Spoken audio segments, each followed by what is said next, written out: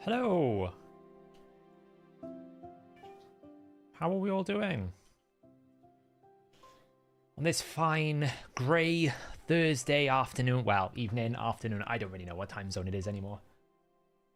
Neither does the cat. Oh, is he giving up on the old whale kraken, is he? Hello, brother. Hello, everyone. I am not doing the Titan event. Do you know what the irony was today? Here's the irony for you all today. Look what I pulled today. I decided to open a few soul stones. I was bored. I pulled a 4-star Mikage. So I guess even though my Mikage is already 4-star, I pulled another 4-star. I think we draw the line at 3, right? 3 is probably too much. We don't really need 3. I already had a 3-star Mikage as well. So technically I've pulled 2 4-star Mikages, a 3-star Mikage, and I could get a 4th one. Part of me did think though, like, do I just get it for the 150 coins? That just shows you how much, like, is it worth 3 Eternal Essence? And then I realized I'm off my rocker thinking such a thing. But I did wonder this, like, is it worth 3? Like, I'll keep the duplicate, because if I ever get a duplicate Mikage, then I've got 2 Ascended Mikages, right? It's fine. I got rid of the 3-star, because I'm not going to have 3 of them, but, you know, you never know, you might get another mythical at some point. But yeah, I did have like a moment of madness where I was like, well, if I get the soul just to sell it, is that kind of worth? And then I was like, what planet am I on? It's terrible. There's always 3. Yeah. So the thing about the Titan events is there is always 3 summon models. So one of them will probably be either a path or a deck event. They'll always do 2 summons, 2 weekends, and then one of them will be an extra bonus one. Like, you might find they put a deck of fates on during CVC, as example. Something like that. Because CVC will be on Tuesday, right? There you go, that's it. That's your limit. So, that's it, Bubba. You've got it, right? You've understood it. I mean, I will say, I'll probably try to get to, like, milestone 3. Because, like, picking up this 300 Immortal Essence, Immortal Coins, is worth it, right? 50 Greater Oil and 50 Greater Extract. It's probably worth me doing a few events here or there. So I'm not going to completely ignore it, but I'll do some of it. I'll do some of it, right? Like, for example, I did the Fire Knight today because they had 30 prisms. Figured, why not? I'll get a free prism summon out of it. I'm not going super hard. It was ×3 Savage, but I'll get a prism. Why not?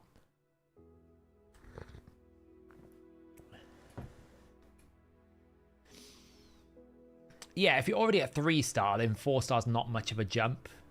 I mean, I don't think it's that crazy. I mean, you do have to remember, though, mythical champions get a lot more stats from souls, right? They get a lot more. You get 45% crit damage. You're getting 900 attack. You get 750. So mythical champions do get a little bit more. So the 4-star soul for a mythical champion is a bit better than a 4-star for legendary as a concept. So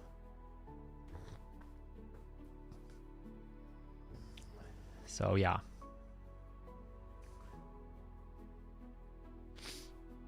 Yeah, exactly. I think I actually did the same thing, or yeah, I pushed to get the 20. I don't think I'll push to get the 10, but I basically got the 20 there. I thought that was a pretty good trade-off. Mainly because we had an expensive market today. We had a bit of an expensive market today. I caved. I couldn't help myself. It was too tempting. You know, as the official orator of the Church of Whisper, one must have more than one. So now I have 2 6-star Whispers. But 4-star Farrakhan was also quite good because he got crit damage. Thought it was worth it. And my logic was, I can never see myself paying 300 Eternal Essence for a Legendary. So I'd rather buy a 6-star Epic than, you know, save it all up. So we do have, you know, a pretty efficient Shogun Grove. Yeah, Farrakhan's in my Fire Knight team. That's why I got it. When it loads, because the game's slow. It's 100 Eternal Essence it cost me. I had 45 saved up. So it cost me like a fair chunk of coins. But now, this is so much more consistent because we have 2 like fully decked out Whispers. I've been trying to break 24 seconds today. I haven't quite managed it yet. I can manage it if they get one extra turn. See? Look how close I am. Nearly 24 seconds. Which would match the newt time that I had. So close. They could have like little fights now between them. I'm going to have to actually mark them up because I don't actually know who's first and who's second anymore.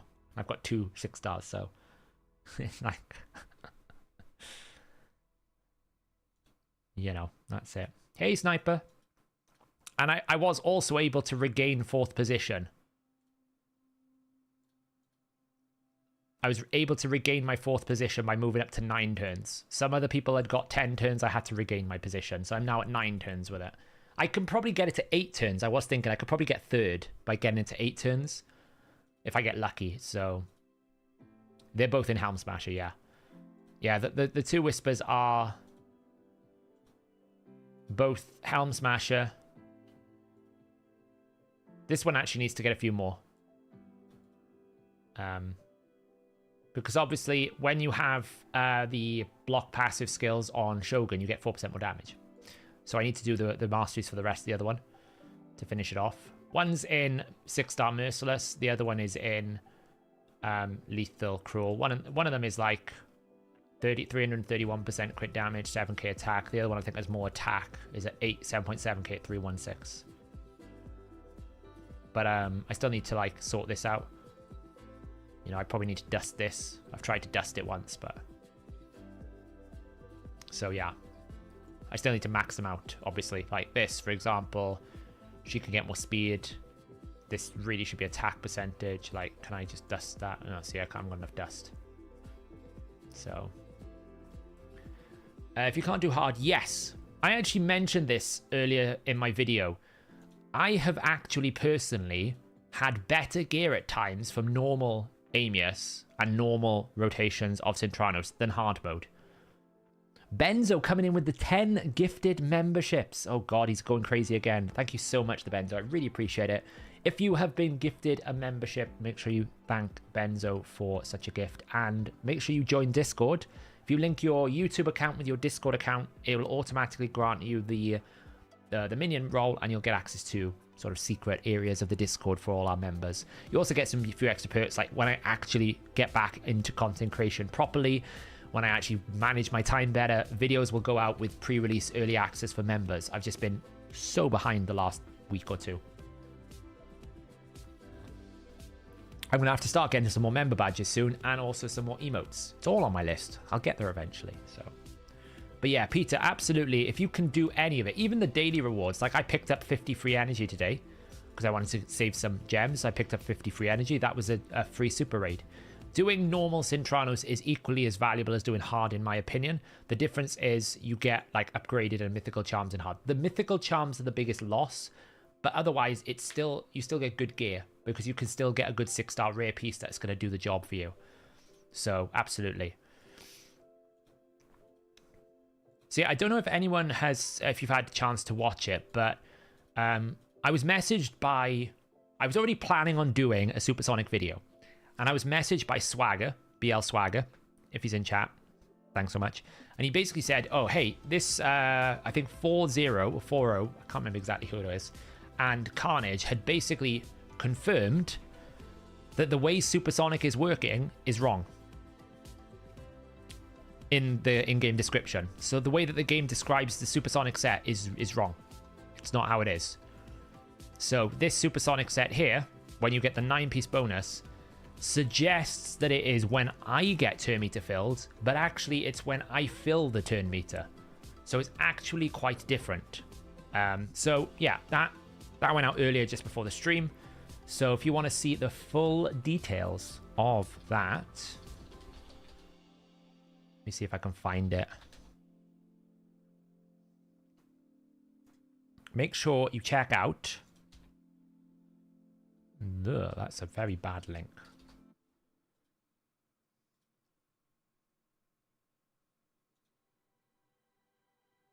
There we go.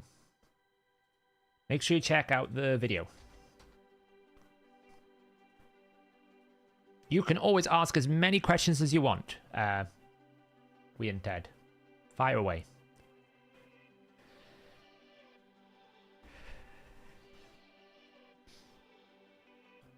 You can ask as many as you want. Don't listen to Wicked Brunani. You can ask as many as you want. It's similar to Alatrian's wordage. Yeah, it's just bad. How's the cat today? She is off sleeping. She's been a bit sleepy today, to be fair. She's been a bit slumbery. Is War Master worth it on a third newt against Shogun, please? I think War Master, well, Giant Slayer is probably better because essentially he's going to hit cap anyway. If you have Ignore Defense, you don't really need Helm Smasher. I'm trying to make Seer team. Would Prince Kaimar and White Dragon work well for resets? Normally for a Seer team, you only need one of them, which is probably going to be Kaimar. The reason why is because it's very difficult to get Nia to target who you want. So Prince Kaimar, yes. White Dragon, Nia, probably not. Because Nia will always prioritize like low health or debuffed. So you can't tell her to use her A2 in the right thing on auto. If you're manual in it, then yeah, you can use them both. I don't know if there's going to be... The rumor was there was going to be a guarantee for War Master. I don't know if that's still the case. I hope there is. So yeah, so essentially this 9-piece bonus is not what it's saying. What it's saying, Sniper Goatia, is when I cast a turn meter fill, which is this ability here. So when I fill all my allies' turn meter by 30%, I will instead fill it by a 30% stronger fill. So it will be 30 times 1.3. So it's actually becoming a 39% turn meter fill, not a 30% turn meter fill. Oh, I see what you mean. You would have to... So the way that it will default, if you can one-shot wave 1, reset one-shot wave 2, then you can use Nia's A2 if you put Seer in the lead. Nia's priority is basically... Is anyone low HP? If so, pick them. Does anyone have debuffs? If so, pick them. If nobody's low HP and nobody has debuffs, pick the leader. So if you put Seer in the leader, then yes, you can use Nia to do that job. So, hey, Crouchin, how's it going? Is accessories for Merciless only farmable from hard? You can only get both. You can only get artifacts or accessories from Zintranos. But the accessories are available in all difficulties. Okay, bye. Yeah, so if you basically complete... I can go to normal. You can tell where you can get the accessories because the icon will be different. Notice how... do you get... Maybe you can't get any accessories from normal. I'm sure you can. You can definitely get it from here. See, you can definitely get them from Amius because the icon is different. I don't know if you get them from any of these other stages. You normally can tell, like, so for example, if we look up here, you get like the accessory ones from this double boss. I've done a lot of the bosses, so it's hard to check. That's only artifacts, and then the accessories. So I don't know how much you get from normal, but you definitely get a good set of 6 pieces from normal, and you always get the Amius, Amius from normal. So how do you find the motivation to do gear cleanse? I'll tell you what the motivation is. This is the motivation. 297. This is where the motivation comes from. Look at it. Oh, there's some gems in here. See, I even missed 50 gems in here because of all this gear that I've got just sitting, waiting to be processed and figuring out what I'm going to do with it all. Look at it. It's pretty exhaustive and long, and yeah. We're still going. There we go. 21 days. So Kaimar can't be reset, Weird. You cannot reset Kaimar's ability at all.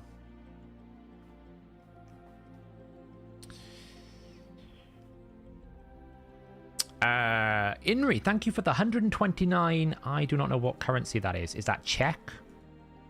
Whatever it is, I really appreciate it. Thank you. I did have some... Were you the same person that dropped me a message directly? Yes, you are. I've seen your DM. I haven't replied to you yet because I've been super busy today, but I might hit you up for that. Absolutely. So I will reply to you in Discord. I saw your message earlier. I was meant to reply, but I got pulled into a meeting as I do. But yes. Thank you so much. And thank you for the 129. Currency, I think, is Czech. I could be wrong.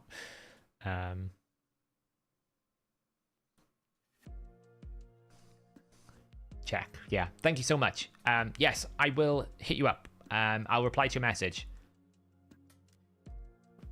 I'm going to be like 8 months, see? Because I've completed everything other than the 40. So I'll probably be month 8 because I'm 285, right? So I've got another 15 to come. So I'll be on 300 out of the 500 by the end of this month. Unless I do it all, which I can't imagine I will. But yeah, I mean, hey. Big shout out to Inri for doing every single Cintranos rotation 101 floors. I feel like I should be tipping Inri, not the other way around. That's a huge achievement. Yeah. Crazy, right? That's an absolute crazy amount of commitment to have done that on every single rotation, even from the starting one.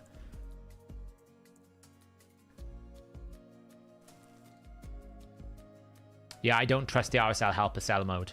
I'm a bit paranoid like that. You starting using Newton Merciless so far. I'm liking it, even though it's less speed. Yeah. Yep. Merciless is really good. Like, Merciless is good because you get the refresh potential.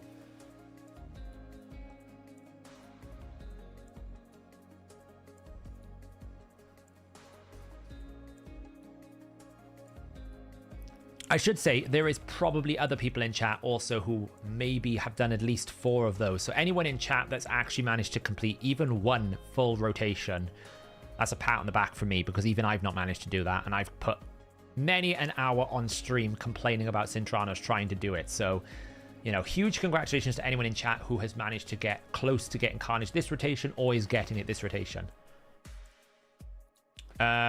Yes, but I will say I don't actually use Seer in Doom Tower because of that problem, Weird Dead. I don't have Kaimar, so for me, I don't actually use that type of team. I use this healer, Ramantu, Uko, and I do double damage. I actually don't use this anymore, by the way. I use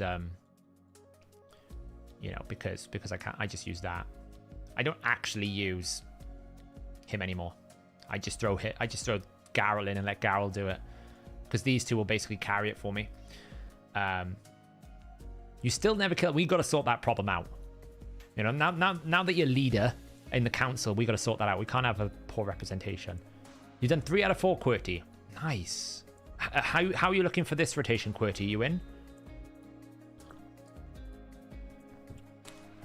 I don't think any. Honestly, if I put my account forward for the Hell Hades takeover service, I'm pretty certain they would reject it, saying it's too much work. I think only Elva would do it. Only Elva would have the patience. Finally got the first time with Amius. Now need to figure out how to beat him. Nice. Yes, you can take a look at my Artak build. Well, yeah, I think you would, CS, if you're going into another buff team. So that's where you've got to compromise. We'll talk about Supersonic now, because I think it's a really important discussion to have. Mine is in Titan. Mine is in Regen Defiant. And I've got him at 86,000 health, 3,900 defense. Obviously, taking into account the Blessing is adding a lot of stats to him here. Like, he's getting a good 600 out of the Blessing. Like, that's where the crit damage is coming from. And he's getting the 75 accuracy. The 5-star really helps his build. Basically, S19 left waiting for regear. Okay, nice. That's pretty good then. You've been able to do most of it without regearing.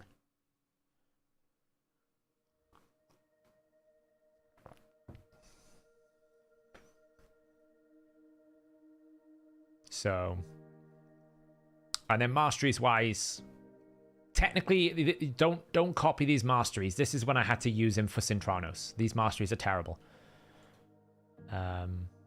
So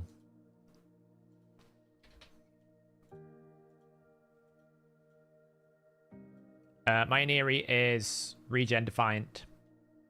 We need another Defiant Battle Pass. We haven't had it in ages. And she's in. I actually need to change this up because I made a major mistake and learning from last stream. I've put far too much defense. Like, really, she should just be in a HP percentage chest and a HP percentage gloves and HP percent boots. Like, she doesn't need defense. I made a mistake, to be honest. Like, here, like, this should be HP. This should be, I mean, they are HP, but triple defense, right? That's kind of insane. I mean, she doesn't fail, but technically she should be more on HP. I just made a mistake. I always thought the amount of damage you took determined how much max HP you lost, but I was wrong. It can happen. Mastery's wise then. I don't put her in War Master for obvious reasons. She doesn't really need any of these other ones. That's why I haven't picked one. I probably will buy the Bolster Pass at some point. I just haven't bothered yet. Is there a way that the optimizer pick each ignore defense set? It will do it automatically if you put it into damage mode. So long as you put it into damage mode and you pick the target, if the ignore defense set results in the best damage mode, then it will pick the ignore defense set. If you can find a better build that deals more damage without the ignore defense set, then it will recommend that. Bolster is practically... Now, QWERTY will answer this. Because, and I think also if...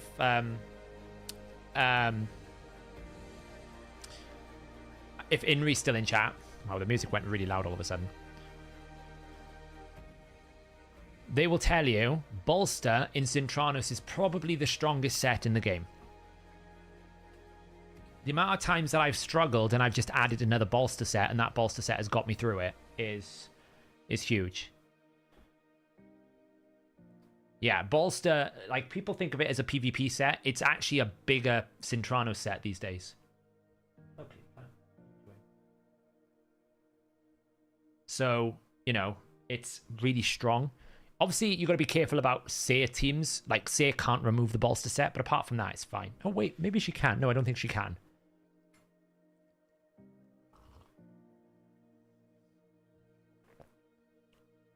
Yeah.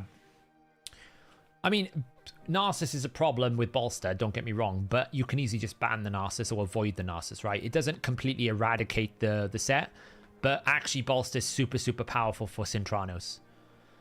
It really makes a difference because it gives you so much effective HP that you can take a hit or two, which is normally the problem in Cintranos. A lot of the issues with these stages is, you know, the champions you're using are very weak or very squishy, so you need to be able to absorb some of that incoming damage by taking a hit, and that's where the Bolster set is really big.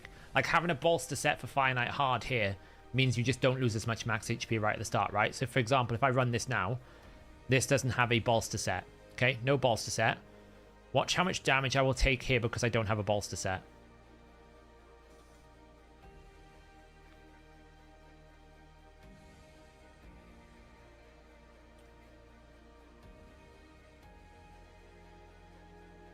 Watch the damage, okay?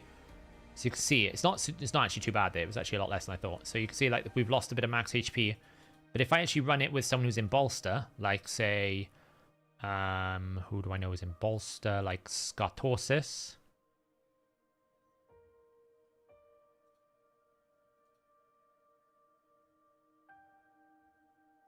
I probably didn't take so much damage because I nearly broke his shield.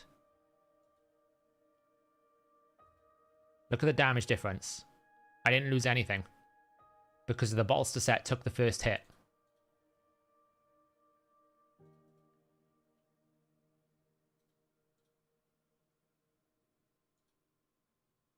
So I got to figure out how to beat this. I haven't really figured it out yet. Currently trying to figure out how to break the shield, you know? Bolster's always protected, yeah. And Bolster also upgrades any shield set to Bolster. So... so I'm actually working on a completely redone required sets in Optimizer, where instead of it being two separate things that you require an entry for, it's just one thing. So it means that you can pick 9 variable in one go. Like, I want 9 stone skin, I want 8 stone skin, 7 stone skin. Instead of splitting it, it's going to be combined. Yeah, the inbuilt regen is really big as well. I don't know if I know she can't remove something like Brogni Shield. I'm pretty sure she can't remove Bolster. It's one of them. It's either Brogni Shield or Bolster she can't remove. So, by the way, we have a seeing as though it's back-to-back Summon Rush, we have a Prism. We do want Falmond, whatever his name is, the Morn Sword. But to be honest, I'll take an Archbishop Pintroy as well, because I don't have either of them. It'll probably be epic. But let's find out.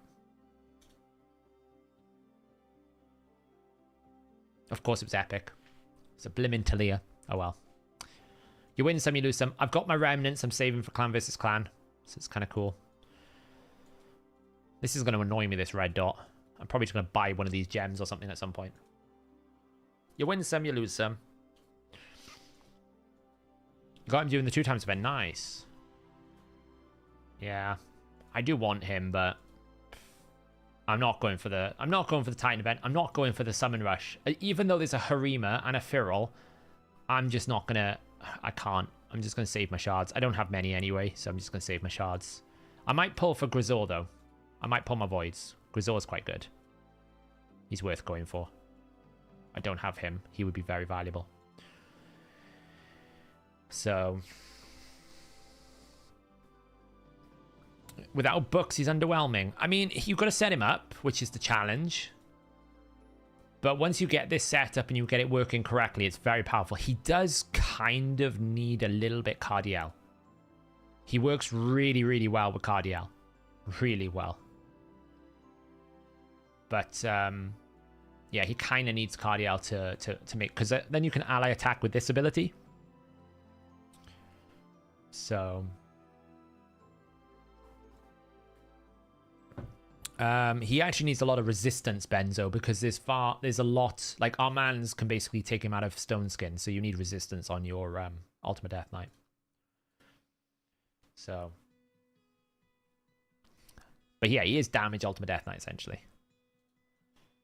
The thing is, you don't need a lot of defense on Falman because his passive will cover you. His passive is going to give him a lot of innate ignore defense. Only Narcissus can really ignore it, so you know it's not too bad.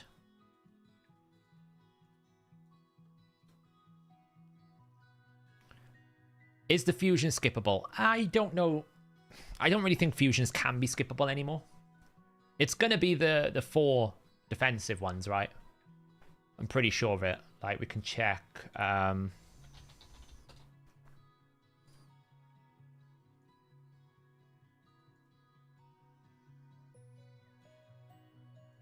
We can check here now.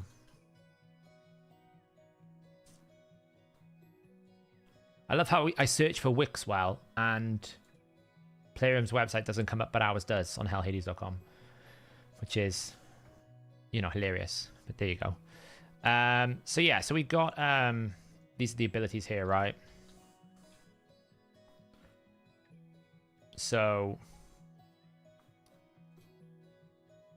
we're gonna have this thing.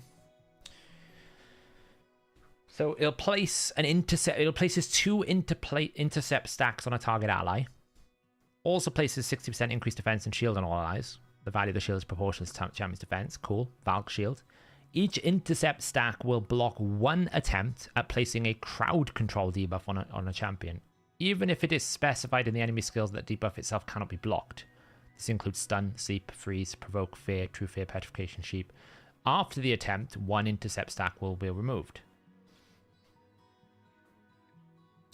So, it's kind of good. The only problem is, where would you use it? Good luck, Green Virus. I've actually already voted, so I can't. I voted for the Desert Defense. Yeah, right, I know. That's a good shout, actually. He's very good for Clan Boss. That's a very good shout. Yeah. Stops the stun on Clan Boss. I'm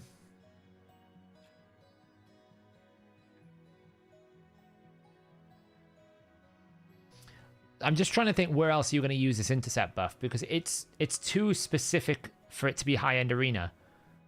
Because how do you know who to put it on? If it was like place 1 stack of intercept on your entire team, great. But how do I know who I want to not have the debuff? It's not like Ancora's passive where I permanently protect a crit damage champion. This is going to be a limited time usage. Because we don't really know the cooldowns of this ability, right? So if that's a 4-turn cooldown, I can only really place 2, and it could take me forever to get it back.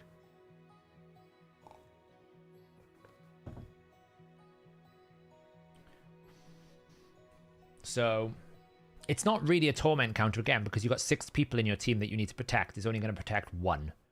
So that's what I'm saying. Being a single target 2-stack ally, it makes the power of it a little bit less. So I'm trying to think where you would use it. You're not going to use it in Dragon. You're not going to use it in Spider. You're not going to use it in Ice Golem. You're not going to use it in Fire Knight. So it's not in a core dungeon facility. You're probably not going to use it in... Like, Clan Boss makes sense. You could use it in a Clan Boss. Doom Tower. Not really. There's no one that comes to mind. Like, Hydra, it's single target. There's 6 champions, never going to work. Cintrano, some stages, maybe. I don't know. I feel like it's just too niche, you know? I think you would look at it from a increased defense and shield perspective more than you would look at it in intercept buff. The intercept buff is just like bonus. So it's useful. I just think it won't be that crazy. Then we have a decrease attack, also increase the duration of all ally buffs, and then it also increased the value of all shields on all allies. The value is equal to the number of buffs extended. So it depends how this multiplier is going to work. If it's like 5% per buff, then, you know, if a champion's got 5 buffs, that's a 25% increase of the shield. It's quite strong. And then the A1, of course, is going to be the provoke. I can't really vote because I've already voted, see? But I voted this one. And it's going to be because people, I'm going to guess, are going to assume this is bookable to 20%, to 100%. I'm going to assume that people have assumed that because it's a boss, it's going to be booked to 100%.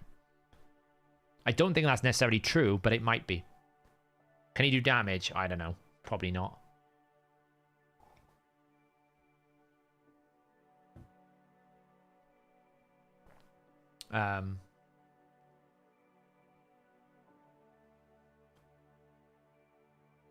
You know, as someone pointed out in Discord earlier, 25% chance of getting an extra turn is pretty awful for a lot of speed tuning. You don't want the randomness. It would immediately make his clan boss kit terrible. And at the moment, he feels really good for a clan boss champion. This, I feel like, makes sense. Like, it's pretty much 100% even if you don't book it, because it's per hit. So every time I attack per hit, then, you know, I'll gain a provoke. It just seems like the obvious. It's obviously the one that's going to win. And I'll be honest, even if it wasn't the one that the community voted for, it would be the one that would win. Because they'll not want to release a bad champion. So they might find some votes for the option that they wanted.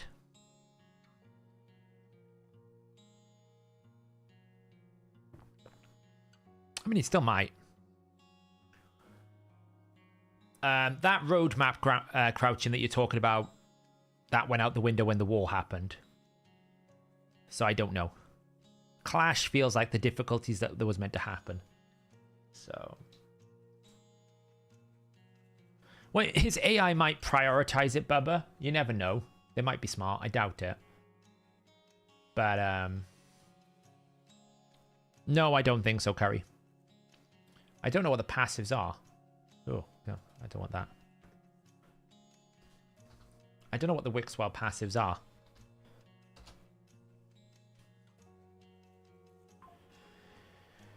Let's see. The passives are going to be...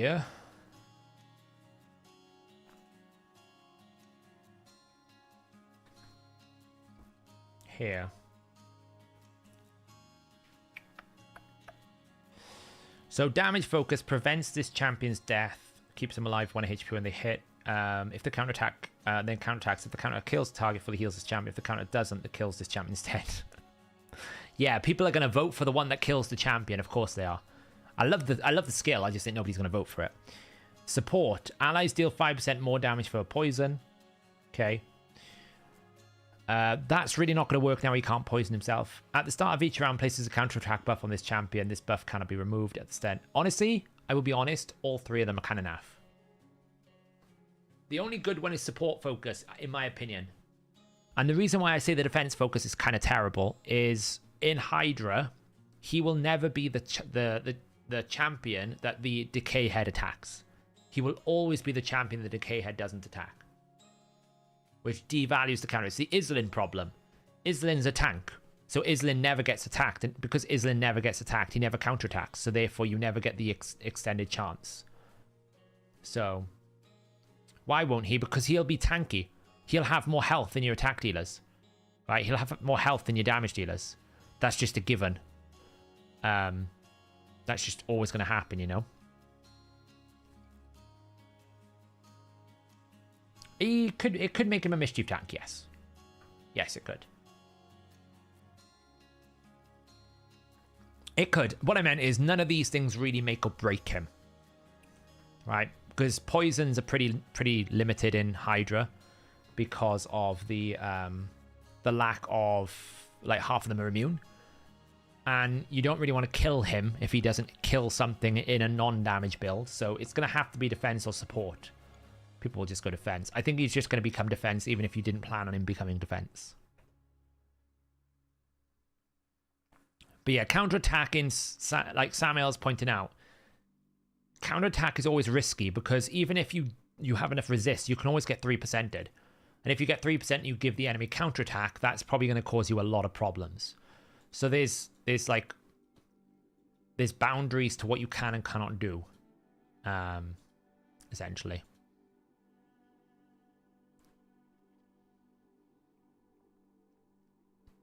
So when it is a 2-time hit and percent chance on each hit, does the 3% happen per hit? Per hit. Accuracy is always checked on attack.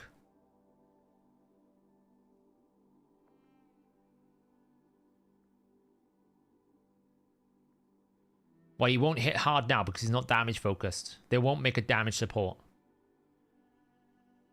Oh, what happened here? I think we must have resisted a debuff or something. Not entirely sure what happened.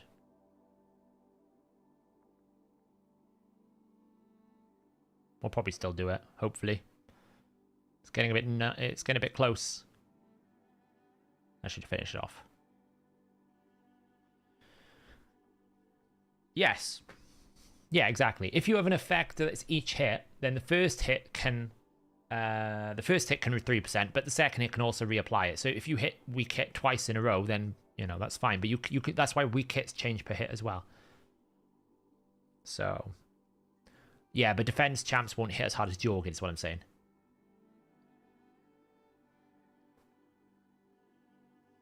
Mm-hmm.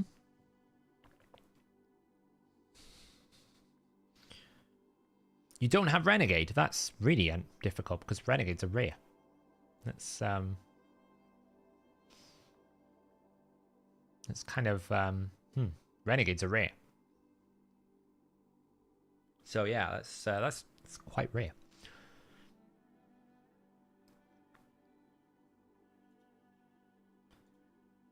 Right, so I guess we should do some live arena then. I've been off it for a few minutes, but I guess we should do live arena. It's been a minute. Oh, wrong one. That one. That was our last record. Let's see what we can do this time. Hey, vey. Bear with me. It's gonna hurt.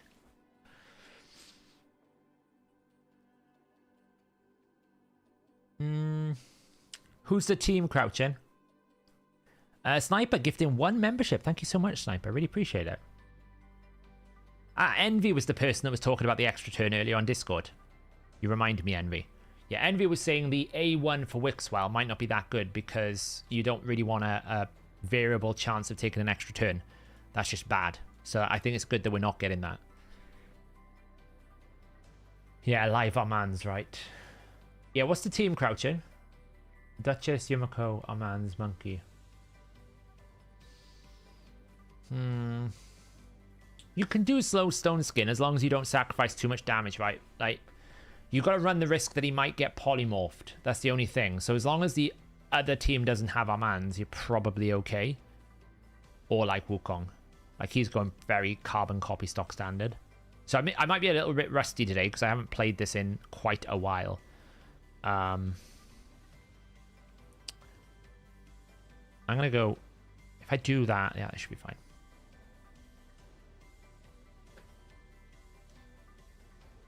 This song is annoying me, whatever it is.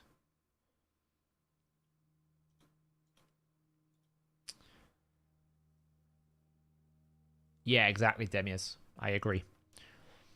Okay, Razzlevarg. That's a new one. I mean, he's probably going to try and go first, but he's not going to be able to go first. So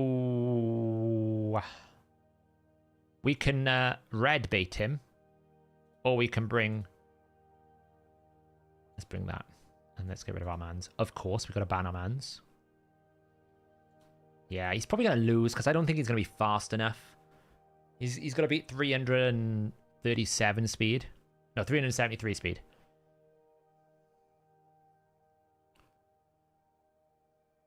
Oof, he was close. Well, he's got no reviver. So, bye-bye, monkey. There goes the monkey.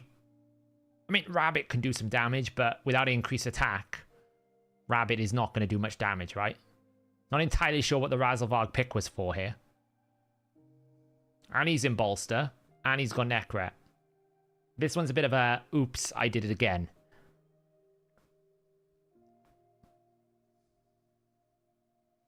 Yeah, I need to do another deep dive into it. We were changing it.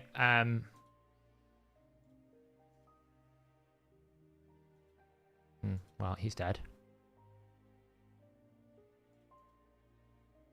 I need to do another deep dive into the statistics that we put on the website, because I agree, 32% feels very, very off. I don't really know what's going on there. I need to have another look, because something is off.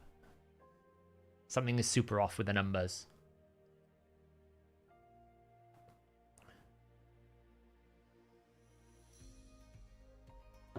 Hey, Seth, why do my attack rings with only HP substats re-roll into HP rings with only attack substats? I don't know. Honestly, I wouldn't re-roll rings like people have said. The ring is really low value, unless you need it on a damage dealer, right? Then you need to sort it out. But it's like how many attack amulets have I had from Hydroclash is unbelievable. It's unbelievable. Oh god, here we go. Well, they're gonna ban my Armand, so I can pick whatever I want with it. Might just pick Romantu or something.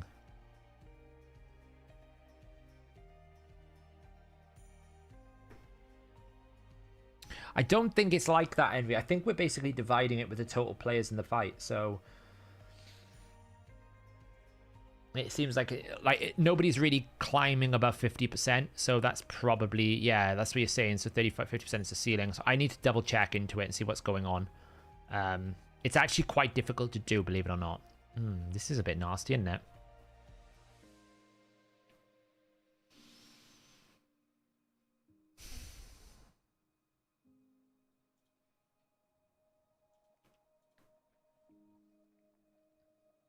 I'm happy with that shack. I am very. Hey, Seth, got a Trendon Razelvarg from 1+1. I was feeling good. Wow, that's nuts. That's basically like Hydra starter pack. It's crazy. How good is Thea, the Tomb Angel? I'm thinking about building her when I get to Faction Wars. Any good uses for her?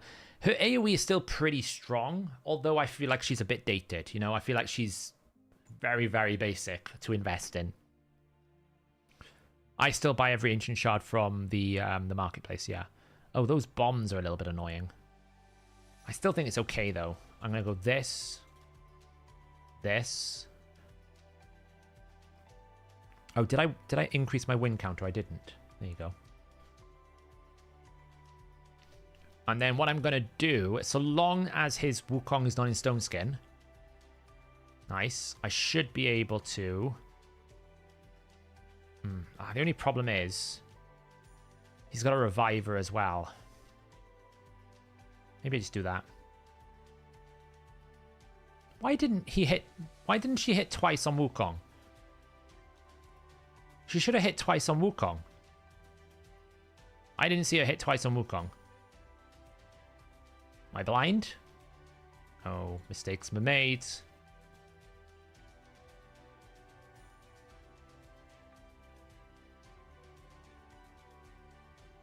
Is that what caused it? The bug? Okay, thank you.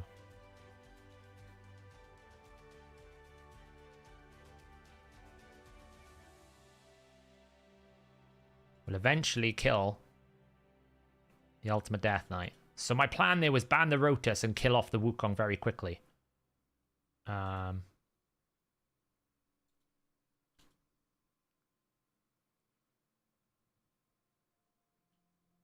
right, well. We're nearly there. The worrying thing about all of this is I still haven't won. Because until I actually kill this monkey, there's always a chance. Now I've won. There's always a chance I could lose.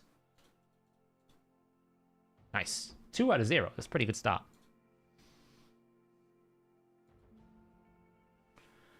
Is it visual bug? Okay, that's fine then. Cruelty is pretty low value in Arena. I'm ignoring a lot of defense anyway. I'd rather just try and kill someone quicker.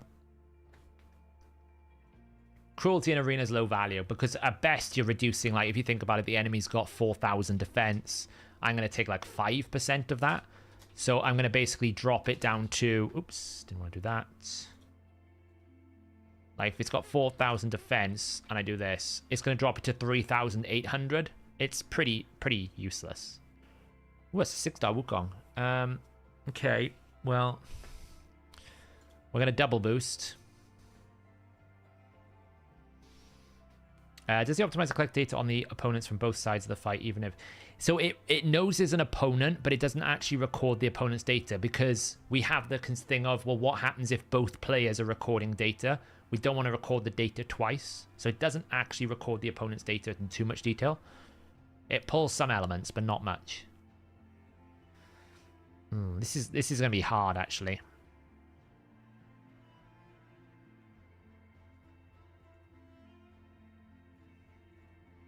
I might just straight lose this one. We'll see. Yeah, I think I'm going to straight lose this one. Is it just too much to actually try and counter? Defense is... The problem is they think defense is really worthless in Arena because there's too much ignore defense anymore. I might be able to boost... Nah, I was too slow. See, I was trying to boost my way. I knew I'd be too slow. If I had Xu Zhen, I could have boosted with straight into Bolster, but she's just going to stun me. And she's going to keep decreasing the turn meter, and he's going to lock me out, and then he's going to kill me. It's just too much to counter. There's just too much to counter here.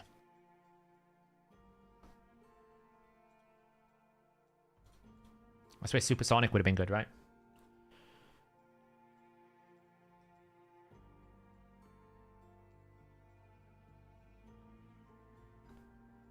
But yeah, like the main problem with defense is there's just too much ignore defense, so defense is pretty worthless as a stat.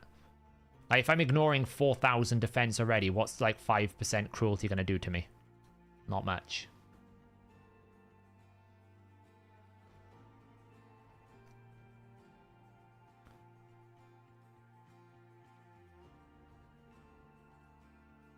What area of bonuses do you prioritize in Hydra? Ignore defense, speed, crit damage. Those are the 3 I prioritize. I can find accuracy, I can find resistance, I can't find ignore defense, and having extra speed is always more valuable.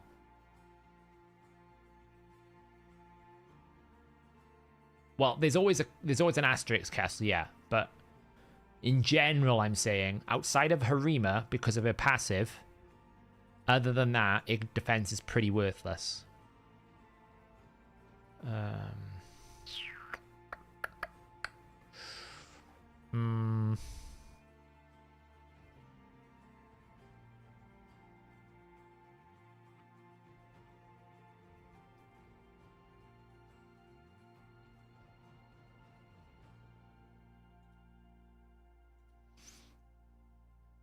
I'm in gold too, yeah.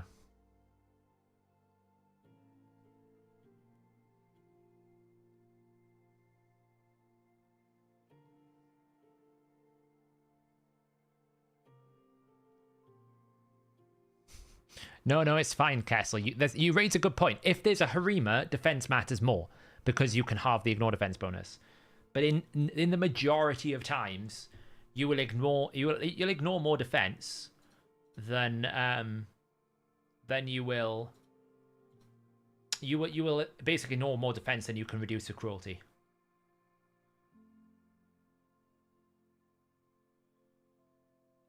Any sneak peeks? No, it's on my list of things to do.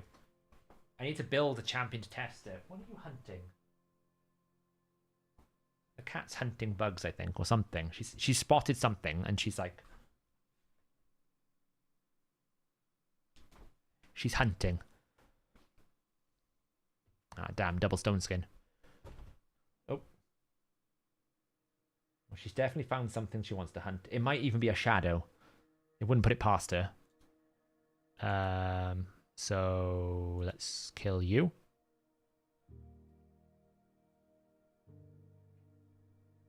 I probably should have killed Halikath first, but hey.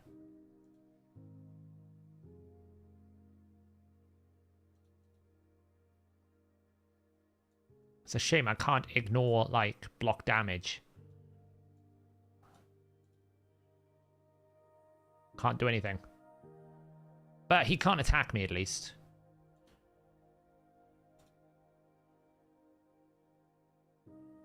Well, he died.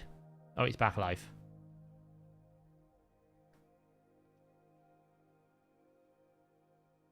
He's dead again. They're dead.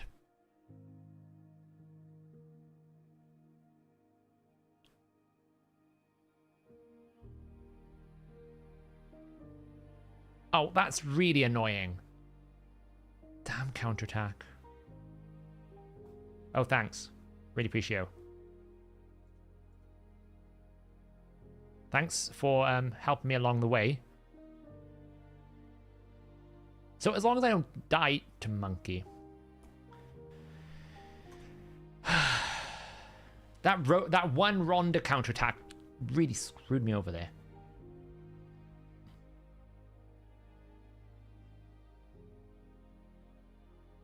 Do I think all alt legendaries get a passive? I don't really think that's like something you can do in game design. I don't think it should be like every champion should get a passive.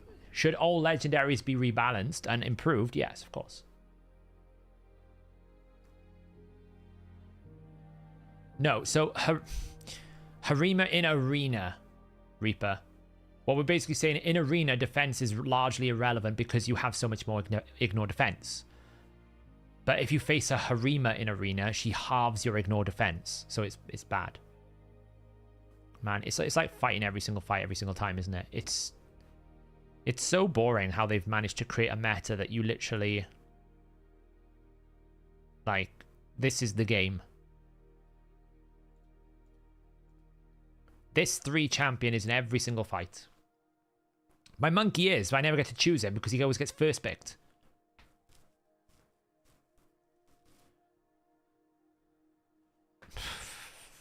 Nice Tormin counter there. I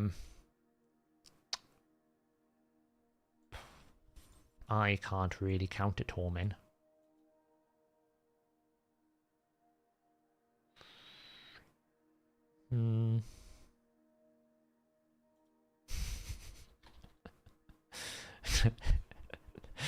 Because for lols, funs, and trickery, shall we? Because why not?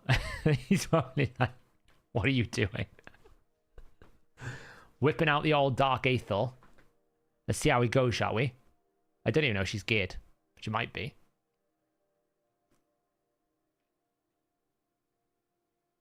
They're all installing skin anyway. Oh, wait. Cool.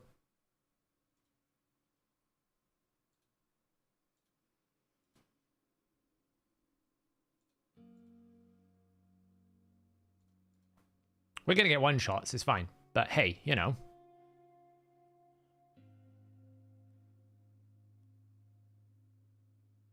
So she didn't get frozen. She got provoked. Oh, we just about lived.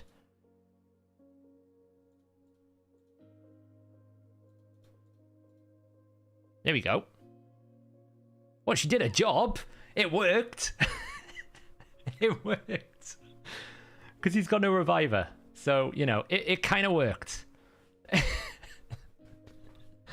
Never would I thought build in, like, Rhonda. The only thing I have to kill now is this dude.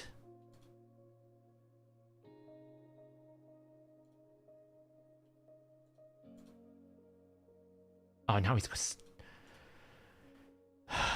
Seriously. Well, it worked.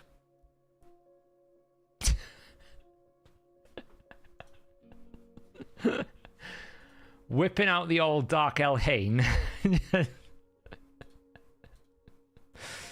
You know. Yeah, I'd be so pissed if I lost to a Dark Elhain, of all things. I was just like, you know, what the hell do I do here? I had to do something. So...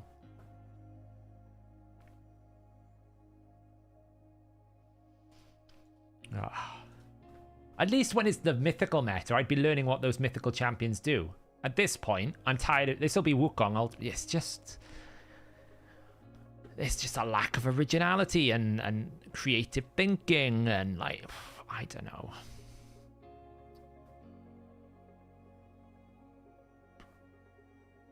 I don't even know who to pick here. Let's go Stultus this.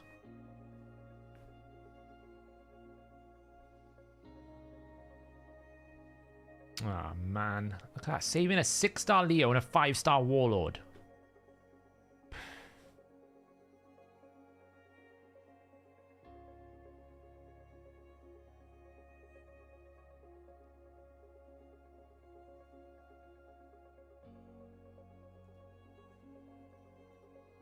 Try to out-damage him.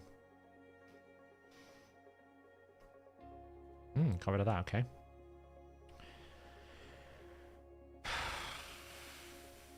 I'm going to get locked out and probably never get to play this fight, but there you go.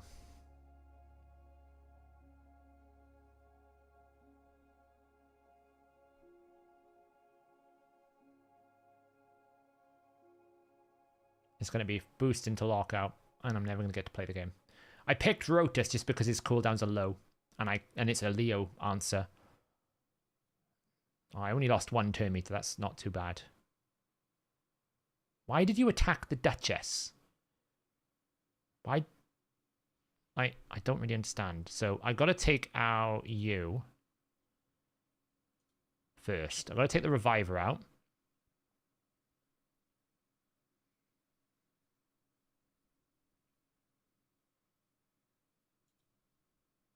So we'll take that out. So that gives me time. Now I just got to try and live. Leo's blown one of his AoEs. So as long as Leo doesn't kill me on his other AoE. Now we take out the Warlord. So now I can kill the Leo. Then I can kill the Warlord. So now, as long as I don't get one shot by this monkey, which I shouldn't do because he's used his A3 and his A2, it should just be an A1 to kill. Yeah, that's fine. There we go. Just out damage him.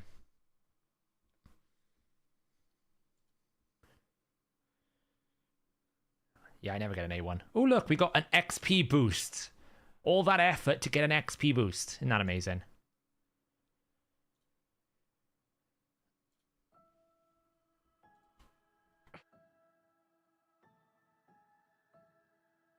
That XP boost is the most hardest earned XP boost in the game. It was actually a 3-day XP boost. Cool. Not just a like a measly 1 day. That was actually a 3-day. A 3-day one. A 5-star Chaos. Wait, Boho. Don't complain. You could have had an XP boost. Oh, we're fighting a Shuzhen. Interesting. Interesting. I'll pick my usual. To be fair, though, on the free-to-plays that I used to play, I used to run out of XP boost. On my main account, I got like 50 weeks. But on the free-to-play, the CBC coming around and giving you those extra free XP boosts is really valuable.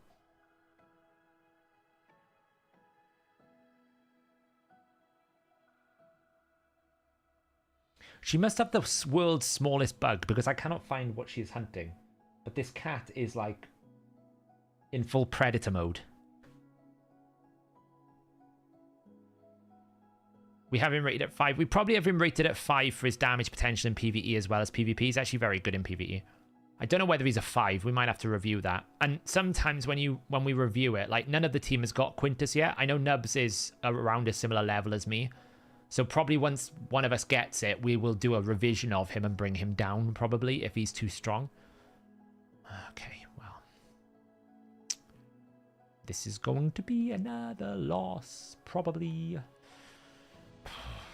So I can either go turn meter boost and try and outwin the turn meter, but that's going to be very difficult against, you know, I'd have to ban the Shugen to try and boost my way through. But if they ban like my Arbiter or my Armands, there's no guarantee that I'm going to get a turn.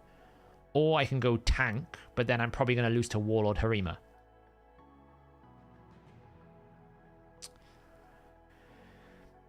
So we're kind of a bit stuffed no matter what I do. So I'm going to just do this and hope for the best. But we're a bit stuffed.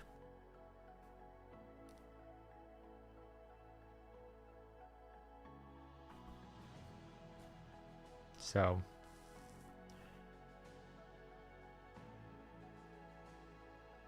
I think this setup here, yeah, I mean, where are all these 6-stars coming from? Like, I'm shocked by how many 6-star like meta champions I keep finding. Like 6-star Siphi, 6-star Warlords, 6-star Rotuses. It's... Oh, he gave me Armands. He gave me Armands. He must be confident. He's probably faster than my Armands, to be fair, because my Armands is only like 327 speed at this point. He gave me Armands. I'm probably slow, though. Yeah, I'm too slow, see? And lockout. And I've lost. There's no reviver, though, so I mean, if I can survive a little bit, there is hope. Like, I probably need to take out Warlord. It's probably just going to kill me.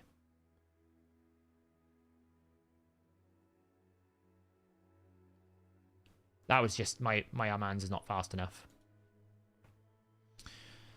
My Armands is just not fast enough. Instead of 2 Whispers. I don't think I've ever had or earned 300 in my entire time playing. Maybe I have, but still. If it is, it's 1. That's my problem. I just can't see it. How do you counter lockout? Normally I run like Necret Rotus teams, like low cooldowns. And you bring like Ancora, Rotus, Necret is a very strong counter to lockout because you get resets from Ancora's A1. Necret's passive will reset. You get Rotus back on a 2-turn cooldown. The problem I had there was I either committed a turn meter and lost and won the race, or I didn't and I got completely locked out and I probably would have died from the double damage that they had. I just didn't really... It's one of those things. I was expecting them to ban Armands. They didn't. I just need to finish... Like, my Armand still doesn't have his mastery and he still doesn't have Ascended Boots. When I finish setting him up, he'll be about 340 speed. Once he's 340 speed, 350 speed, it's better. I've only ever spent 200 on Whispers, QWERTY. I don't think I've bought anything other than the 5-star. The 6-star. I'm pretty certain I've only spent the 6-star. And if I have, there's only been 1 5-star.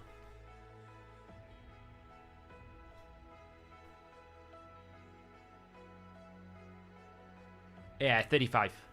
I think maybe at best I've bought 1 5-star and 2 6-stars at the worst case scenario. So maybe like 235. And I bought a Seer, so that's 335. So I've definitely earned enough for 1. I'm just saying it's probably only 1 that I've earned enough for.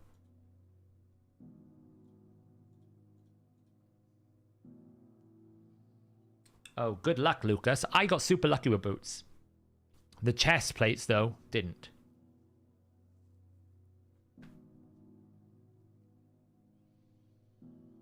I think Rotus is my cheats here. And take out the Duchess. I should have banned the Ultimate Death Knight, because he's going to ban my Narcissus. Well, actually, it should be fine. I don't think you can ban my Narcissus. But if Helicat gets a turn, I've lost. Because I can't kill anyone with Ultimate Death Knight up. I should have banned the Ultimate Death Knight. We'll see. He's thinking about it. If he lets me have Armands, I'd probably win. No, he was never going to let me have Armands. So, I mean, I could, as long as I go first, I can probably get in front of the Helicat. He hasn't got another revive, so it's probably okay. It's probably alright. Oh, he could have Stone Skin. Which makes this incredibly difficult to pick from.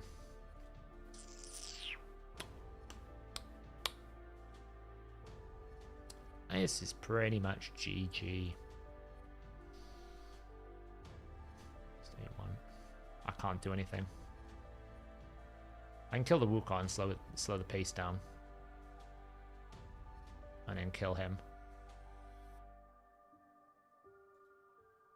The Wukong will come back, but at least it stops the Candrathon. Okay, now I give an extra turn to Helicat. Oh, he's going to get a turn first, I think. Oh, wait. Good. Can't do anything. Rotos was a lame pick. As long as he doesn't kill my Necra, I'm fine. That's fine. Because I can grant an... Oh, that's fine. Oh, for God's sake. Why am I getting feared? Now I'm stuffed. No chance. Can't do anything. It's so dumb that I got double feared.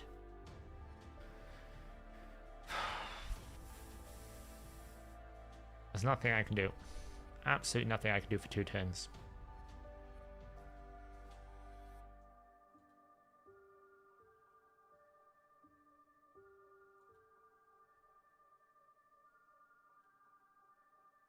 That revive's probably a mistake.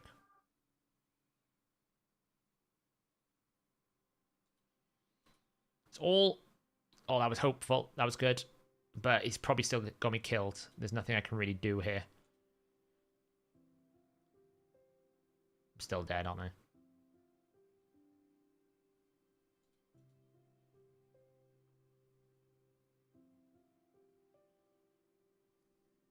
So I'm just gonna get sheeped. Damn it! I'm so annoyed by that one. I shouldn't have picked Rotos, and I should have banned Ultimate Death Knight. The moment I didn't ban Ultimate Death Knight, I lost that one. That was so stupid of me.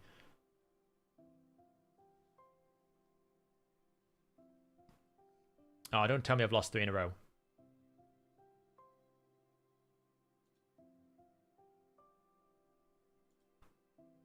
No, I didn't. It's just taken a while.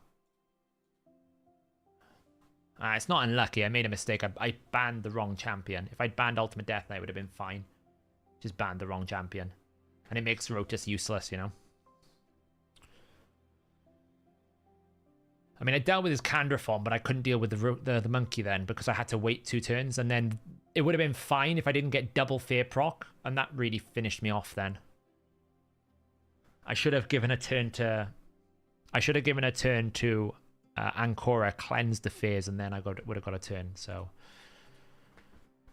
it's just stupid. Yeah, I do. The problem is, Mike, I can't heal from block damage. So I can't really do that when I can't heal from block damage, you know? Hey, Darth. I think we're going to go tank on this one.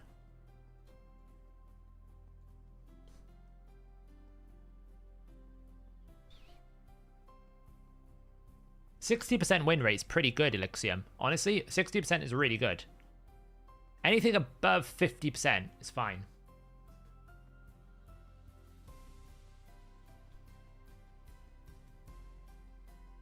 Oh, you mean on the A3? I'm sure he's got Life Drinker. I'll double check after this, Mike, but I'm sure he's got Life Drinker. Yeah, it's pretty much, if I pick anyone, it's always like they pick Wukong first. I've not had a pick of Wukong all night. Alright then. We'll force the ban. I'm fairly confident most people can't beat my resistance on Ancora, so I'm always confident going into bombs. Like, that was always going to happen. Now I can go into this, like, full tank mode and just hope I can survive, is the idea. So when I res my Renegade with Ancora, why does it not reset her abilities? Renegade's A3 cannot be reduced, like Kaimar. Most AoE above 2 reductions can't be. So as long as I live through this, it's fine. This is the only check. If I die to this, we've lost.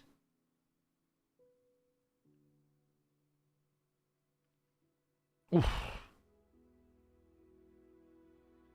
That's not bad. She'll die. It's fine. I can revive her.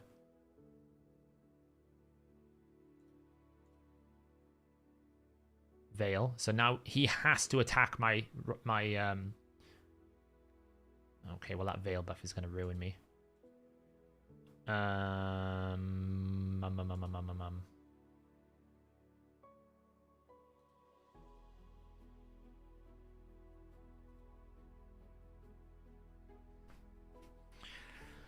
He didn't take it from Ankora. That's the most important thing. He can attack anyone else he wants, but he's only got Wukong to come alive. He didn't take it from Ankora. The Veil on Ankora is important here because he's got to basically pick one of the two DPSs with his A3. So he'll probably kill him. That's fine. Don't really care about that. I can revive him back to 100% turn meter. He'll probably kill Stultus, but he's weak affinity, so that's hard to do. Okay, well, that was unfortunate. We'll just do this a second. We will... I should be able to win this turn meter. Yeah. And just kill him off. There we go. One more. What are we at? 5-4. As long as I'm above positive, I'm okay. I'm happy with that. As long as we're climbing, I'm okay. Stultus is better when he's got Stone Skin. I just don't have very good Stone Skin options. I'm starting to get more accessories. So I need to improve it. He also needs Helm Smasher. He's like incomplete, but he's often a very good pick because of his affinity. If you notice here, I don't have many Force affinity built up, like Xena's still not built. So when I'm fighting a lot of like Rotuses, like Force is very good because even if they don't weak hit, they're still going to deal 20% less damage to me. Oh wait, I get to pick Armanz. This is unheard of.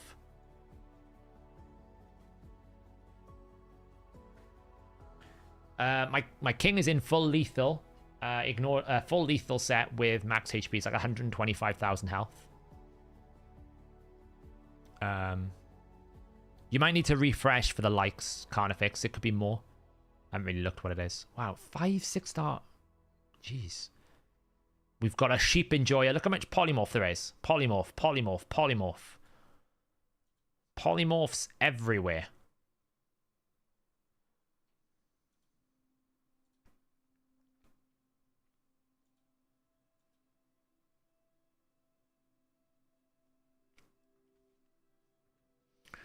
Polymorphs absolutely everywhere.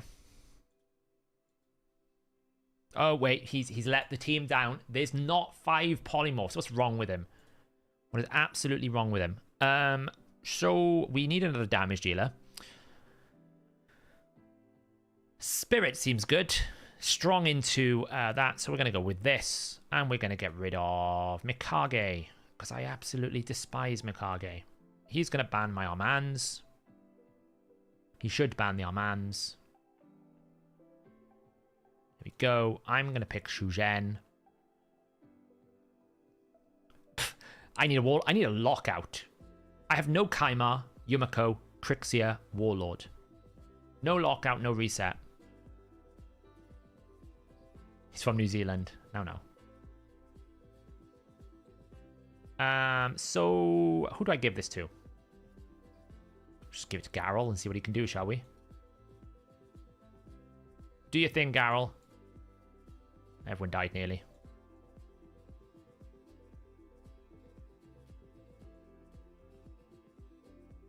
I gotta say, Narcissus A1 is so disappointing. Wow, that didn't really do much. I mean, I'll probably still lose because... Oh, thank you. Thank you for giving me an attack. I really... Do you know what? Thank you. Got a reset as well from Ancora's A1. On it, and it reset again. It reset 3 times in a row. He's probably like, how the hell did Garrel have A2 like 3 times in a row? It's like, Ancora A1.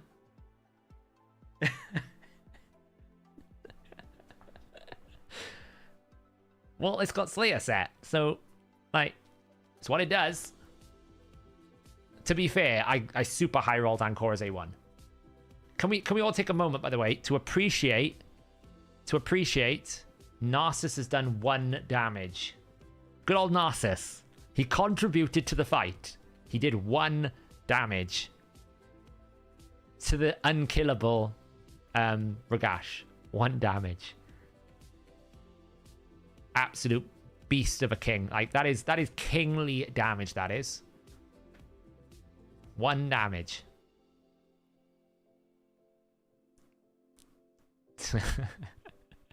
Because, of course, unkillable, you still take damage. You just take 1 damage, right? It's just the way it works. So, but yeah, I literally just reset her A3 3 times in a row. That's why Ancora A1 is actually pretty legit. It's one of the things I actually got wrong. When I was assessing Ancora's abilities, I thought she'd be quite useless without the king. But actually, you could even argue she's better than the king, if that makes sense. Because this A1 ability at 50% is so clutch, along with Padraig's, that you just end up like getting it back so often. Nearly all the time. And this, being able to protect your DPS champion, is super clutch as well. This, with this, is really, really good. Obviously, she's way better with the king. I'm not saying the king is bad or anything like that, but her solo support kit surprised me. I thought she'd be quite weak, if I'm being honest, and I was wrong. She was actually quite good. So we actually finished 6-4. That's good. We're climbing. 6-4. You know, we're on the path to Quintus. Not far. 3-4-4-5. We're actually on the path to the really expensive area bonus as well, which is this one. We need 2,000, and then we can get 20% ignore defense in Hydra, and then I'm going to be doing a bit more speed, and then probably, yeah, I might even max out the speed and crit damage. I don't know. I might go back and do some other areas, like go back and get some Fire Knight, because it's grade 2. We'll see how it goes, but yeah. I've done a bit of the Dungeon Divers. I probably won't do much more. Now, I do need to do Tag Team Arena, so we'll probably do that as well. Just get all the arenas out of the way. Because I still need to do Tag Team Arena here, so... 4 different affinities. Do we get a free win? No, we're fighting all our way. Okay.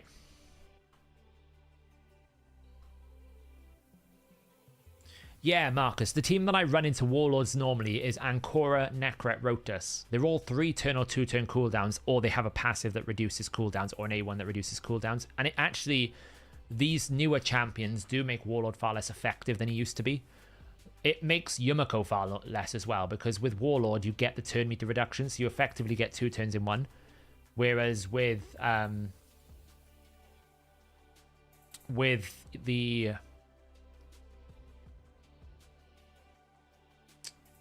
whereas with the Yumiko, you don't get that reduction. So.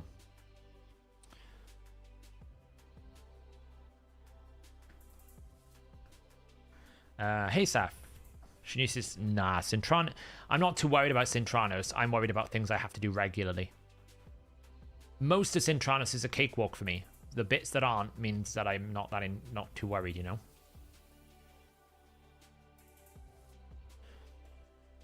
Hey Sav, as a free-to-play player, do you think it's better to use Soulstones for Hero's Path than new boosted chances? New boosted chances. Unless you want the value of those Soulstones, boosted chances every day of the week.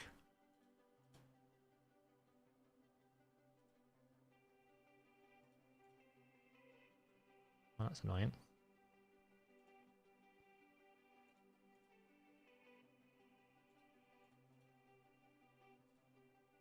Nope. I haven't even summoned Airstrid. I don't plan on doing it for a while. I made a mistake there. It's a bit annoying. It's okay. Got an extra turn. Take the buffs. Boost. Shield. Okay, well, we probably won't die, but it's annoying. It's going to take us a while.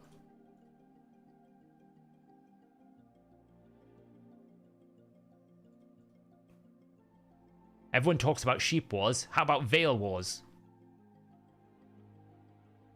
No, I went for her.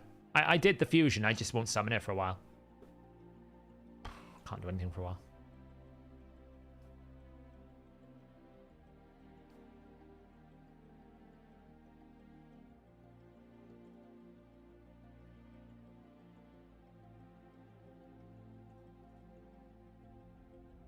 Stop killing my Mikage. Ooh. God, Helicath Ultimate Death Knight is equally as annoying, isn't it? Well, there goes Mikage.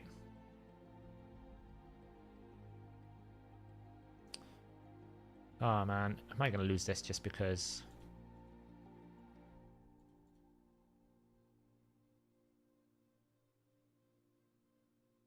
There we go. Got there in the end. That is a super high resist thing, but he's dead. Oof.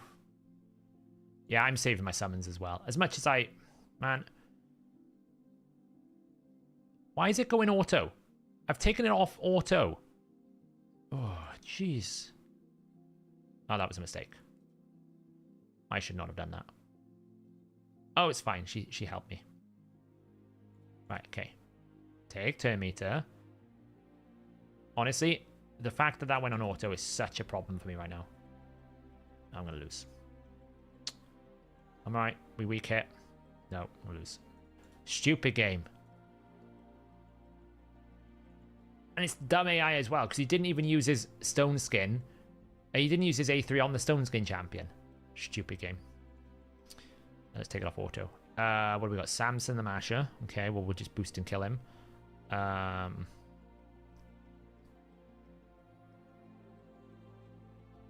Sure. Let's do that. Yeah, I know. It's a bug. It visually showed it wasn't on, but it was on. And I say smash. Well, that was that. Cool. Don't mind if I do. Okay, that's one. Let's go to buffs. Now let's take out you. And you. Okay, well, you kept your protected. You know, that's fine. Let's put it on cooldown. Oh, we resisted. Stun him again. The League of Amans persists.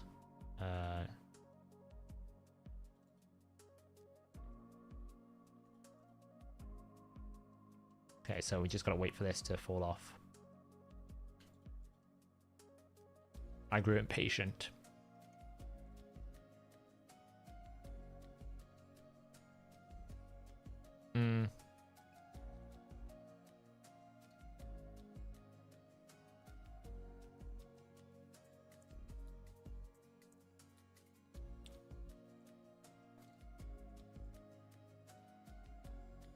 Oh, thanks.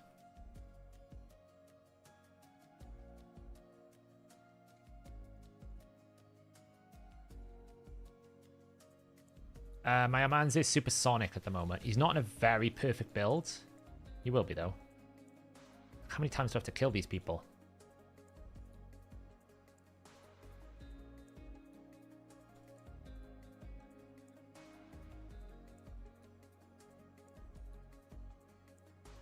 Do you think anyone can hit gold tag just like the other arenas, or is it too hard? It's more complicated to hit gold one, but everyone should be able to get into gold one at some point.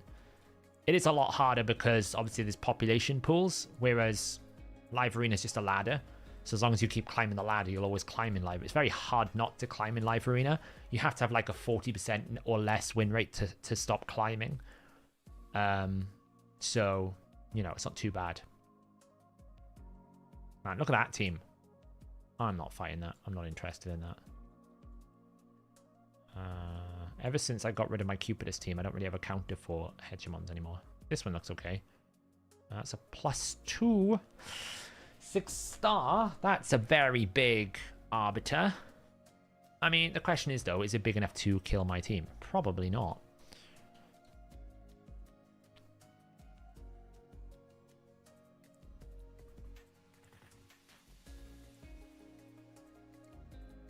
Let's pull you out, pull you in.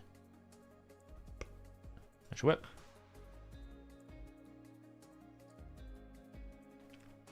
Hey, Richie. We're just doing my dailies.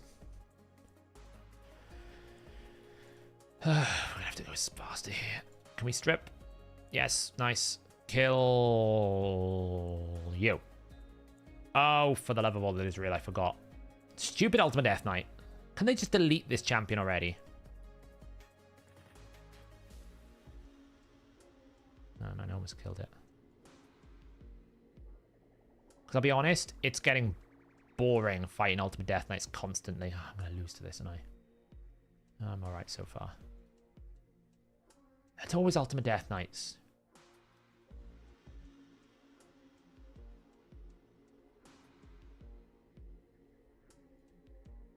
I can't do anything. It's so frustrating.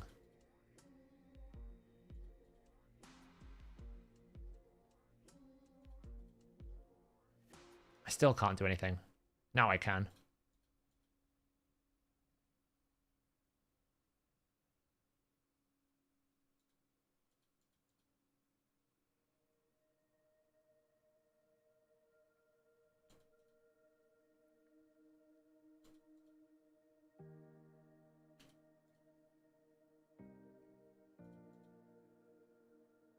I should be able to grant a turn. No, I don't have it. Oh well. We are going to lose this. I don't think I win this. I'm still working on the list. I haven't had a chance to finish it yet. There's a small window of opportunity I win this. There, that was the window. As long as Rotus doesn't go nuts.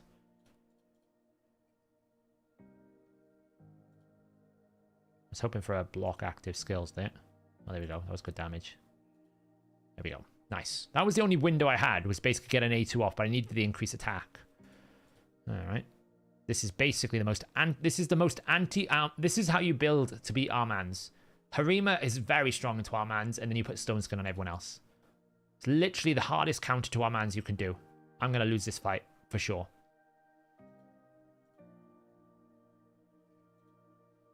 But I can try and do that. And then put this out. Now that petrification is always a problem.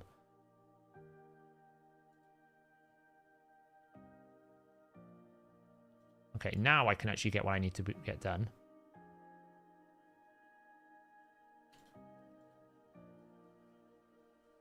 Petrification is going to cost me this win, if anything. Oh, of course that. Boom.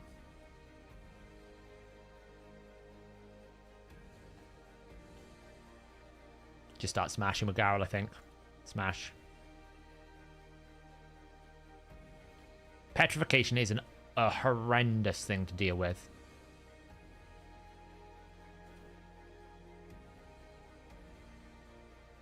Smash.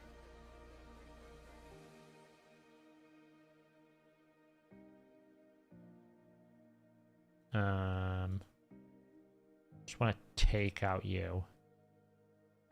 Smash. Petrified.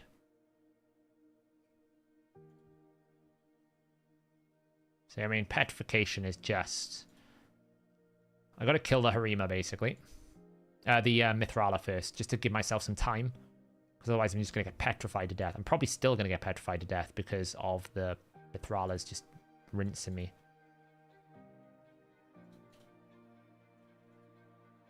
Right. We have a very small window of success. That was a mistake. I should not have done that. This is probably going to ruin... Oh, wait. Passives. There we go. That was a small window of success.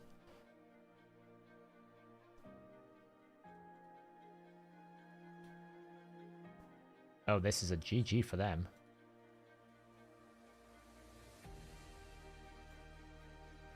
You can get rid of that. Well. Rip. Yeah, I forgot about A2 Rondas. Is there a public one? Not really at the moment. I used to have something I used to maintain, but it's super old. And it's out of date.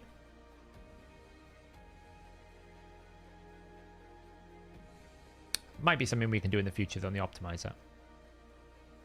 Okay. Should we have our hands off? That sounds like fun. It will be on the website when I build it, yeah.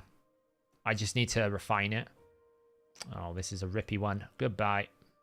Oh, he's so gross. Okay, well, we win our man's off 1. And then let's get rid of our man's 2. Yes. Then we provoke. Then we take out your passive. Then we flip. And then we A2. Damn it, we didn't kill Duchess. It's fine. We can kill Duchess with AoE. There we go. Garrel power. There we go. Gotta love Garrel power.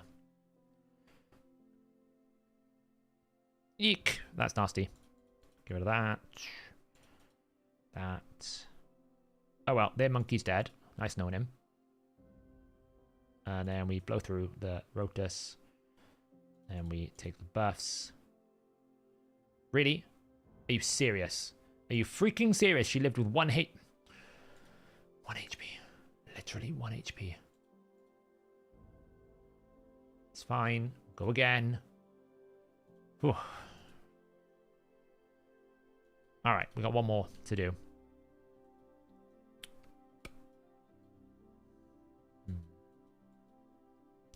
Yeah, I did. It's the most efficient whale I've done in a while. This. That looks fine. That. Let's go with that. I have 6 keys to do in Cintranos, yes. I do have them to do. Thank you. I will take that. And you, my friend, go away.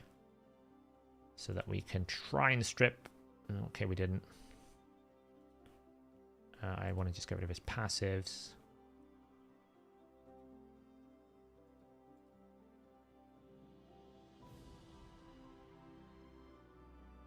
You might be thinking, why the hell am I running Ukko into Mortimer Carb? I don't really know, is the honest answer. Not entirely sure.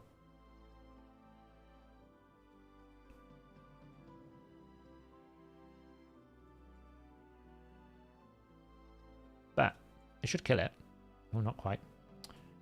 Petrification, honestly. People underestimate the strength of this petrification buff from Mithrala. It's really freaking annoying.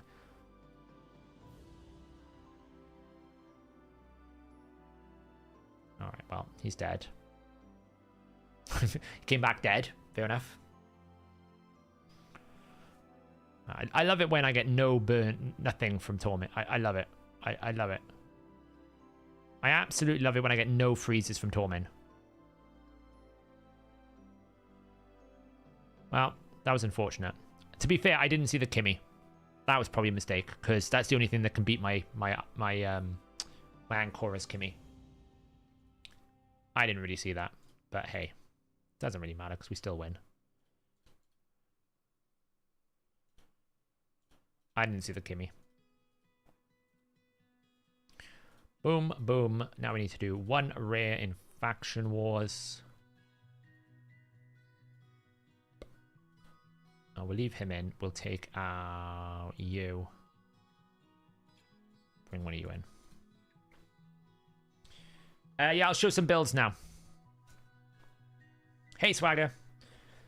If anyone doesn't know, Swagger was the one that alerted me to the work that was done to determine how that 9-piece bonus worked with Supersonic. Which is kind of insane.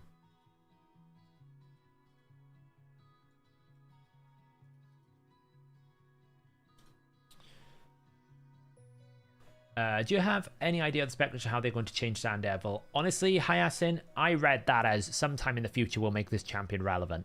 As in, that we have nothing what we're going to talk about for months. I don't think anything is of like anything's going to happen with that for months, so I wouldn't worry about it. I have no idea what they will do though. I wanted to ask your opinion. What should I be doing after getting Ultra Nightmare Clan Boss to 1 key? Doom Tower. Work on your faction wars bit by bit, but trying to complete Doom Tower gives you the highest reward sort of per area than anything outside of Clan Boss.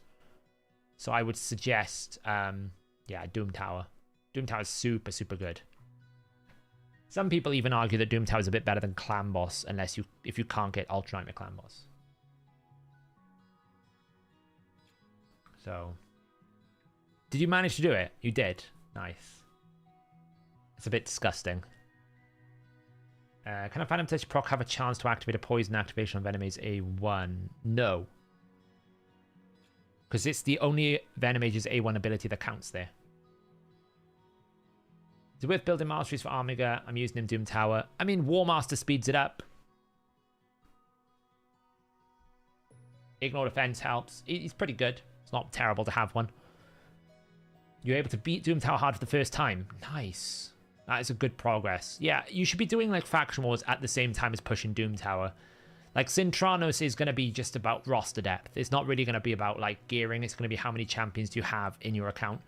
And it's a very deep roster depth. You should be able to do a lot of normal with a reasonably balanced roster, right? You might hit some roadblocks, but you should be able to do a fair chunk of normal, at least. And I would put some time and effort into trying to do normal Sintranos, but not over Doom Tower progression or like getting teams ready for Faction Wars, you know. You're stuck on the Greater Royal. Do you not have an Aneri or a Blizzard? I mean, if you've got Newt Kaimar, I think YST released a video showcase of the new champion today that does work quite well.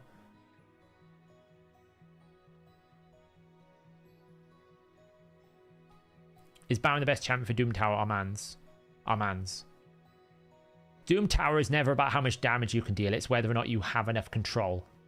Unless you're going to one-shot every single wave, which Baron can't do, it's about how much control you have. And Armands is the most powerful control champion in the game. So Armands absolutely wins every single wave. Armands can dominate a wave and win on his own. You know, unless you're running like a Seer Reset comp. That's the only thing that can really... Or a Taras comp. I use...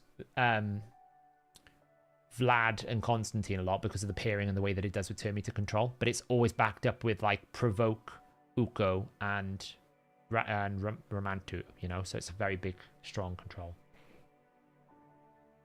No, Garl replaced Constantine, so I just like Garl and Vlad it, and they just kind of like blast through everything. Yeah, not having a Newt is a big difference, yeah. It might be, yeah. I thought you could on some bosses, because I know on other bosses you can, but yeah. Yeah, Nergigante Archer, for example, is equally up there. The thing with Armands is his rotational ability and turn meter control, along with his lockout of abilities, makes him really strong. So even if an enemy does take a turn, they've probably lost all of their abilities anyway. So, yeah, Taras can work for the same concept. The nice thing about Taras is... you're not capped by enemy max HP, but the nasty thing about Taras is you have to build his HP. Whereas Seer will always... Seer's... In wave content, Seer will always beat Taras, because she's going to scale off the enemy's HP, so if the enemy's HP goes up, she goes up. Whereas Taras scales off his HP. But when it comes to bosses, Taras will always beat Seer because he doesn't have to observe the 10% cap that Seer has to. So...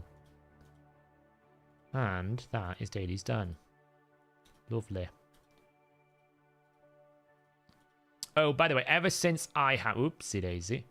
Ever since I booked my my Xenogray, I was able to finally book this Xenogray. We rage booked it for content, really, but ever since I was able to do that, this is now, like, 100%. I've run 75 runs of Fire Knight today, and I failed 0.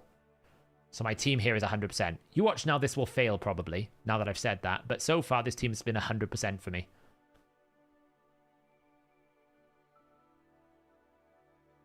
I can have a look at it, yeah.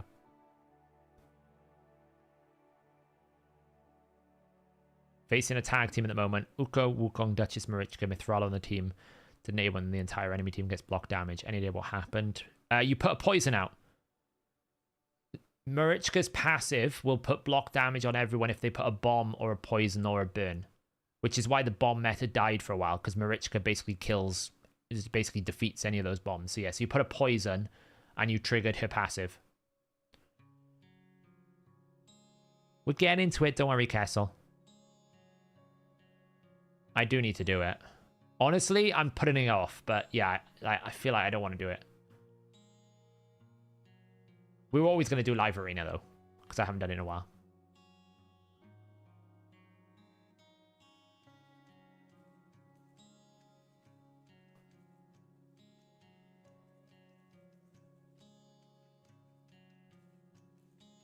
So yeah, when we get to the boss now,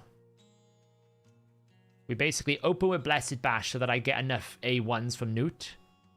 He opens with his 4 hit. She opens with her 4 hit. We're already at 8 stacks. First ally attack comes in. Newt will always get 3, I think like 2 freezes. And then we have a full ally attack here with the boss shield down. Which we've got a nice chunk down here. There we go. And then A1. Sometimes Naldo will come in. There we go. Decrease speed, decrease attack. Decrease defense. Beautiful. A1 again. There we go. Naldo's got his passive off. Boom, boom. Boom, boom, boom, boom.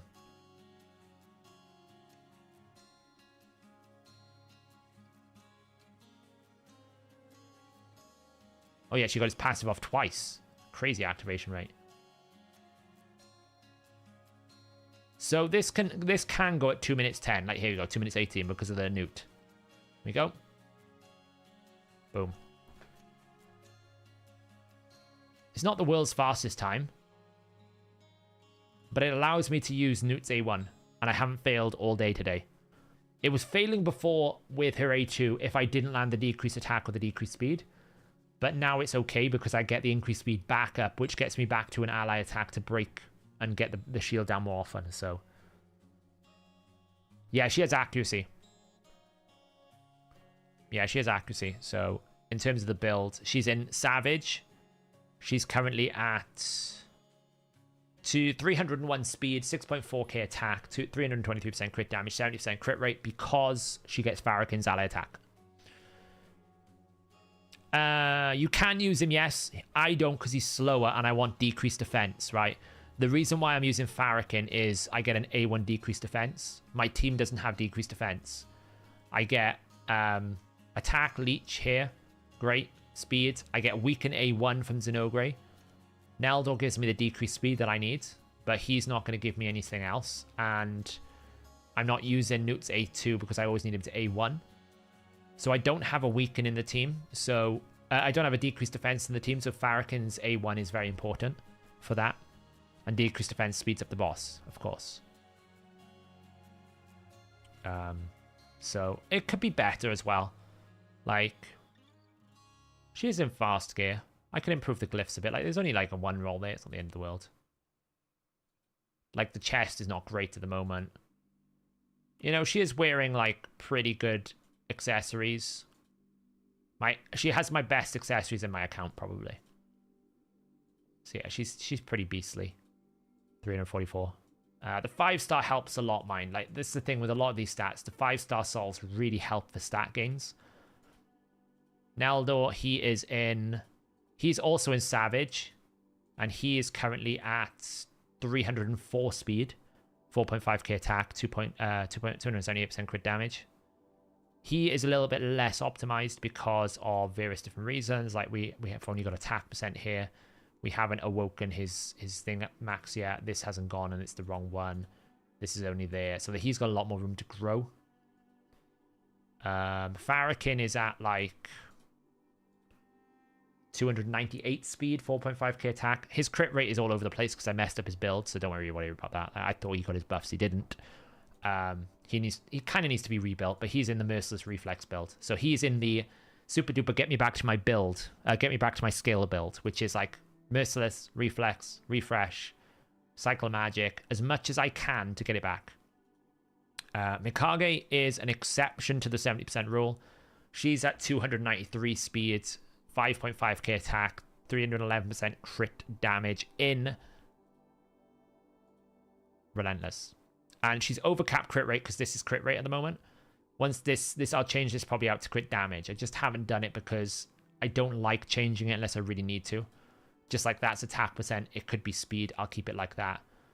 That really shouldn't be defense. Like, I probably will change this at some point, but like, I'm already at 2 reworks, so it becomes expensive, you know? And again, she's got some glyphing that needs to happen here. Like, the ring could go up a bit more. This needs to be more attack orientated. Attack, attack. I have a full damage. I'm like, why not? You know, full damage. She's in Relentless just because I do want to like use all of her abilities. So, and I use her in Hydra, so it's very important that she takes lots of extra turns. So she's like an exception to the rule. And then Newt is in Swift Parry. My Newt's in Swift Parry at 323 speed. I don't really know why. It just is. Because he can. He doesn't really need much more. He's in crit rate gloves. He's so easy to get to cap because I only use him in Fire Knight and a few other bosses, but I only use him in Fire Knight that he's just in Swift Parry. I don't really know why he is. But yeah, that's my Fire Knight team now. It's 100%. Doesn't fail.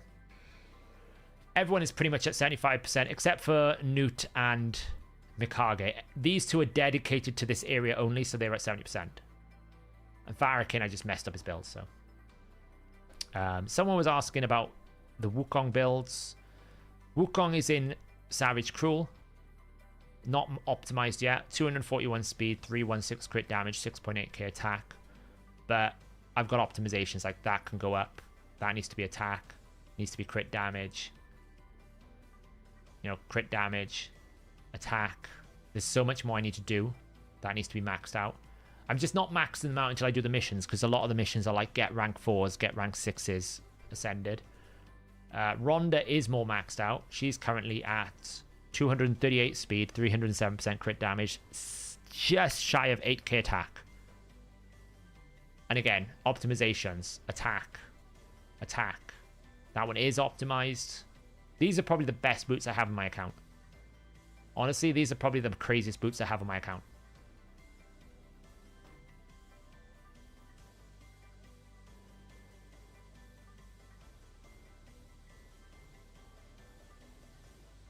Yeah, it's probably the best I have on my account, so.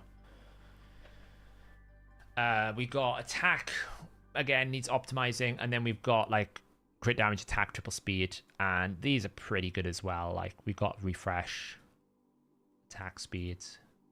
That needs to be fixed, basically. So, Narcissus is in Lethal Cruel.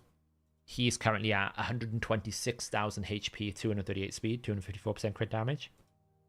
Slightly different balance. But again, I'm kind of chasing a better amulet. This is some of the way the gear cleanser needs to come in. I've been chasing a better amulet for him that has HP. Because the one he's got now is okay, but it's not great. Like, that's probably going to get sold.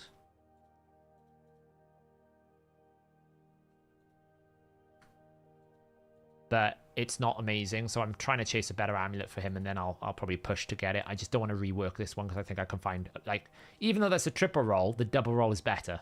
It's crazy, right? This is a 1209. The one he's wearing is a double roll. It's a 1315. Same rarity, same rank. It's just that it's rolled better. Roll ranges is crazy. It's very important. So, but yeah, he's got some optimizations. Mastery's all done for him. And Ancora, I think I just need to finish ascending gear. Like, this is pretty good. This needs to be, like, ascended up to defense %. This needs to be switched. This needs to be switched. Like, we can try our luck here. We're already at 3 reset attempts. Look, just trying to find a better one. That needs a better one. That one needs a better one. That one needs a better one. You know, this is all of my good resist gear. So she's at 831 resistance. But she's got more to go. This could be another 29. This, I think, is already 29. Like, the banner she's wearing is pretty top tier. You know, this is fine.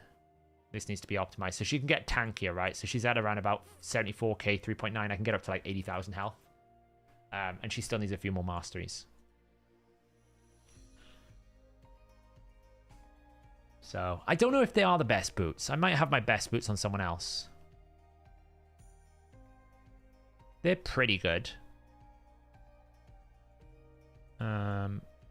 Whispers might be holding them. Like, that's pretty okay. She used to hold them. Oh, maybe Rotus actually has the best ones. Actually, no, let me take that back. Rotus probably has the best boots on my account. That's probably the difference. Rotus probably has the best ones.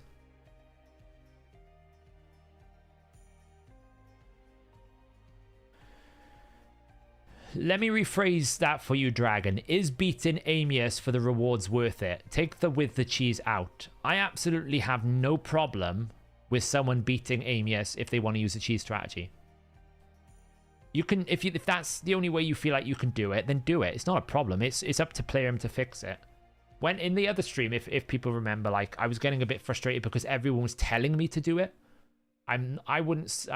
My frustration was being told to do something, not actually doing it. I have no problem if people use a cheese strategy. And then people like lecturing me that what I was doing was a cheese strategy as well. I'm like, it's different. So, but absolutely, don't feel bad.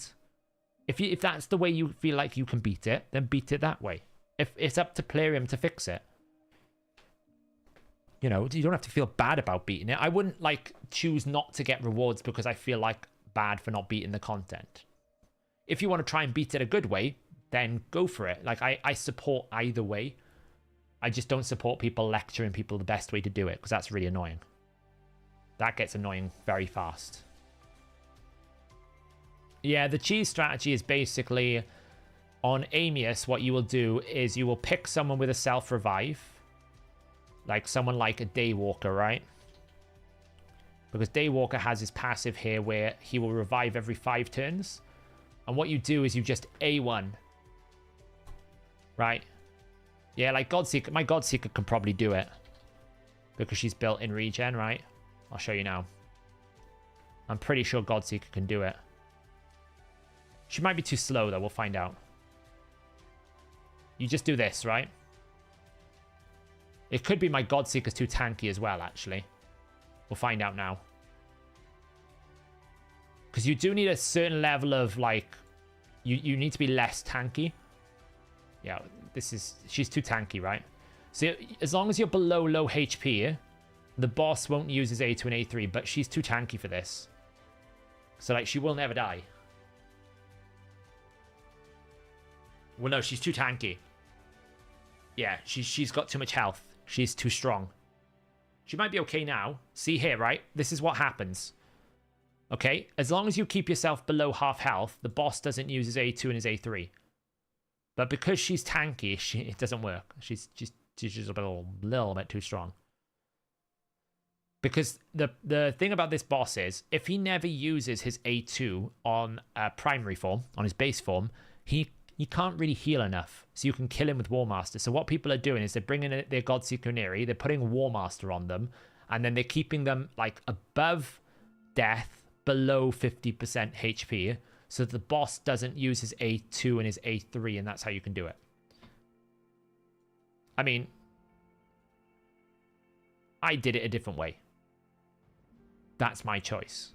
You can beat it a normal way if you want, right? Look, plenty of my clan have beaten it with the normal way. That Newt can do it if you want to, but look, RX Wolves has done it with just Newt and actually tanking it. You can do it with Mythicals. The Shooter's done it with Mythicals here. There's loads of ways you can do it, so just do what you want. Don't feel like you're a bad person for doing it. Can Maruka do it? Probably not. Unless you can survive the fight, the nuke. Like you saw there, I needed a relatively strong tanky build to survive it. Most of the time, it's a revive champ, like a Blizzard, for example. Right? Blizzard would be someone you would use. Or someone like a Daywalker. Or someone like a Sky Touch, I think, maybe. I can't remember all the list. If they have a self-revive, and you can keep them alive, but not too alive, then it works. So... I don't know whether they're going to patch it. They probably should patch it. But yeah, we'll see. I think I can just do this. I don't think I need much support.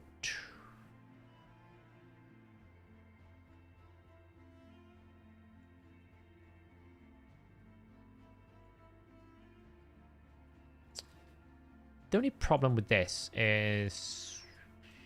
there's not an awful lot of support to go along with it. I mean, we could use Gaia Strat. Just bomb them up and sleep them.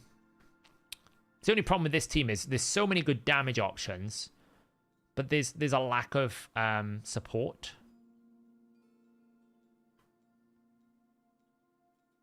In the sense that there's not a lot of like heal, block, tank abilities.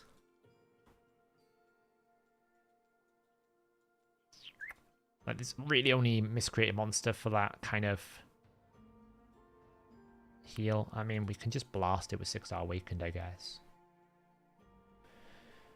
Why did YouTube change the live player? You have the chat open that you had. Oh, they've redone their UI, haven't they? It's weird. Can I just one-shot this dude? No. Okay. The biggest challenge here is killing... Okay, I know why I had Rondo in here.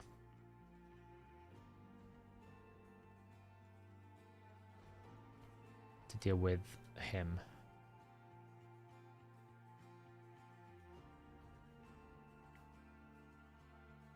I had it here to defeat that. So I turn off his passive and then I can finish them off.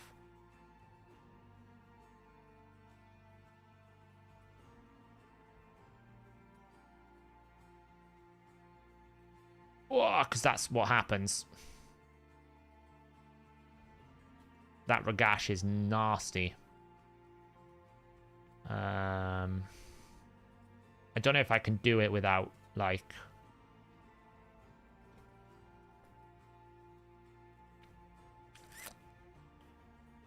some sort of, like...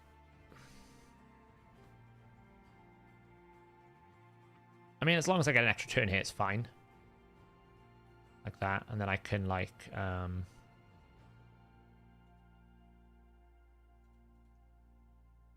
It's the damn Ragash that I need to finish off. I can't kill the Ragash. It's real problems. Because he's the real threat here. Yeah, I might bring Nelder, actually.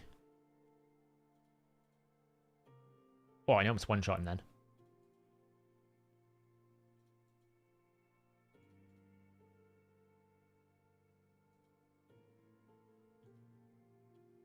There we go. Then we can finish him off. Should come in.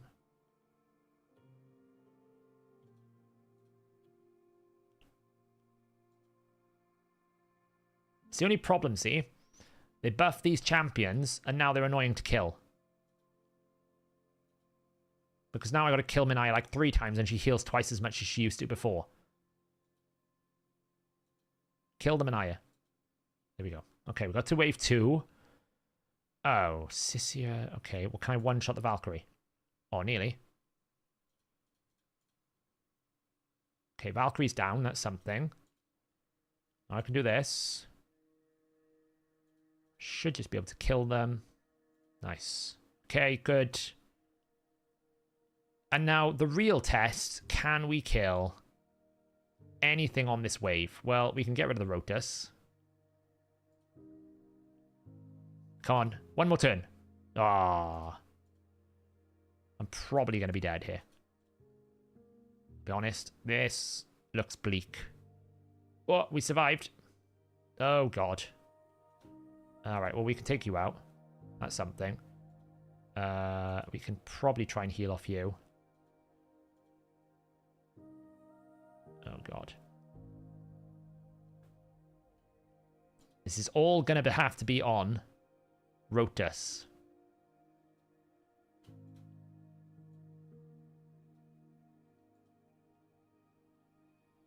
I don't know if he's going to have enough. Oh, he might do. We can probably... Nah, he's so... Ugh. Want one down. He's alright. Damn it. No! No! God damn. Honestly, the Basilisk was kind of useless. That was so close. So close.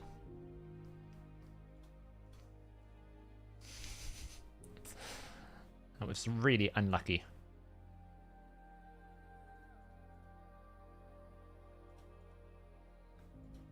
Go again. We're gonna kill that. Okay, do that. Gotta kill that. Okay, fine. Well, we can kill it like that.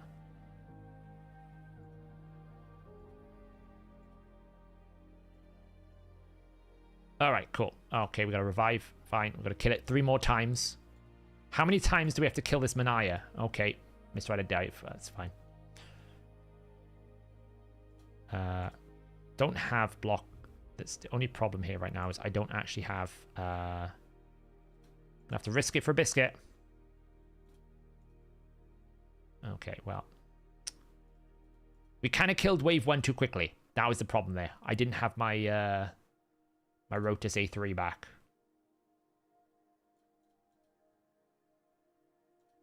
There's a level of how much you want to kill him too quickly. Damn. Nice, Plum. Awesome. I do think the best Armand's build is 4 Supersonic, 4 Stone Skin. If you can do it. Like, that's how I would do it if I could. I might even rebuild it back into that.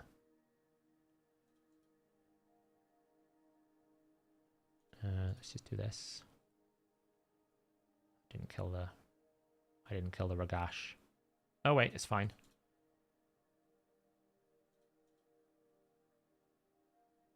I can just do this.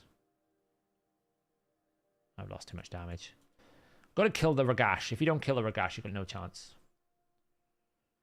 I would say the 6-star Crizzy is worth buying for Hydra because it's very, very difficult without Ignore Defense to get the cap. So I would suggest that Crushing Rend on her is very good.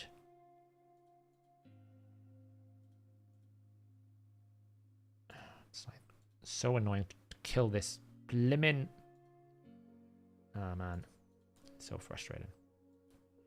So I would actually suggest that a 6-star Crizzer is actually really worth it.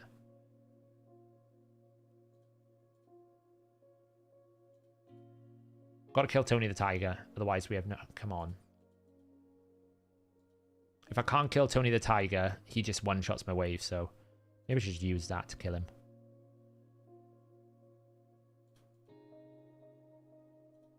Because I could probably kill that Elva without... You know, he's probably going to die now. I'm going to kill the Elva. Go. He doesn't really cause me too many problems.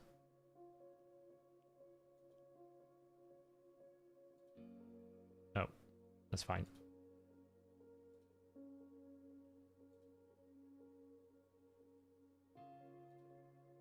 Go. Okay, good.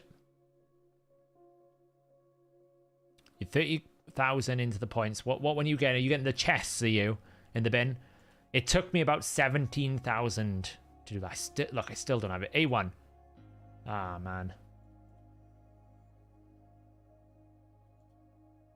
Okay, I gotta kill the Valkyrie because I can't do anything with the Valkyrie up because of this. See, and then it's over. I keep killing the wave too fast. I might have to drop Rathalos and bring someone else in because I'm killing the wave too quickly. Oh, nice. That's better. Take away his passive. So he needs one more turn before we... Okay, well, he's doing it. Kill him off. Kill him off.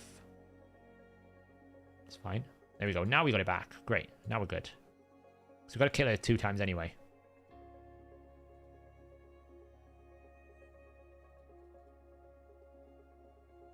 Do you start saving for Trundersols? You can do. You just save for what you want. Because I need to do this, basically. Bash that. Kill it straight off. And then we can do whatever we want, right? Because now we're not having to worry about turn meter. Nice. Let's kill the Cardiel. Smash some damage here. He's going to kill that. Alright, so now we get to wave 2. I have nothing available, so it's going to be a bit stressful. Let's just chunk her a bit. Take the Rotus out. Extra turn. Ah. Well, maybe we can do that. Nope. Stun. Nope. Rip. Oh, we survived that time a little bit better. Oh, no, we didn't. 1. He hasn't got a Veil. That's good. Last time he had Veil. Wow, we weak hit so many times there. Wow, why is it taking no damage? Oh, now it's got it. I'm going to lose again, I think. Let's try to take this out. Lovely. Heal. It's the Rota show again. It's the Rota show again. Because Rondo is useless. It's all about Rotus. Somewhere Rotus knows how to extra turn. It's very rare. Don't we care? Nice. It's Rotus to the rescue. Mainly. There we go. Rotus to the rescue. Got there in the end, eh? Onwards. To the worst thing possible. This is horrendous. I don't even want to try this wave. I only have 4 rank 5s. Rank 6s. Look how freaking disgusting this wave is.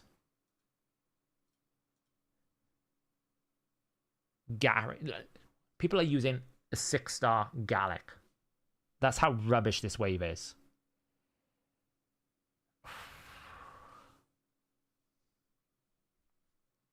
Do I even want to try this wave?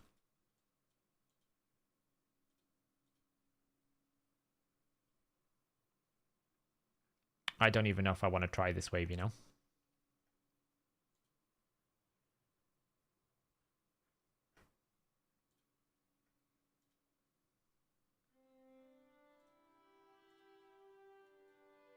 I mean, I have the team. I can do it. I just don't know if I want to. Like, I don't even know who I'd put up next. I mean, Ultimate Garlic I could use.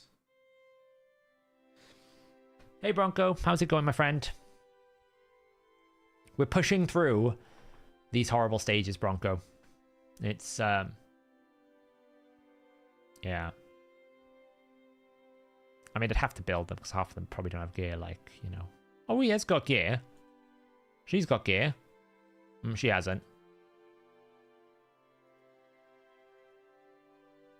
It's the last wave that's the problem. Honestly, it's the last wave. Because wave 1 is going to be about healing. And I don't even know, like, you'd have to regen or something, right? Because I'm just going to kill myself on this wave. Watch this now. If I wake you to stun. Like, where the hell am I getting healing from, you know? Because there's no healer in this team. Because he's not got any. I don't even know how he's healed. Like, he's not going to heal other than himself. Oh man, Jorg doesn't heal. I mean, Valerie does like a baby shield. Oh, she does like heal a very small amount.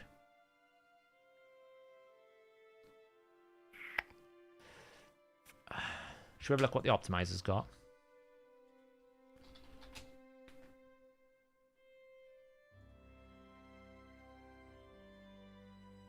Right, why is it playing some weird music? I need to change the playlist. Give me a second. It's playing some really weird music. Go. Let's see. Let's have a look what Centranos stage 20. Let's see what people have managed to come up with. Oh, there's a 3-minute team here. Do I even want to look at this? I mean, they haven't got any like healing. I mean, they got Urticata and a 6-star Urticata. No masteries. Stun, double stun set. It's a 6-star Ultimate Garlic. Full nuke, 6-star Ultimate Garlic. Full nuke. It's just the damage numbers. It's nuts. There's a Tagoa. Does he heal? Oh, Tagoa heals. Okay. Okay, Tagoa heals.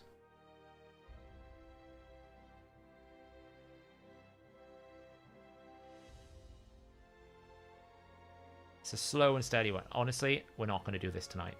I'm not into this tonight. Can we do S14? This one is better. This one is better. I'll be honest. This one is more achievable. I don't know how we're going to do wave 3. But we'll see. Oh man, this is actually not better because it's double Cupidus. It's gonna kill me, it is.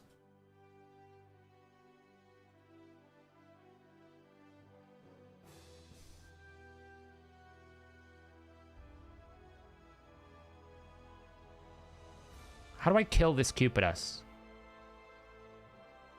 I just try and freeze it. Like that. Oh,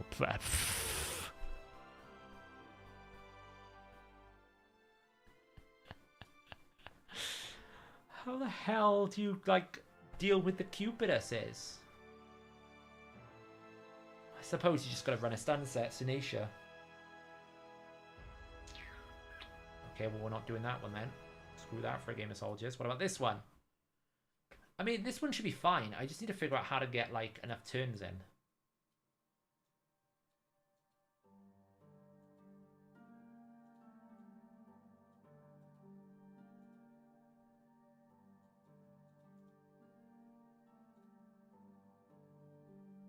Like,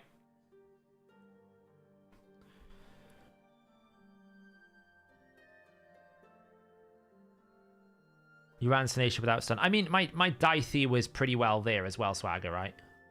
I was just afraid to AoE again or target them. We might have another look.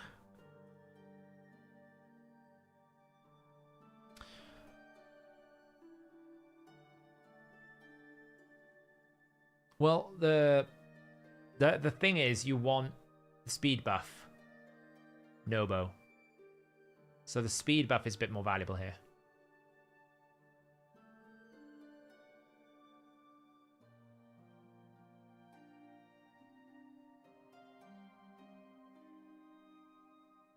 Yeah, decrease speed as well.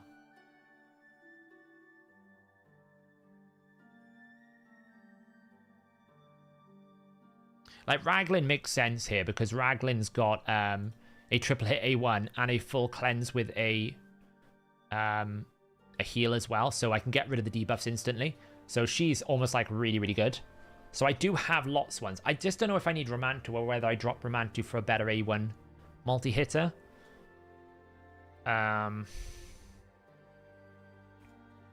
Like, you know, a Rotus.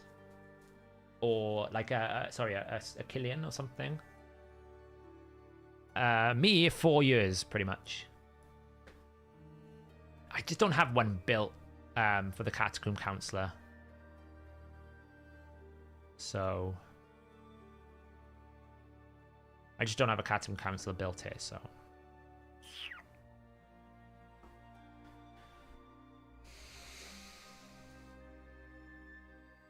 Or we can run like Stag Knight, but I feel like I don't need Stag Knight when I've got Morrigan. Like, Morrigan's A1 decrease speed is very strong. It's very good, you know. My plan originally was to beat it with Rathalos, but I think I can beat it with Ronda Fushan. Let's just try building Morrigan up here. Look, we're getting to the building champions part. So the reason why she's in this Savage chest is because it's very good accuracy. But to be honest, we can just build her in speed. Do you know, I might see... She is a candidate for Supersonic. Can we build her in Supersonic? Oh, I don't know if we have enough. Let me check my inbox.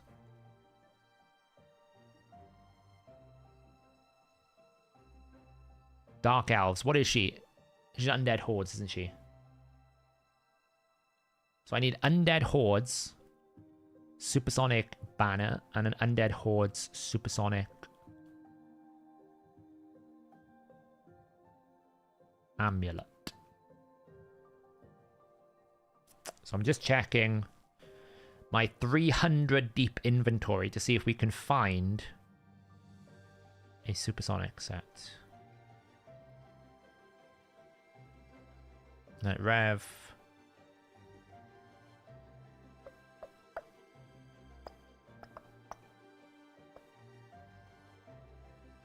Protection. It's not looking strong right now. It's looking a bit weak. We've reached the Slayer portion of my inbox. Okay, Barbarians, no. Oh, this is painful. I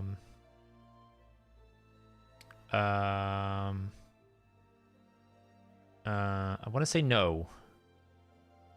This just makes me... It's worse when you can actually see all the items like this, because it just really realizes that I need to clear my inbox so badly.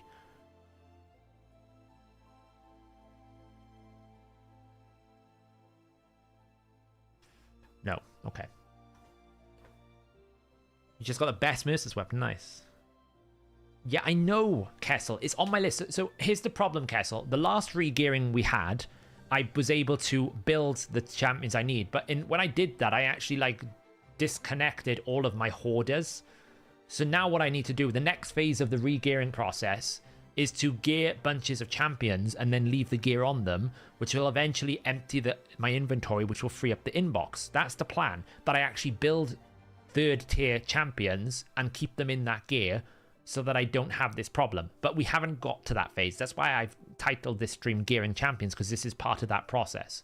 So it's kind of like looking, building them, and keeping them that way, which eventually, over the next 2 months, should drain away all of my stored, my non-equipped gear, and give me more space. That's the plan. That's the plan. Yeah, I have gear from January the 30th. Yes. Okay, look, don't shame me like that. That's a very... I don't need shaming. Getting shamed by my chat here. You sent me the... What did you get? You haven't rolled it yet. You got to roll it first.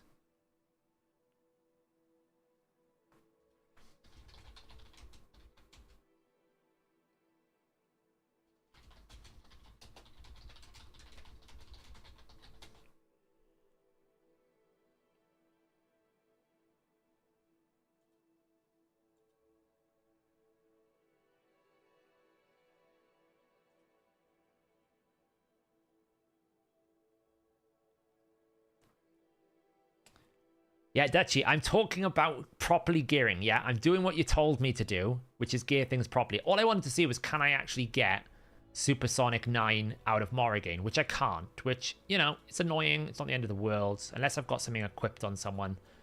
I don't think I have. So I'm just going to have to work towards a Supersonic 9.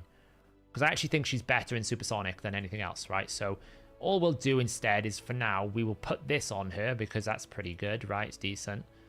And then we will just get amulets which are better. So right now she's got an Axii amulet that's pretty good. And she's got an Axii banner. Now I think... I'm pretty sure my Axii banners are trash for Undead Hordes. I'd like to tell, but the game is lagging so much. So it's really... Like, my Axii banners are really bad. So I've got one on Vlad, which I use in a lot of content. So I keep it there.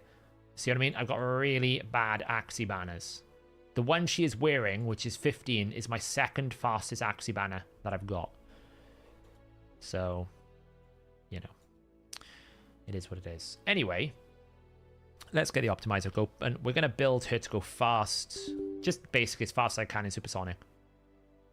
I'm actually curious. I might have a look to see how much Arbiter can go in Supersonic. Because I do have 9 pieces of Supersonic for Arbiter as well, potentially. Because of the... It depends how good the banner is, right? I've got one there.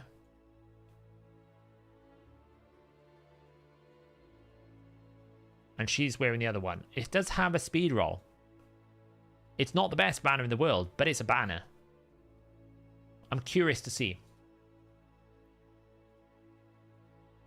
Let's have a look, shall we? Optimize, balanced mode, speed highest, slots, stats, Supersonic, 6. So this is what we're going to be changing, right? We're going to be basically moving this and this into one option. So instead of you saying I need 6 artifacts, you'll just be able to say I want 7, 8, or 9, and it will figure it out for you. What's the TLDR on Supersonic? So the TLDR is... The 9-piece bonus currently says increases any fill turn meter effects on this champion by 30%, which makes you think if Morrigan receives 10% turn meter, she'll get 13%. If Morrigan receives 20% turn meter, she'll get, 26%. That is not correct. What is actually happening is increases any fill turn meter effects cast by this champion. So when she gives champions turn meter, she multiplies it by 1.3. She doesn't multiply it when she gets it, it's when she casts it. And it's a pretty significant difference. I don't know how someone messed it up for so long, and I should have picked this up when the patch came out, when it first added this set into the game. But it was detected by, like, Swagger brought it to my attention, and I think it was Foro, and Foro, with the support of Carnage, has got them to basically confirm that it's wrong how it's described. They're going to be changing it to say cast. So it means when Morrigan uses the A3, she fills turn meters by 20%. Well, she would instead fill it by 20 times 1.3 by 26%. Arbiter goes to 39%. It's quite a significant change. No, they're not going to nerf it. They've said they're just going to change the label like they did with Zeal. They've just said the description is wrong. It was always meant to do that. They've just said the description is wrong. Yeah, so that 5% turn meter fill becomes 5 times 30%, so 5 times 1.3, it'll be 6.5% fill. So what's that? Times 3, 6.5. So instead, he's going to get a 32%, times 3, sorry. A 19.5%. 4 pieces working as intended, 6 pieces working as intended. The 9 piece is what was different. And it does make it really strong. Because if you've got Arbiter, that becomes a 39%. It's effectively about 16 speed saving. That's how I worked it out when in the video. The 4 piece is equivalent to around about 15 to 20 per AoE buff. So if in a Hydra set, in an arena setting, if Arbiter buffs, the 4 piece would give my champion about 20 speed. If Siphi buffs, I get about 60 speed saving. The 9 piece is around about 16 to 19 when I tested it, in terms of how much speed I would save from my DPS. That's why I'm curious to see how good I can make the set. But yeah, so this is what we're going to be changing. We're going to be merging the two, and we're going to be simplifying this layout. We're going to be disconnecting and improving a lot of different things to try and improve the way all this works effectively. That's what I want to try and do. I've got the back end stuff ready. I just need to make it visually representative.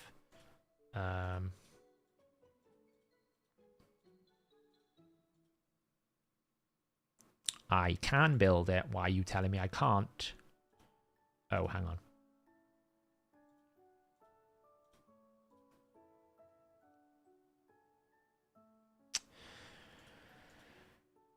Because I haven't taken this away. Thank you.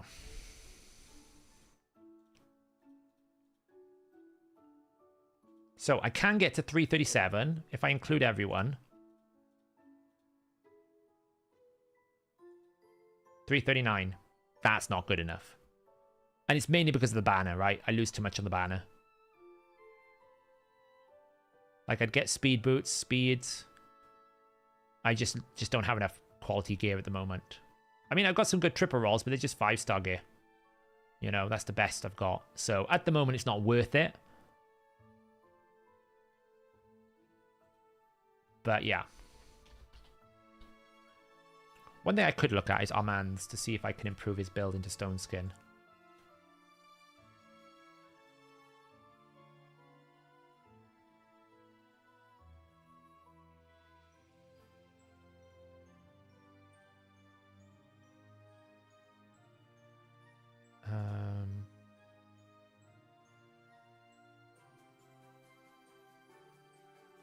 What is he wearing at the moment?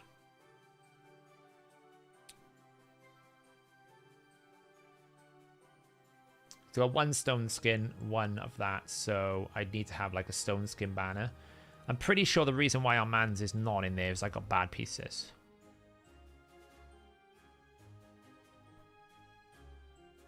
Yeah, so the 9 piece is really good for buff champions. So for those. Does that 1.3 affect the turn meter fill the champ gets from 4-piece set? It's a very good question. Yeah, no, it should. No, it should, Ranesh. It should. Yeah, it should improve that. Unless it specifically qualifies that it can't. Let me double check. I'm pretty sure it can work like that. Just double checking now.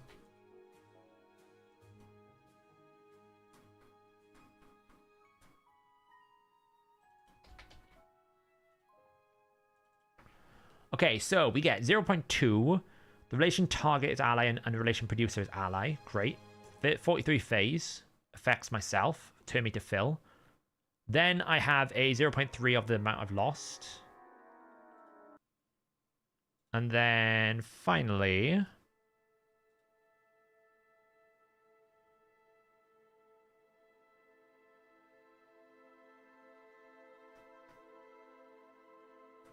produce the effect to boost my turn.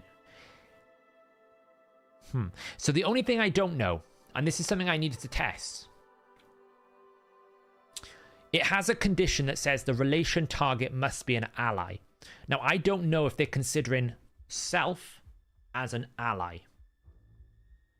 So if I'm boosting turn meter just myself, will it work in that essence, or is it simply only the ones that receive it? That's what I don't really know, and I don't really know how to test it. It's very difficult to test that because I can test boosting another ally, but trying to test how much turn meter I would have is very difficult. Because I'd have to find someone who's a self-only turn meter booster, like someone like a Razelvarg, and put them in the right speed setup, so that I can check if they would get bonus turn meter from the A1 that would push them into the other one. Can I find someone that can do that? I mean, Razelvarg at the moment is empty. Can I find someone who's completely empty?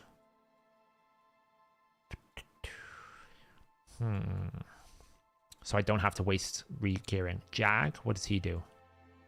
He steals turn meter. No, he's not going to work.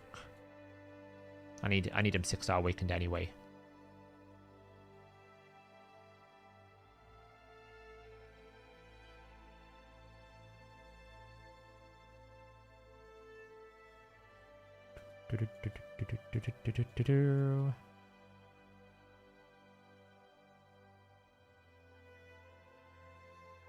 He can work. So 15%. Okay. So we could potentially use Unleash Havoc and then get him in the right speed tune to break it. The problem is, can I find a place that I can test this? So what I'd need to do is find a way that the 15% turn meter would result in me getting an extra turn ahead of someone else.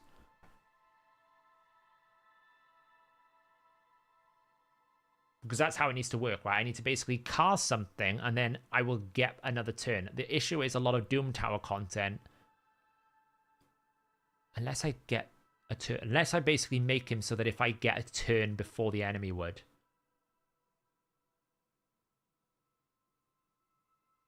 Ruel, that's not a bad shout. I think he's booked. I think he's built though.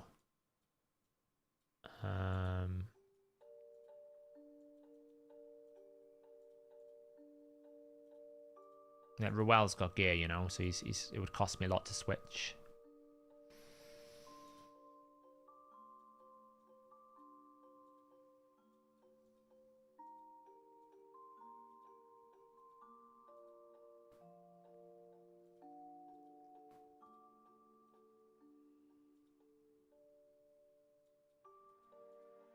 Like, I think he's the best bet to test this.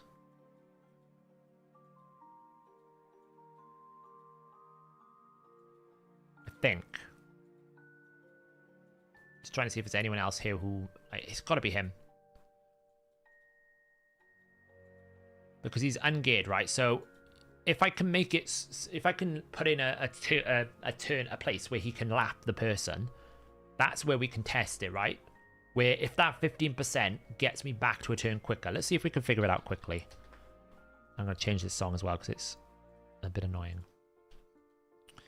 So if we can find a wave where in probably normal, say stage, I don't know, 87, 91 speed. Okay, so if I go to FK tick rate, let me find this.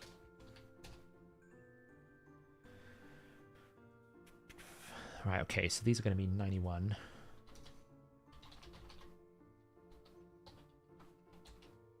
Why isn't this not letting me edit?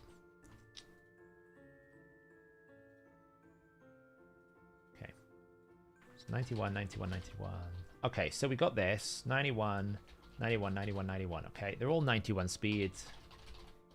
Cool. Let's put him at 0. Okay, so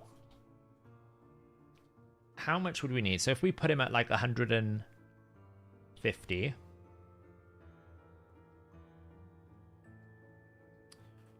then he's not going to get an extra turn. So what I need to do is figure out if I put, let's just call this Skrank. Okay, we're doing a bit of math here. Let me see if I can, I don't know if I can zoom it in. It's very hard to see. So Skrank is going to take a turn here, and he's going to get 0.15. Okay, so what we need to do is we need to find a speed that he can run at where he will just be before that, but enough to boost it, right? Because he's going to get, if it works, 0.15 times 1.3. So he will get, instead of that, 19.5. Okay.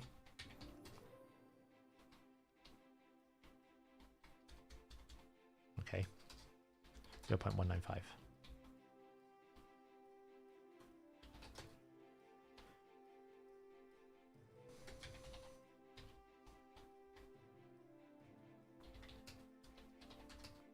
Okay, 170. Okay, so if we put him at 170, then if he does get the bonus, he should get it. Otherwise, he will not get the turn. So let's build him for Supersonic. Mind you, do I even have Supersonic 9? I mean, that was a bit of an assumption I should have made first. Do I even have Supersonic pieces that I can do it in? It's always the problem with these things. Do you even have the set? It doesn't look like I do. I don't have a ring. I don't have an amulet. I do have banners. Okay, so in my large inventory of storage, do I have Ogryn Supersonic? Honestly. That's a Barbarian Orc. I have an Ogryn banner. I have an Ogryn amulet. There is an Ogryn amulet. Okay, that's something. We can go and find an Ogryn amulet. It's below. Oh, look, there's that XP boost I did earlier. It is below. It's one of these. It's that, I think.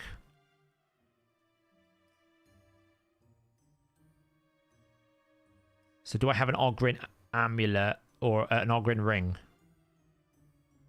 That's the next challenge. I get to 8 pieces, I'm going to be so annoyed.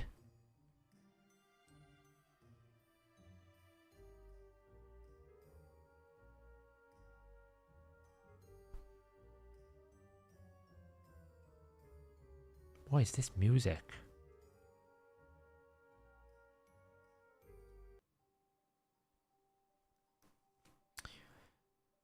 Do I have an Ogryn Supersonic ring?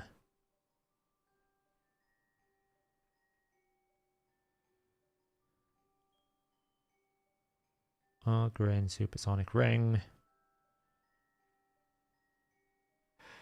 Come on. Don't disappoint me. Please tell me I have an Ogryn Supersonic ring so I can test this. Otherwise, we're going to have to find someone else.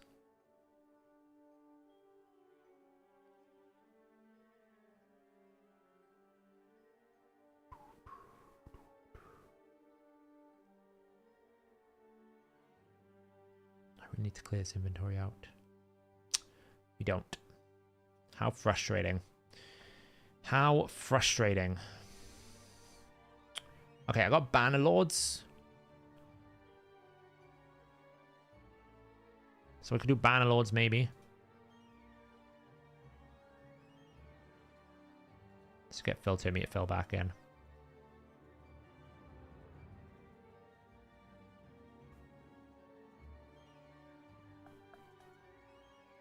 Banner Lords. So we could do Killian. Timid. I don't really want to build Raglin. Oh, mind you, Raglin. Here's a story. Raglin is already in Supersonic. The only problem is she's in way too much Supersonic speed. Like, she is in super fast Supersonic speed.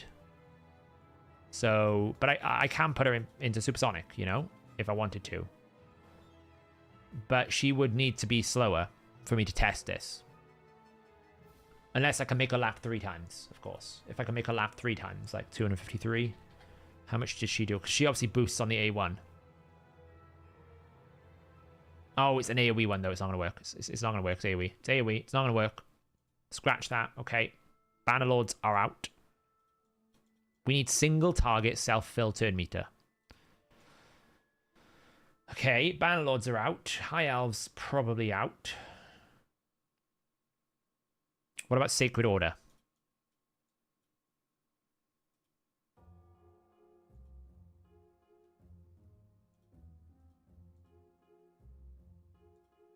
No.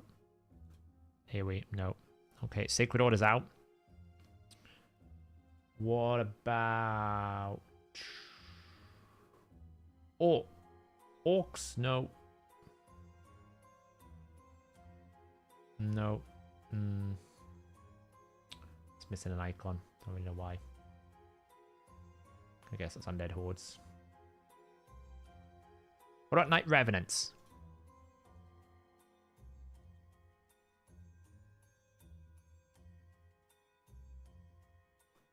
Ooh. She could be a good candidate here. Has a 20% chance to grant an extra turn. If the extra turn is not granted, fills this champion's turn meter by each living enemy instead. So that will be a 50% turn meter fill. It's kind of hard to make that work. That's a lot of turn meter fill in. What about Sylvan Watchers? Can we find just one champion that gives themselves... I've got at rank 5. Like, I'm pretty sure he's AoE, so it's not going to work. Ruella does steal, but that's not the same thing, so that's not going to work. What about Shadowkin? It's got to be someone in Shadowkin, right? Umatagi, surely. That's 40%. Okay. What about Sachi? She's AoE, right? Yeah, she's AoE.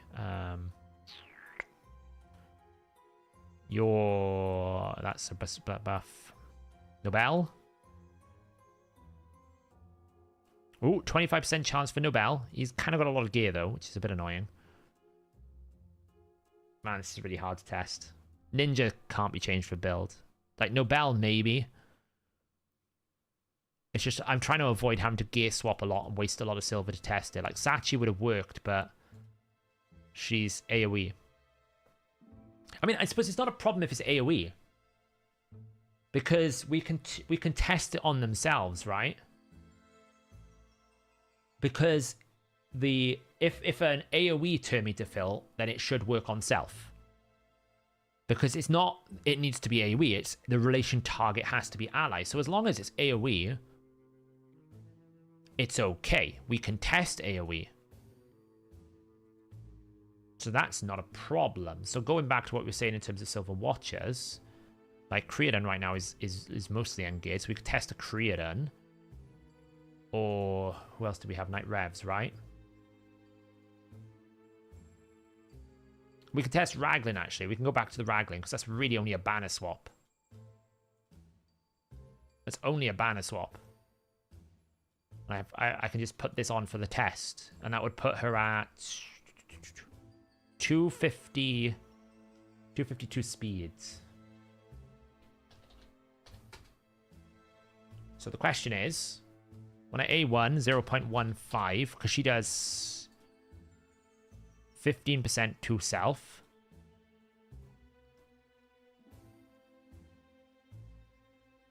This doesn't fill, right? So I can basically do a normal, then a 0.15.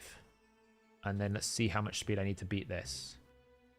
So 0.15 times 0.1.3. 253. Oh, it would be 242. How far off are we from lapping? Oh, we're very close.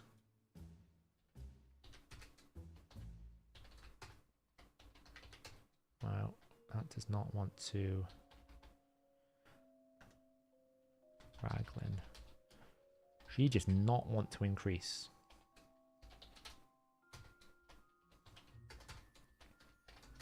Why is that? 220. So at the moment she would be 242 if I put it in, because she's 253 at the moment, and it would drop it by 11, so it'd be 242. So right now it would mean that if I did the turn meter fill here, and then I did a turn meter fill here, she would still be lapping here. But if it was 0.195, 0.195, then it should double up. Okay, if it doesn't, I won't get 3 turns. So that's cool. This is a simple test. This is an absolute simple test. We can put this in. So the way this should work, if she is getting the turn meter boost for herself, then she will get 15% turn meter fill every single time.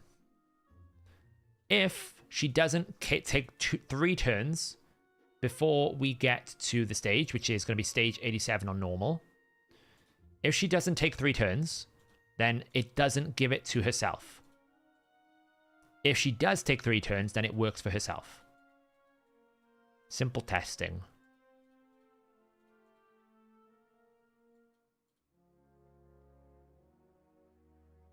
No, yeah, once. I've got 1 set of 15% boost. So, but she's going to go twice. No, it'll fill her turn meter by 15%. Look, 1. I'm on the wrong floor, actually. Wait, floor 87. Normal. What floor did I go to? 83. Well, I can't really pick the right floor, can I? 87. That one.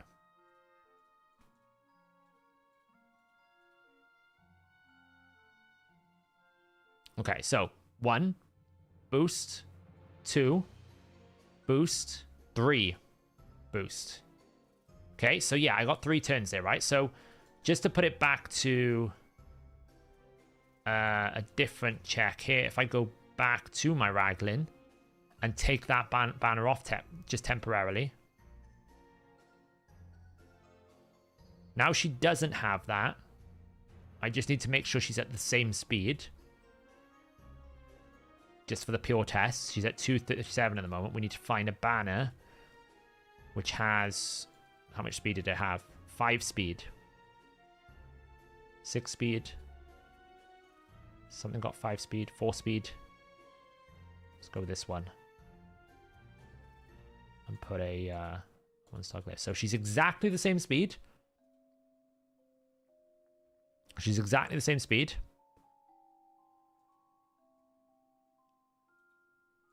.242 speed.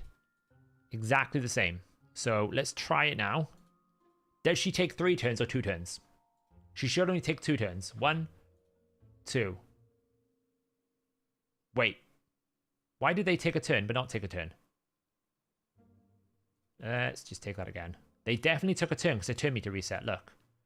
1, 2. Yes. So she does gain it. Okay, so that's important. So, in essence, for Morrigan and any ally that gains 50% turn meter, they would get, like, through a well, for example, they get a lot.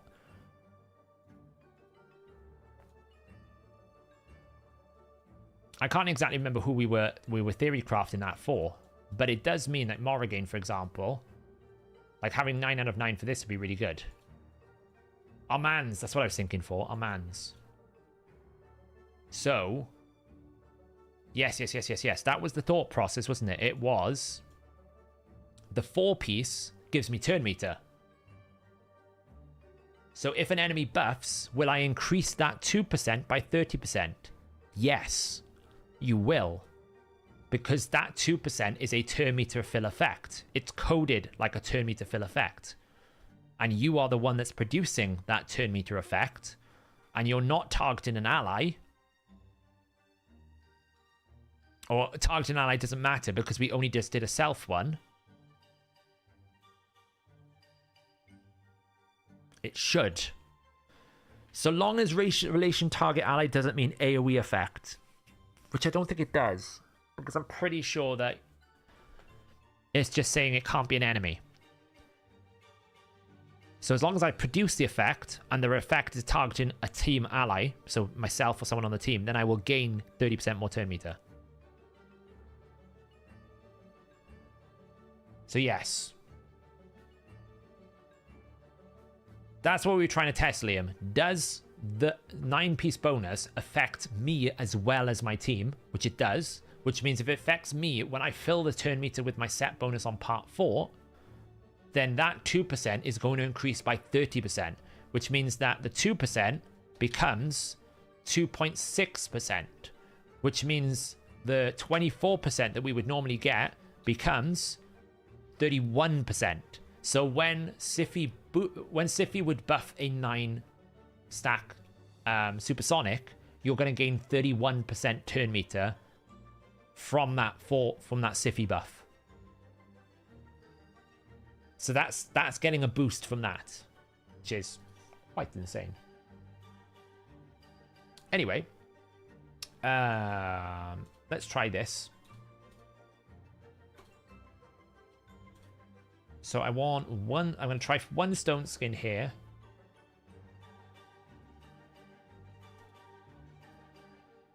Yeah.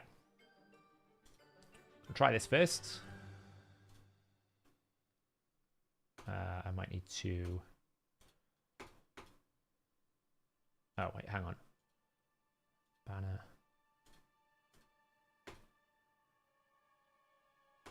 I should do. Set, supersonic, stone skin.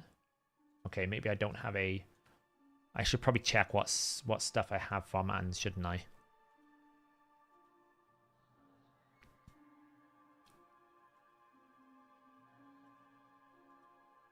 That's protection. Protection. Oh, do I just not have a stone skin? Maybe that was the problem. Maybe I simply just didn't have a stone skin banner I could use, or a supersonic banner. Unless, of course, it's in my inbox. Hey, vey. I did see a barbarian, right? There's an undead horde protection. Supersonic barbarian amulet, but I'd need a banner. I don't have any banner, do I? I only have protection, merciless, protection, protection, merciless. So I would need a banner that is supersonic. Oh, hey, there is a supersonic banner there. Wait. Yeah, because I need 1, 2, 3, 4. No. What am I talking about? I only need... No. I'm fine. I'm being stupid. What am I doing? I'm being stupid. I don't actually need to put anything on there. I can just basically put like this. And go like that. There we go. I'm being stupid.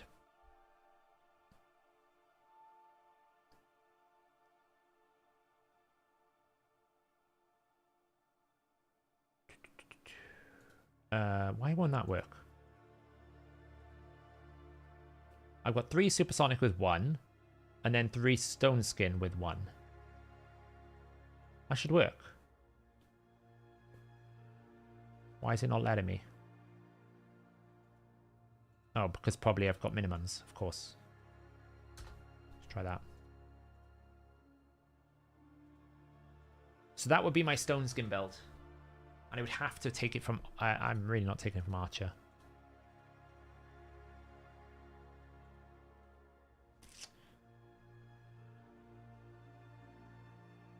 I don't know, 321, 652. What are we feeling about Stone Skin Armands with Supersonic? Do we feel like that's a good trade-off? Because we'd basically have 1, 2, 3, 4 pieces versus... and 4. I mean, I'm only losing 8 speed. It's not actually that bad. It's probably worth it, right?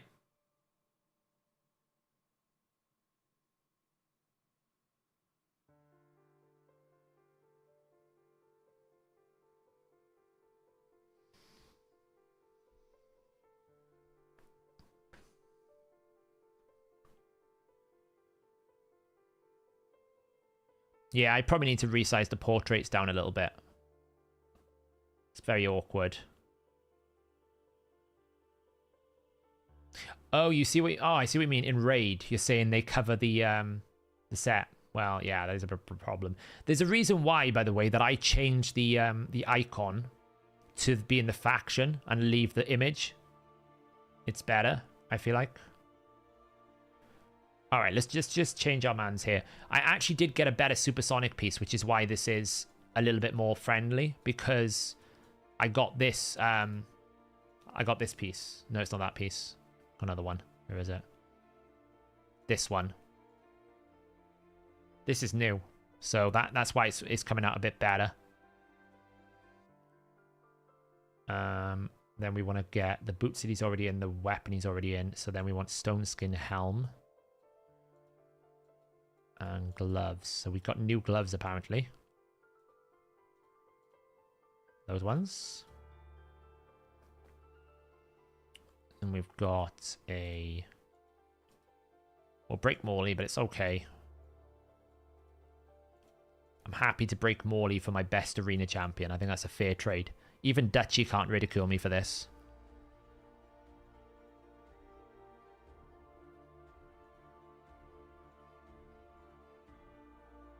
Oh, let's give it a go. Oh, +5 always. You doing it?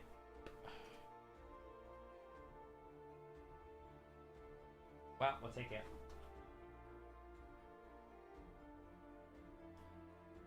I mean, the biggest problem in these boots will not roll speed. I'm at 5 reworks already. It's getting a bit silly.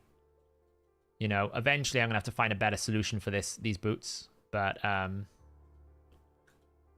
we simply just don't have enough speed boots in Supersonic right now.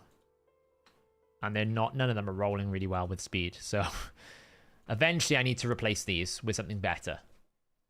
But for the time being, they'll service the thing here. So that puts him at like 304 at the moment. Because he's missing boots, right? And we can obviously get some accuracy in different places here. Like, this is still wrong. I mean, I might even try. Like, it's shocking to me that this is my best accuracy banner as well.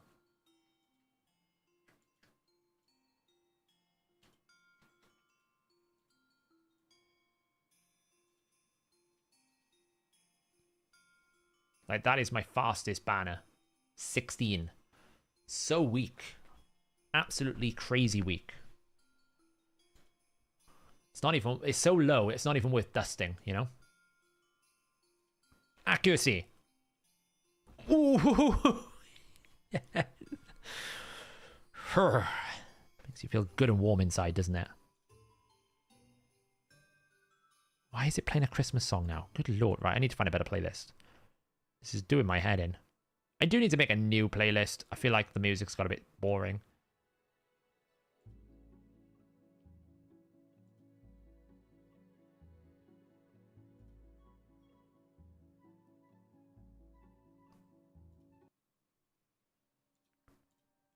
It's playing weird Christmas music, you know?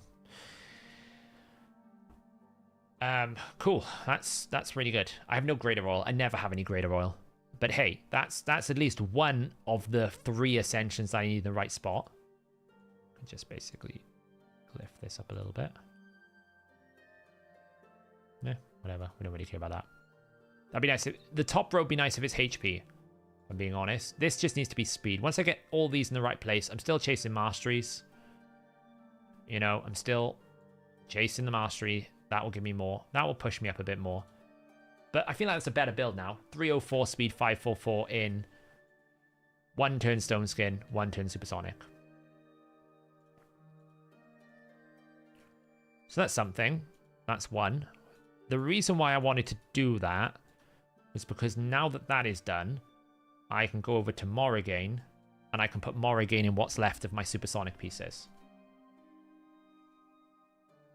Not that it really matters, but hey. I'm going to prepare it to be basically a 9-piece supersonic.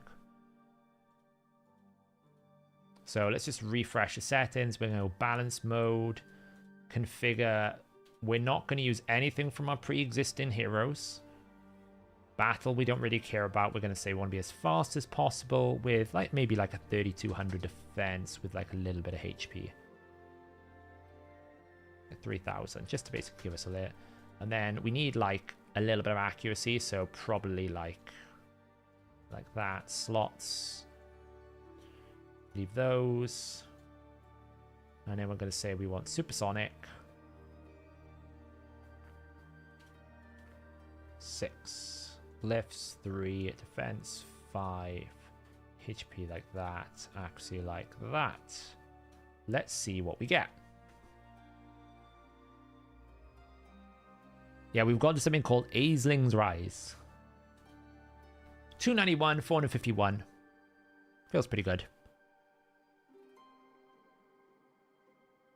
That should be fast enough for finite, shouldn't it? We don't need any faster than that. That'll do. That'll do.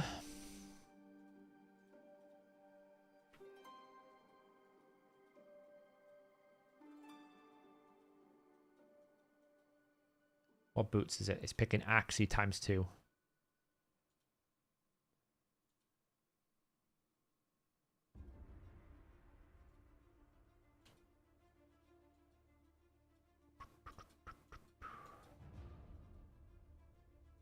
Okay, so we'll pick Manaya's boots because we're not using her anywhere at the moment.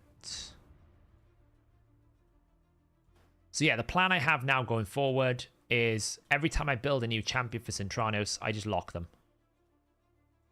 And the only time I'll ever draw from Cintranos champions if I need to rebuild something in my tier 1, which is like clan boss, arena, you know, Hydra teams. If I'm rebuilding those teams, then I will dip into Cintranos and replace them instantly. But it just means now that I don't ever take once I build. Once I build this, I'll leave it as it is unless I really need them. Like, so for example, if I come along and I want to rebuild someone in the fastest available supersonic, then I will dip in and I'll take it. But I won't do it like a lot anymore. I'll keep it pretty consistent.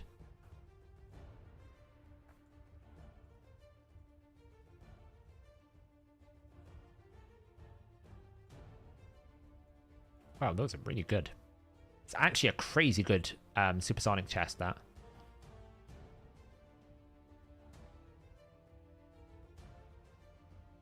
Why can't I find these gloves? These, right? Okay. Hey, Dennis. Yeah, they do a bit, Christy. You're not wrong. Is it going to give me speed? Yeah. Well, you win some, you lose some. Right, what are we at the moment? 279. We could throw some speed around.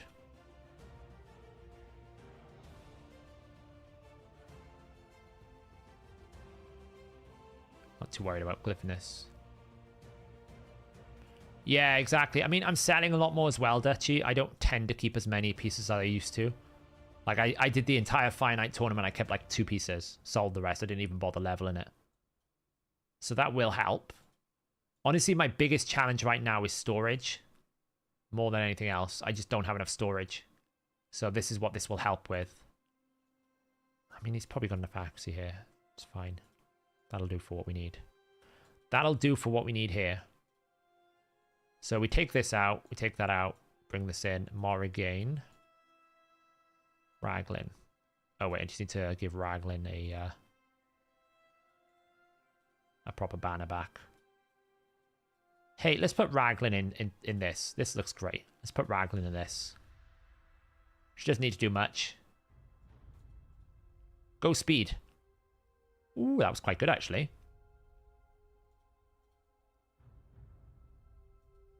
Take that. So Raglan is like 251 speed. She could be faster. I mean, are these boots? Oh, they're just... Oh, the Foghorn song.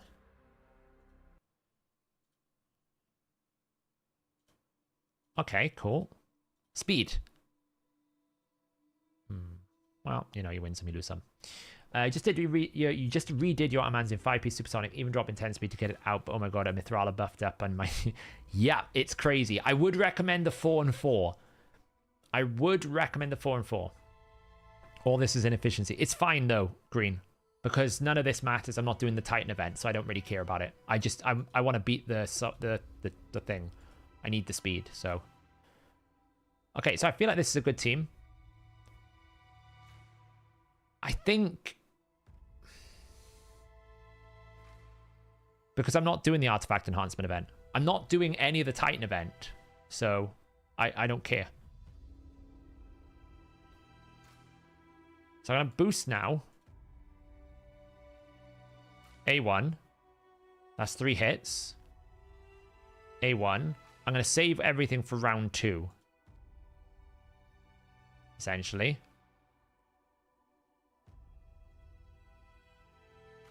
So we take a whack. I might need a bolster set. We'll find out. Then we cleanse this. Now we go in for the 4 hits. 4 hit. Rhonda, can you remember that you have... I should have A3'd, damn. I might have to start again. Let me start again. I messed that up. Raglan 4 hits, and she also cleanses. That's why we're using her. So I might actually do this. Do this, this.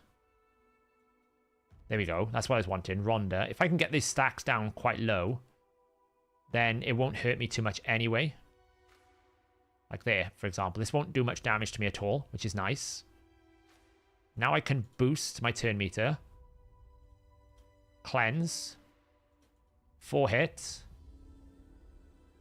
4 hits. 3 hits. Rhonda needs to remember that she can activate a passive. It's not gonna be enough, look.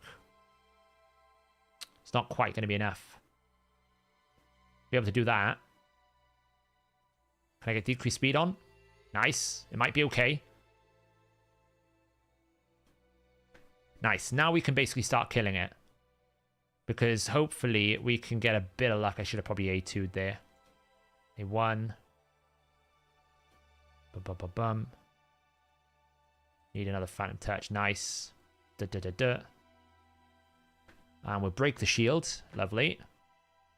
Now we can just start hopefully getting some damage into it. Get some decreased defense, weaken, decreased speeds. I don't need to use that speed. I can boost this. Voila. Now we're good. And this is why Raglan's in the team. Because Raglan will boost.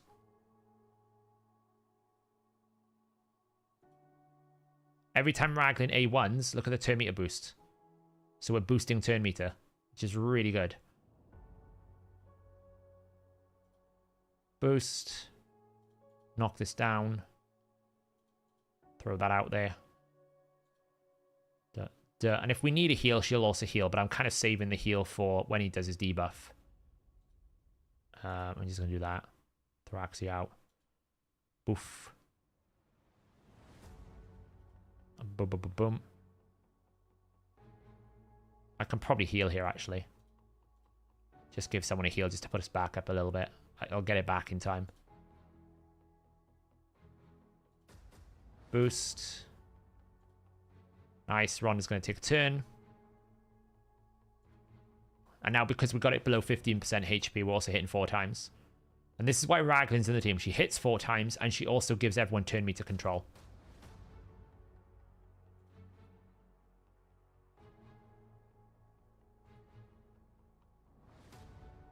I do need to get back round to... Oh, we're doing lots of damage here. Decrease speed. This. Boom. Now, we kind of need to kill it this next rotation because we might lose people. But we do have Raglan's revive if we need it.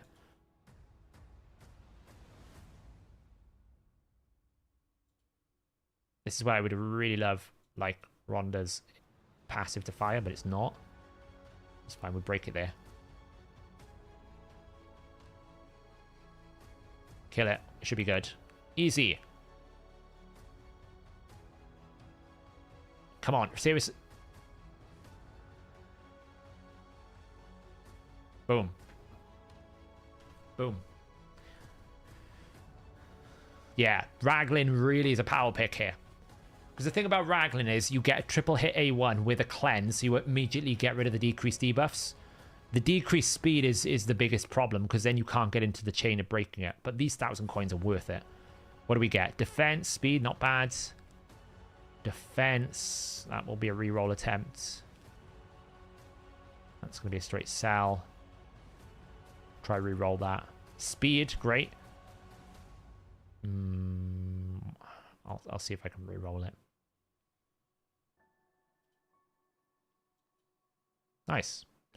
The only problem is both 14 and 20 is horrific. So to get through here, I have to go 18, 19, and they're probably equally as horrific. I'm going to have to build Xena up for this properly, because this lot are not going to carry it for me.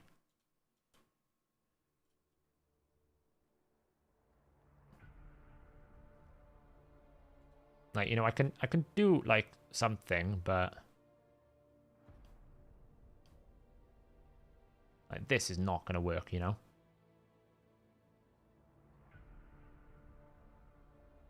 I have to try some sort of Nobel freeze.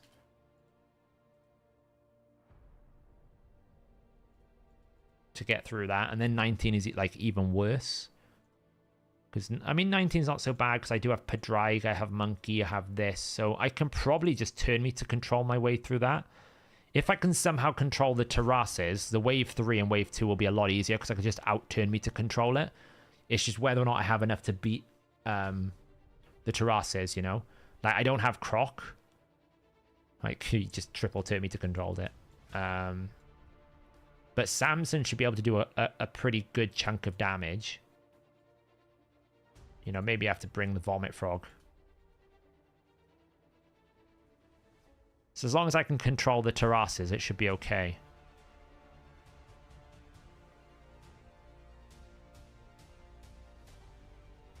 Or I'm just going to have to go through this, which is probably the easiest route. Or go through this, right? I mean, I don't know how my Sinatia's built. Probably terribly. Yeah, like my Sinatia's not even in a build. I mean, I might be able to do this with a Sinatia build to try and take down the Cupiduses, but it's going to be difficult. So I'm probably now stalled on Cintrano's Soul Cross until the regear. Until the free regearing event comes in. Like, maybe I can do this if he's built. I might be able to do this one. Let's find out. If I just use, like, people that I know are built.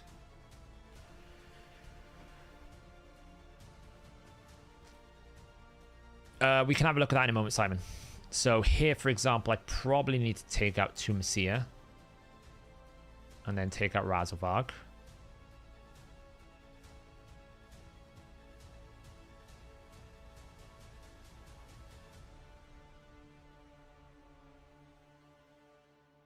Let's see, that's going to be annoying.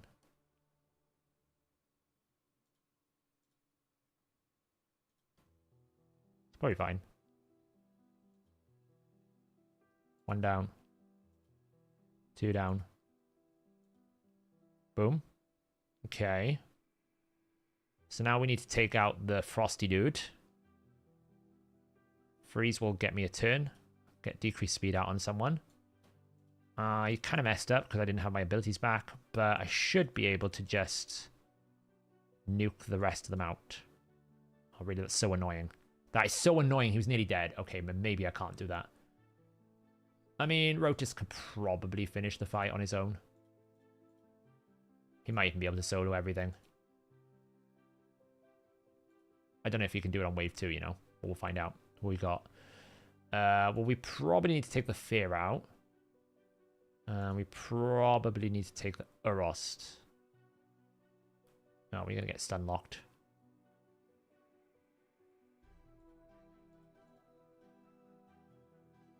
Ooh.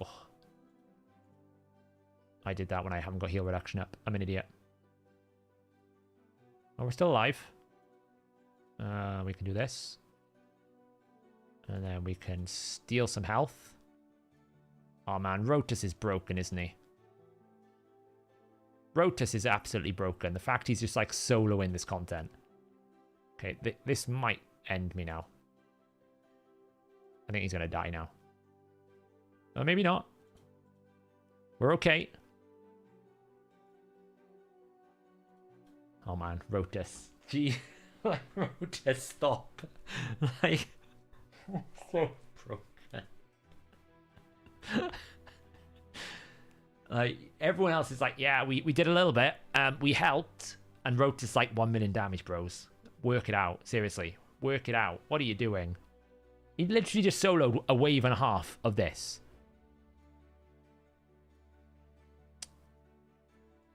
Yeah, you need one of them, right? I mean, we're doing good, right? We've got like a good chunk of Soul Cross done. It's only deep Soul Cross because we got blocked. So, you know, this one here probably is a case of gearing. I think like Nagorio has lost most of his gear. Dark Kale has lost most of his gear. Blockwine, you've lost most of your gear. So, I mean, Umatogi has something. Kellen has nothing. Sniper has something.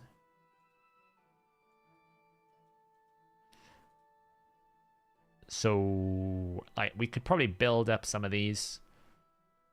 Honestly, I can probably just do it with, like, this combination and something like that. The arena section, it doesn't really do anything. If you mean team optimizer, it doesn't do anything. It just allows you to optimize 4 people. I haven't forgotten, Simon, about your question. Let me just get through the last of my Soul Cross and Cintrano stuff, and we'll see where we go from there. I probably need to kill Elva.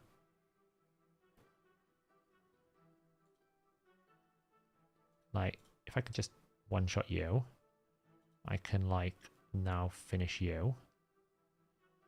Freeze. And now slowly but surely kill people. He's down. Okay, now we need to kill you. And we need to kill you. Because of that, but that's fine. I don't mind that.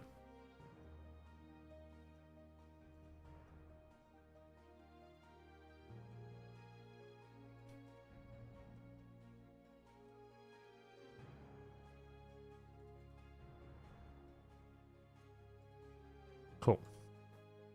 That's good so far. Oh, yeah, I remembered. Hegemons. This was what I got frustrated at.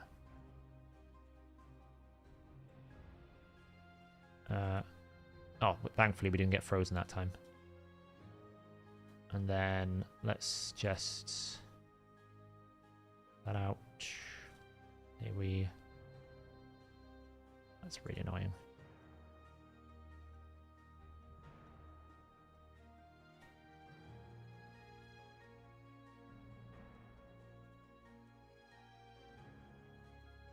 Damn Veil buffs. Okay, you're out. I'll have your turn meter. Never mind. Okay, good. I think we're alright. I think we're doing okay here. That really hurts. Kill him. Finish you. Nice. Okay, now we just got Provoke Angar, so let's try and kill that Angar really fast, because otherwise he'll be annoying as hell. Freeze him up. And then we just heal. Kill the Kreela. Oh, easy. I don't know why I was so stressed about this one.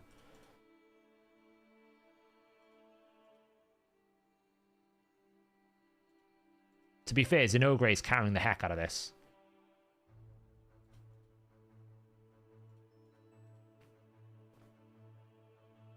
Yeah, the lockout is just RNG. You can put like immunity sets, like a stone skin or something. But Zinogre carried the crap out of that. Okay, what's S2? So lockout, Geo, that. We'll try this. I knew she'd be really good, see. Right, who do we want to stop taking a turn here? We really do not want you taking a turn. And then we're going to lock everyone out. And then we're going to decrease defense. And then we're going to AoE. And hope we don't die.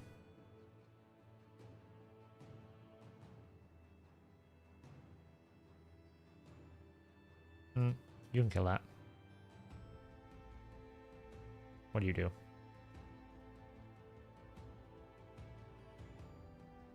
Oh, that did a lot of damage. It's more than it probably should have done, being honest. Well, she's dead.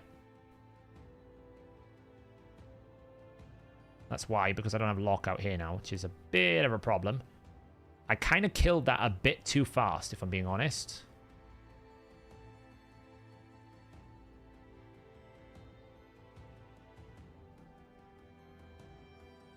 Because now I don't have lockout, which is what I would have...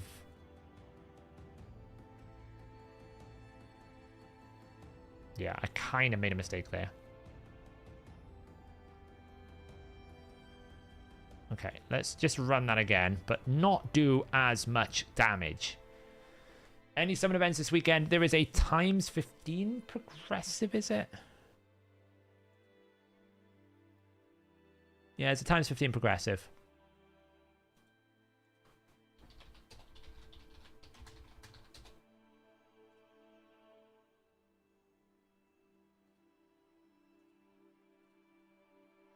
That was fine. I need to be careful about killing too quickly. So as long as I don't, like, kill them super fast, it's fine.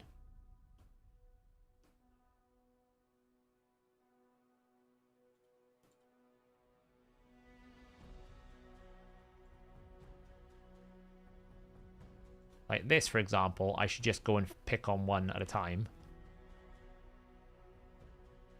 And then he can do this. I probably still killed it too quickly, I think.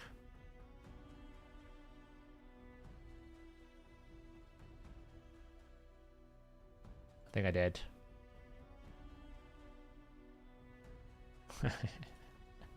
Alright, can I do this? Have you got gear? No. Do you have gear? I should just gear them. I'm just being lazy. I thought tonight I was going to gear a lot of champions, but actually I'm not motivated to do it. I can check Thylesia's gear. She could just get a provoke set chest. We'll fill the blanks in a little bit.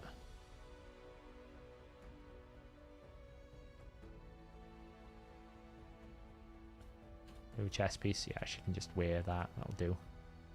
Fill the set in. Like, he's got gear. He's just slow, which is fine. I don't really care about that. And she's got gear as well. The problem is I'm killing them too fast because he is killing them too fast, basically. So, I mean, Lady Arash is, like, really squishy because... I mean, let's just give Lady Arash some gear, shall we? Just throw some gear on her. Oh, I forgot to lock Morrigan. Let me lock Morrigan away. You just have some crit damage gear. Something like that'll do. Shouldn't do accuracy, but I don't really care. Something to keep her alive a little bit so she doesn't instantly get killed.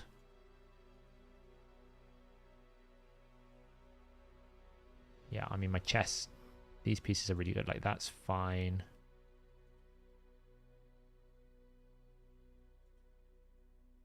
Do I have a bad lethal chest piece? Thoughts on next month's fusion? I'll do it, but I probably don't have a use for it. It could be a good provoker, though.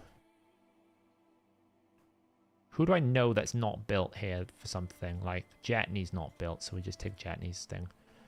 And just give her, like, an attack banner.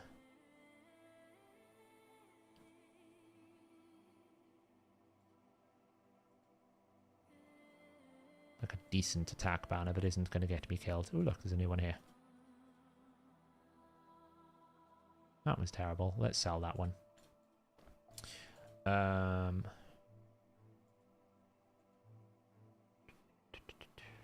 don't want to give her that banner. She can have that banner, it's fine. That'll do. Would you build a second Amans? I would. 2 Amans is better than 1.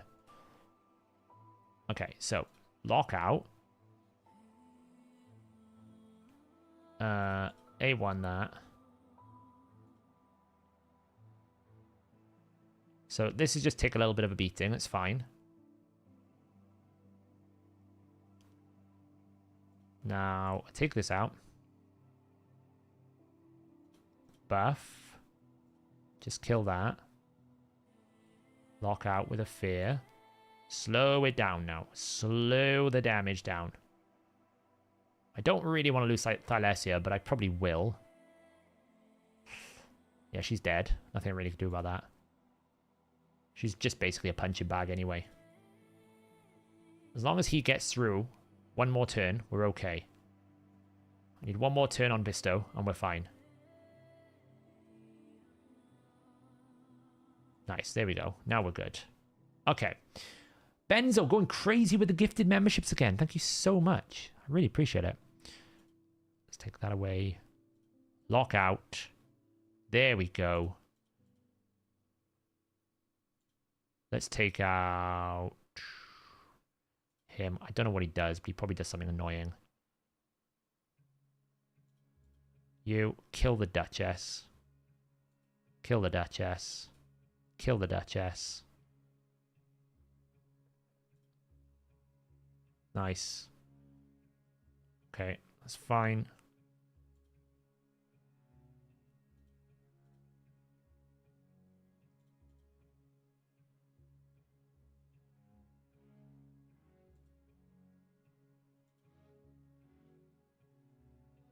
I don't want to lose him, so I'm just trying to be careful.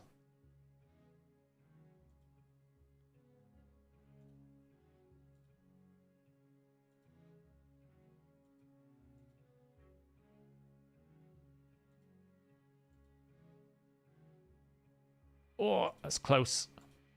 Just enough. I think we'll be okay. Because we'll heal on this wave. So I'll take her speed. We'll block active. That didn't work out as well as I hoped. Okay, we're going to have to try and take... Nearly. I think he's going to die. I think he's too low. Alright, it's fine. Probably... I think we can kill it with...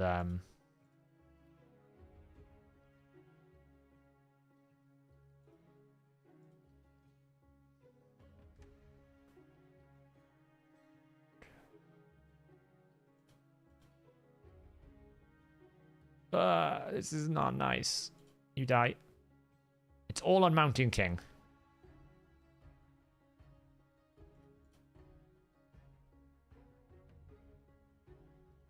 Should be fine.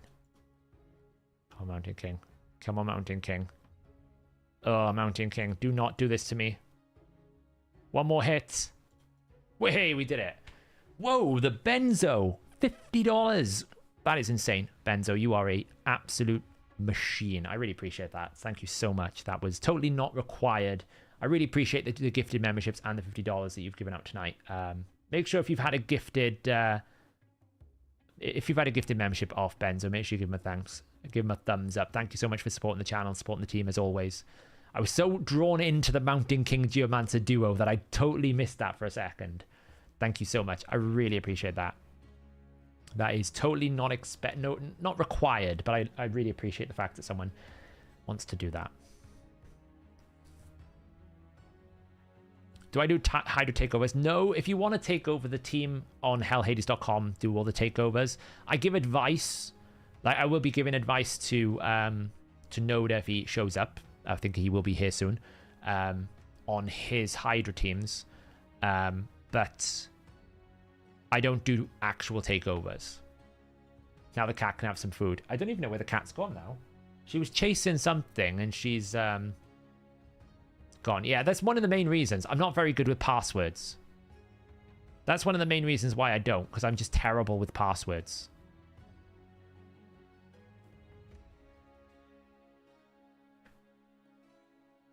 Yeah, everyone gets a membership. Make sure, by the way, guys, if you are a member today, you're a new member, you join the Discord. If you link your YouTube with your Discord account, it will automatically give you the role of HH Minion that I have set up in the Minion Mountain, and you can get access to all the membership only channels. Memberships also will get videos early access when I actually get back on top of my schedule. That is the plan. I'm just a little bit behind. Yes, I do. I have one recently, actually. Let me see if I can find it. I haven't forgotten, Simon. You asked about your Clan Boss team. I haven't forgotten. It is on my list. I just want to finish my keys. You can get access to... That's my Trender video there. I just want to finish my Cintranos keys and then we'll get on it. Nice.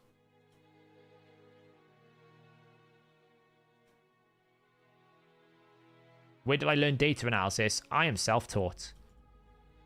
Everything that I've done coding wise, data analysis wise, mathematically, I learned from either people who share information with me or from self guides, or like, you know, stuff like I have a problem I need to solve and I solve that problem myself. That kind of mentality. That's fine. I wanted to take that hit there because I didn't want to use my fear, but maybe I should have.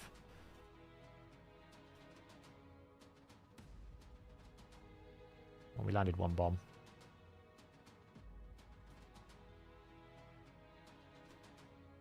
I was trying not to use the fear, but I had to in the end.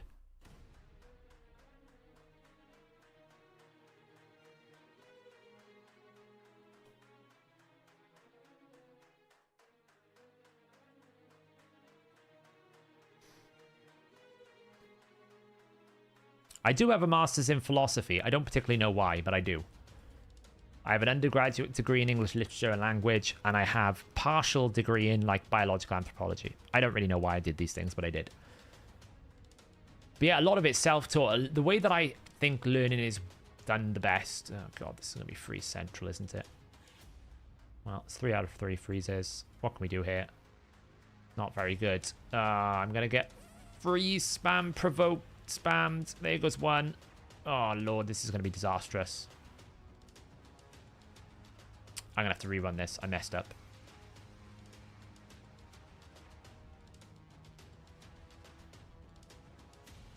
Tormins, man. I might be able to steal some buffs. It's not over yet. Pretty much is, but it's not over yet. Got rid of Beauregard at least. Freeze. Pretty much over.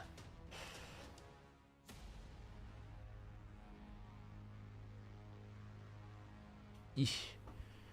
Yeah, so the way that I think self-learning is best done is you have a problem, you need to solve it, then you figure out how to solve it yourself, because you will retain the like subconscious knowledge of, I remember when I had that problem, I fixed it this way. Whereas if you learn everything from a textbook, it's always a bit like, well, the textbook told me to do it in XYZ method. How do I do it in ABC method? Well, I don't know. The textbook didn't tell me that.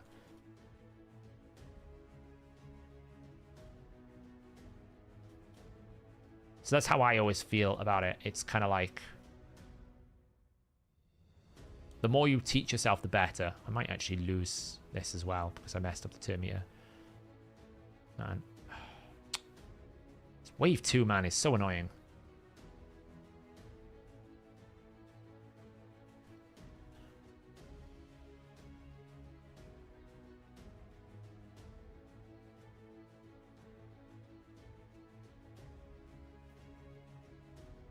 Salad needs to take an extra turn. He's not going to.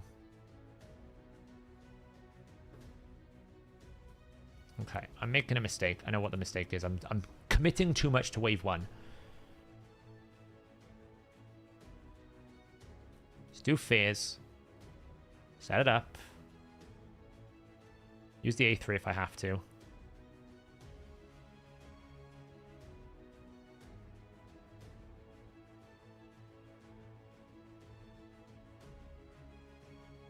There you go.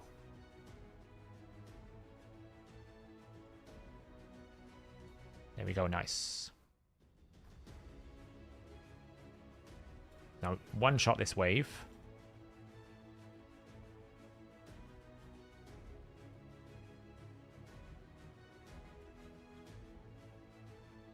Nice, didn't get stunned as much that time. Give it an extra turn here. Try and kill out the sills. There's one.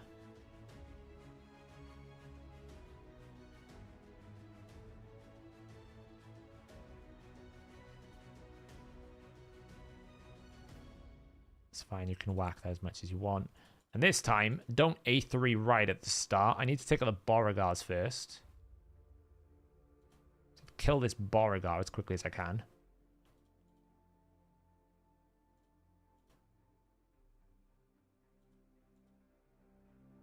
Like that. Oh wait, it's not the Beauregards, it's the Light Swarm that does the revive on death. I was trying to figure out what was the revive on death, but it's okay as long as I don't get frozen, because as long as I'm attacking, I'm healing. That's fine. Steal that. There we go. Mistake I made last time is I buffed everyone and I froze my entire team. Like, this is what I mistake last time. Luckily I can do it now because there's only Torments left. There you go. Done. 300 energy back as well. Nice. So we're already up to like 71, and I've cleared a good chunk of Soul Cross without having to spend too much on re-gearing. This I will do eventually, but I just got to re-gear a few of these heroes and make it work, so it shouldn't be a problem.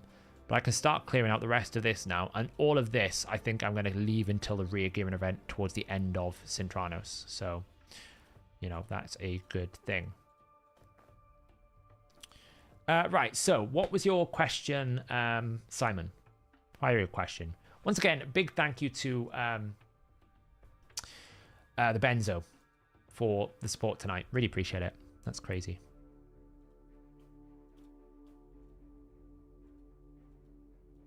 What? No spending on regearing? No, I'm going to save it all now. Like, I'll tweak a few little things and lock people away and stuff like that, but I'm going to wait for the regearing event. I don't need to do it now. So yeah, second Armands is worth rebuilding. Not necessarily to use in live arena, because you're going to only eventually pick him once, but certainly like overall having 2 Armands is probably worth it. It's a bit like Kymar, you can build them 2 different ways. You're struggling to scale your damage. What is the team that you're running?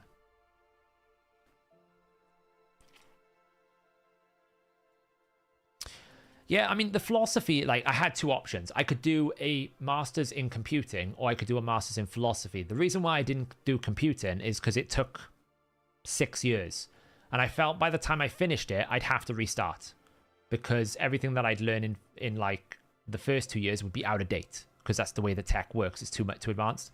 And I've always liked the concept of, you know, answering the questions that most people don't think about every single day. Like, why do we do such things, such as like, why do we, what is the purpose of existence to the strive of life? How do cultures react in different ways? How do we philosophically think about things? And it's quite a deep topic. I thought it'd be quite cool. In the end, I learned about how we designed prisons. It's not really quite what I want. Oh, and I did learn that Nietzsche was a pretty messed up guy.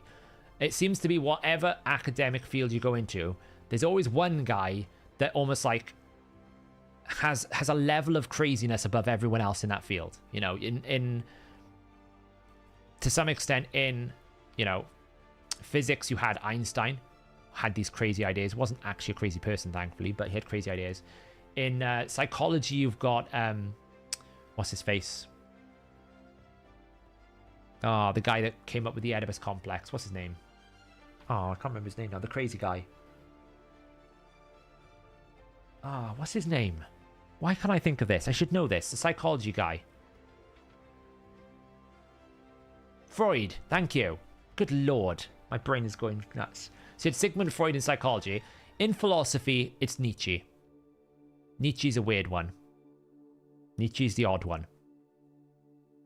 I spent a lot of time... My dissertation was on Nietzsche's concept of nihilism. I spent a lot of dark places, that is. That takes you down a very barren hole of, like, depression when you go down the concept of... Somehow Friedrich Nietzsche managed to convince everyone that Christianity was the doom of all mankind. Don't ask me how he did, but he did, you know. That essentially that Christianity was a form of nihilism that was basically destroying the meaning of life. It's deep. He did like Christianity at one point, then he hated it. But yeah. Yeah, I did a bit of Aristoteles and Plato. I didn't do much Greek philosophy, to be honest. We went quite modern very quickly. We did do a little bit. So... Well, yeah, Gareth, essentially, technology is the new form of what Friedrich Nietzsche's philosophy was about when it comes to nihilism.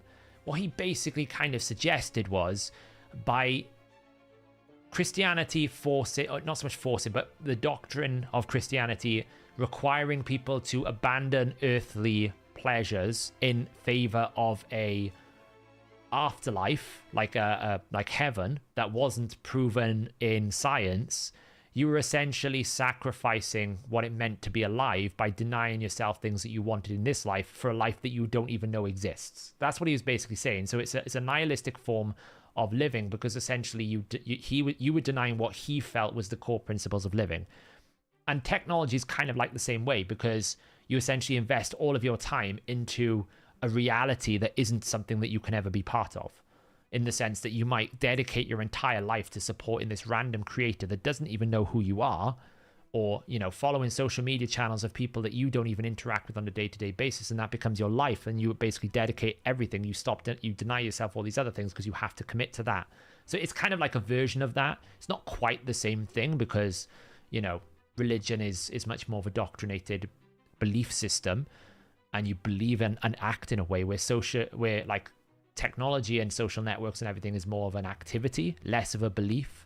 But it, in very extreme cases, technology, you know, social media addiction and all these kind of things does kind of lean into that, like, you almost like sacrifice what it means to be you to exist in the world that doesn't exist. So it's very interesting. You just have to basically go lie down after a while, because some of the topics are really depressing. I'm not talking you out of following me, no.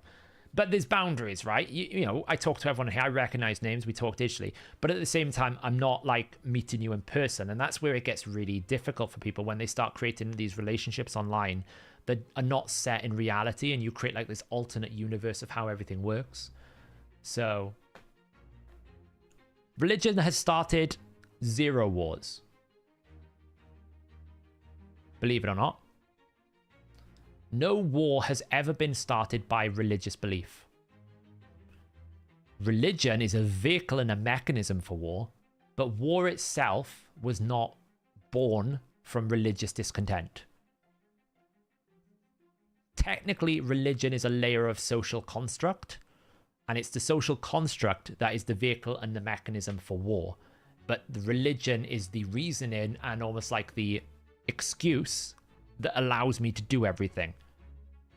Let's face it, we've been fighting the Crusades for the last, I don't know, 1,000 years in various different worlds. It's not really Christianity versus like Islam that really created that. That was, I want to fight over this bit of land. How can I get there and convince everyone that fighting over this bit of land is worth it? And it's like, well, we can just say that like it's the religious requirement to do it. Great. Now we can justify everyone going to war. Great. We get away with it. Sign the rubber stamp. Off we go. It's not actually the origin. The origin is social constructs, is social domination. It's the human psychological basis of domination. We are one of the few species in the world that domination is our goal. Most species is like survival in terms of like food, you know, the cycle and all that kind of thing. Ours, we psychologically want to dominate, it seems to be. Don't really know why, but that's what it is. Yeah, Freud was the psych guy. Nietzsche is the philosophy and kind of like that kind of guy. I did a lot of like Immanuel Kant as well. You know, I did a lot of philosophy on morals. Moral philosophy was the most interesting one for me. Hey, YST, yeah, we're having a little bit of a segue. But for me, like, philosophy was very interesting for the moral aspect of philosophy. Like, how do you make moral decisions? You know, the old thing they used to say is if there's a baby on a rail track and 3 people on another rail track, which one do you save? Those types of moral philosophical debates and thoughts and considerations have really interested me. Yeah, is it in Discord? Just at me in the Discord place where it is, Hypnos, and I can double check. So, hey Noda, actually good timing. We've got 8 minutes, Noda. So, but what do we owe to one another? I mean, you know, subconsciously, yeah. So subconsciously, the human race, the human species, will want to dominate even when you're not dominating. For example, if you're in the social setting and someone is constantly speaking loud, it's because they've got that urge that they have to be the center, the dominant one. Some people back away from it, but you know, that's why we have homes, because we want to dominate a small space. We want to possess things. In extreme cases, that can turn into very, you know, bad behaviors. in most scenarios, it just means that people have, like, they, in a healthy mentality, it just means that you have an identity of what you want and you go for it, essentially. Whereas, you know, most species will just want it, like, will eat if they're hungry, and that's what their drive is, to survive. Our drive isn't just survival, it's also to dominate and conquer and survive at the same time. That's why we will kill things for the sake of killing it, not because we actually need to, but because we want to. So, I'm not doing the Titan event at all. No, I'm not doing the Titan at all. I'm not doing it, so.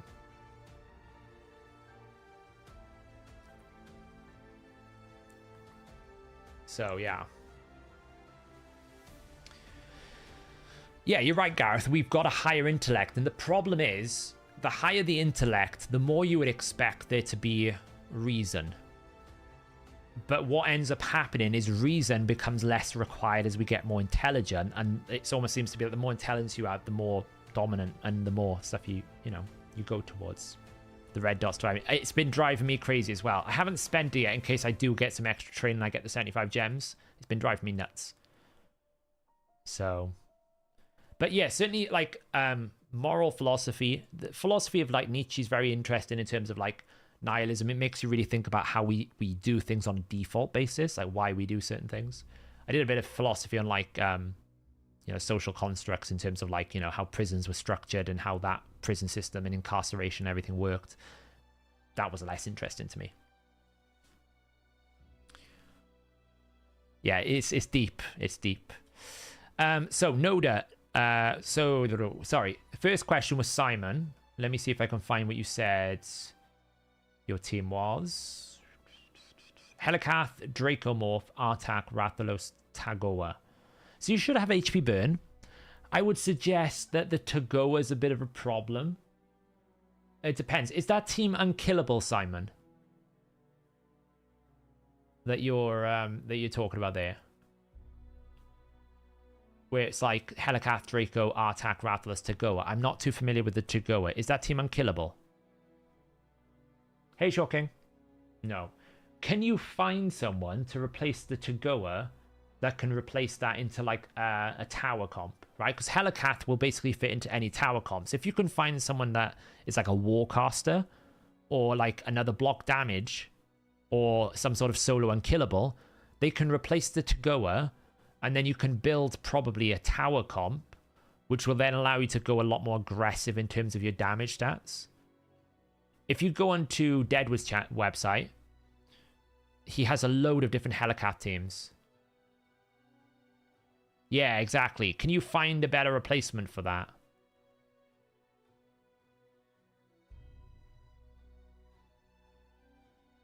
There's loads of them. Yeah, I would suggest you go look and see if you can find, like, I see, like, Deadwood's website will have a load of them. He'll have a load and load of different, like, I know he made, like, a ton of them at the time.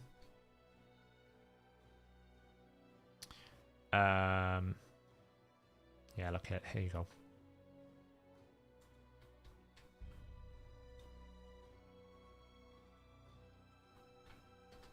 There you go. If you head over to that website, Simon, have a look to see if you can find a Helicath team that fits better for you.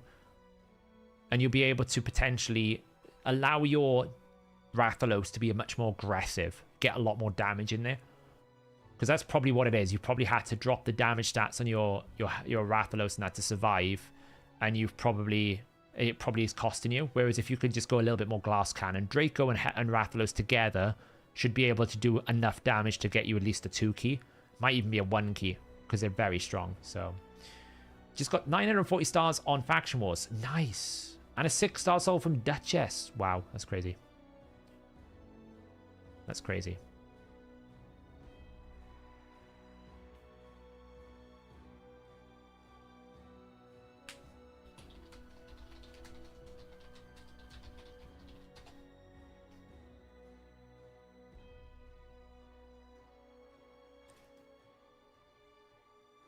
Okay, so we've got about 5 or 10 minutes before I need to jump off stream. So one thing we're going to be doing quickly is Noda, who is part of the clan, part of the community here, is looking for some advice on how to build a Hydra team. So we're just going to, or basically build Hydra teams and focuses to try and figure out what teams to run, basically. So what we're going to do is we're going to basically build... Is this the right one? No. There we go. Duplicate. With the power of the community, we're going to look at building some teams for him. Just to help him focus a little bit more on what we want here. So we're going to do this. Let me just get rid of this. So I'll put this over here a second.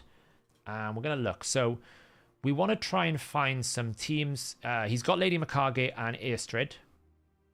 So Airstrid obviously is going to take one of the teams. Now, first things first, we got an Acrisia.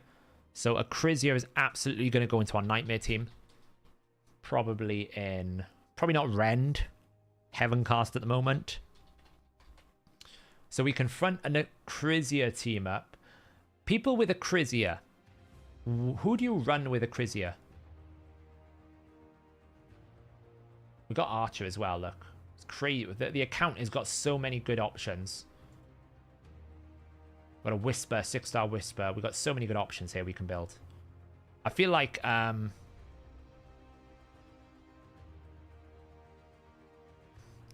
Archer's going to go here.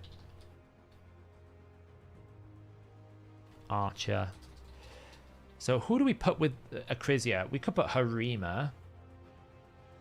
Yeah, I'm thinking a Whisper goes in a lower difficulty. Yeah, I definitely think like Airstrid comes in here. I would also put like Mikage in the Nightmare. That gives us like increased attack. I don't think Airstrid and Mikage go well together, if I'm being honest. I think there's a better combination here. So like we definitely want to increase speeds.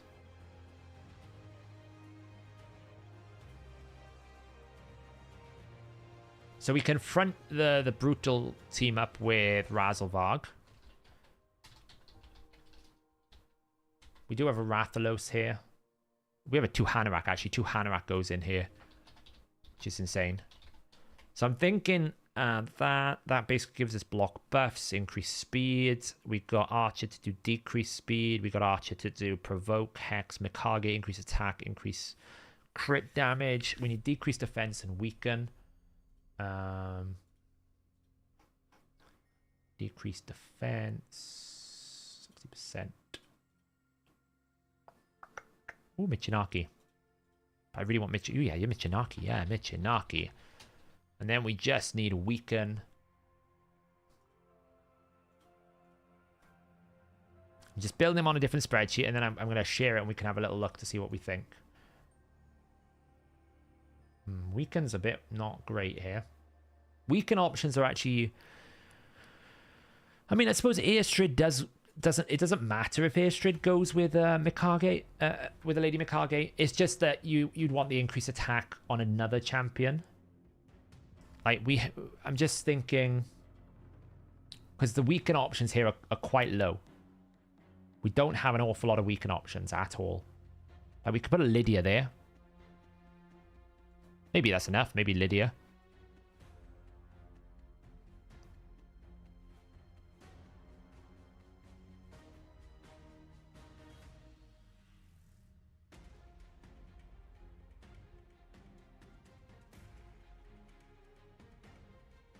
Yeah, I think Lydia actually here. And then team 2, we're going to basically have Razelvarg fronted up.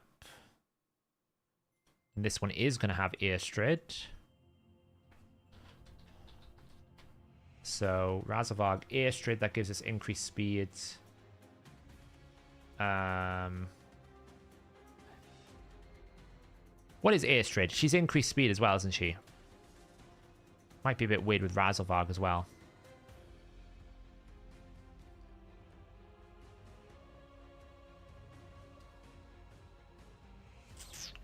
We're building all 3. So I'm just thinking now for Hydra. He hasn't got Cardiel, has he? Am I blind? There's no Cardiel here. Where are you seeing Cardiel?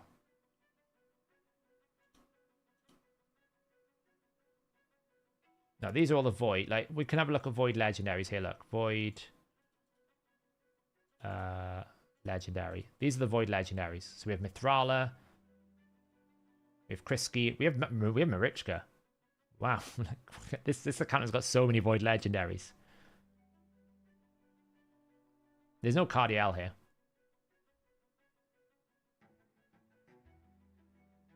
But absolutely we can put Marichka in one of these teams.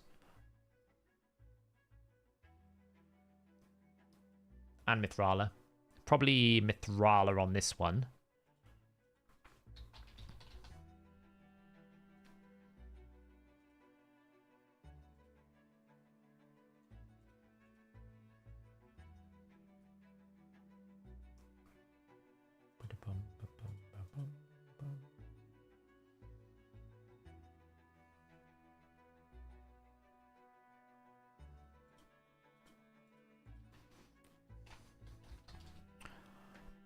I'm just thinking here, Harima's got Provoke. Harima Provoke. How viable is Harima as a Provoke?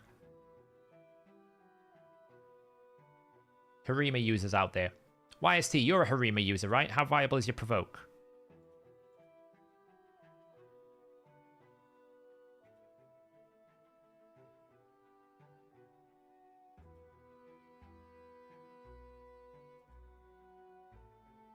Yeah, I'm just thinking. I mean, we could run Morley.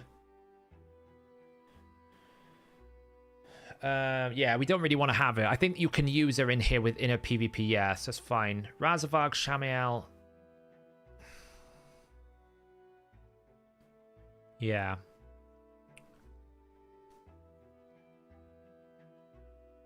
You could just run Morley. Or Bivold.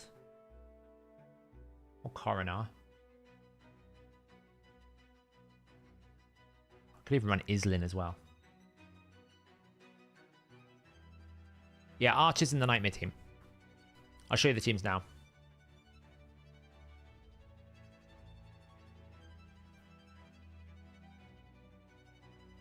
I think Morley is going to be good here. I'm just worried we haven't got enough coverage. So, like, Harima's going to give us decreased attack and damage. We're going to have Razavog with heal and damage. We have Earstrid with weaken.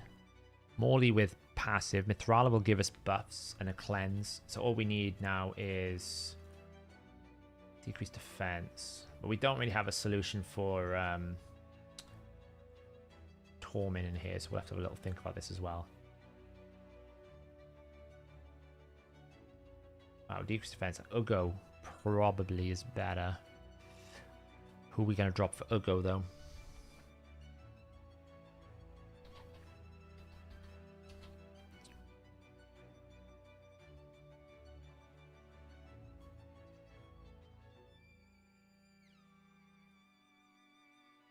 Let's decrease defense, weaken, increase attack, speed, Harima, and then do we have a Shamiel?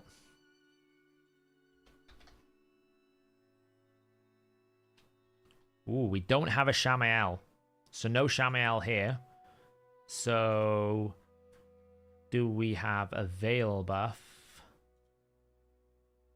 Ooh, we do have Duchess. It's a bit awkward, that.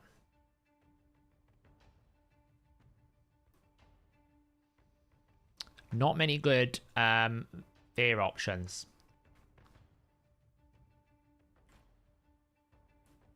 Yeah, but we've also got Razzlevog's A2, and we'll have Ugo's A3. So I think Morley, I think like Earstrid backed up by an Ugo Razzlevog should be okay.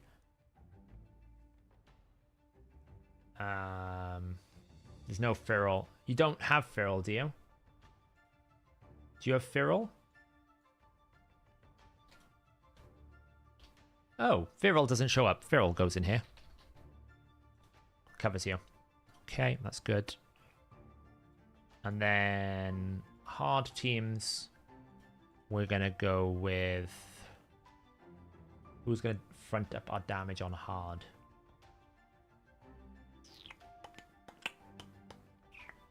Whisper.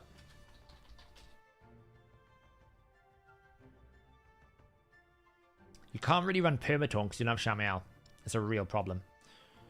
Like, it's a real problem.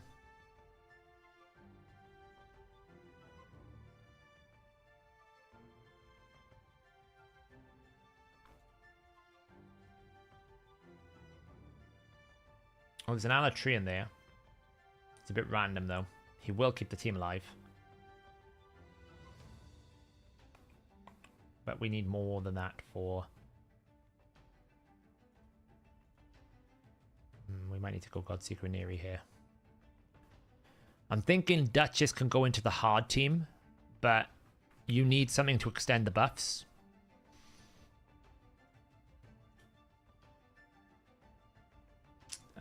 So, like, we need a provoke first. I'm really short on time, so I've only got, like, another 4 minutes tops to do this. Provoke. Well, we got Vizix built, so maybe we go Vizix. That also gives us decreased speed, so let's go Vizix here. Decreased speed, we get Veil, we got damage, we need to get a Weaken out. I actually think Airstrid comes out into here, maybe. Because I think Airstrid with Whisper is really strong.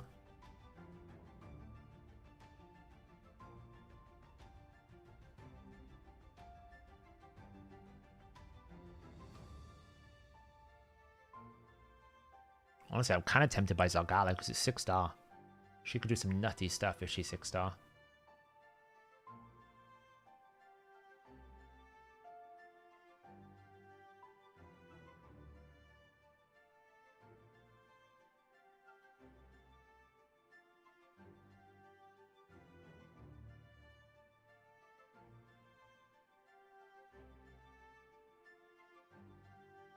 I kind of think Zargala is second DPS. I know it's weird, but her A3 could probably do some nutty DPS. I don't know, though. Is Zargala really good enough?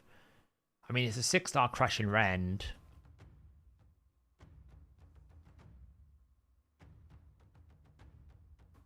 Just looking for a decreased defense that we can put here. I mean, there's always Stag Knight, of course, but like really it needs to be... Because Lydia's locked, Michinaki's locked, right? Because they're in the Nightmare team.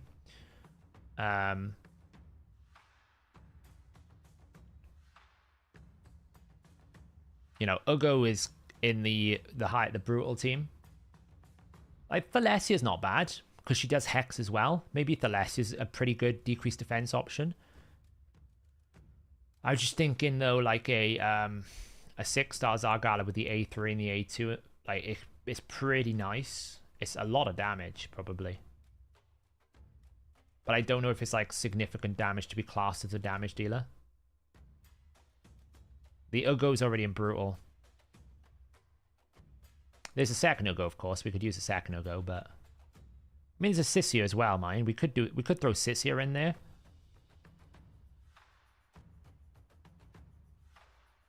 Yeah, we could use Draco. I just assumed Draco is probably in a very difficult build for Clan Boss.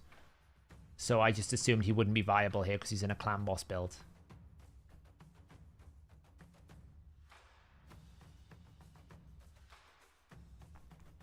Yeah, we could use another Ugo. That way we get block buffs then, right? So let's just say, like, Ugo. Then who do we have as a second damage dealer here? Because that gives us decreased defense. We got weaken, increased attack, decreased speed. Duchess.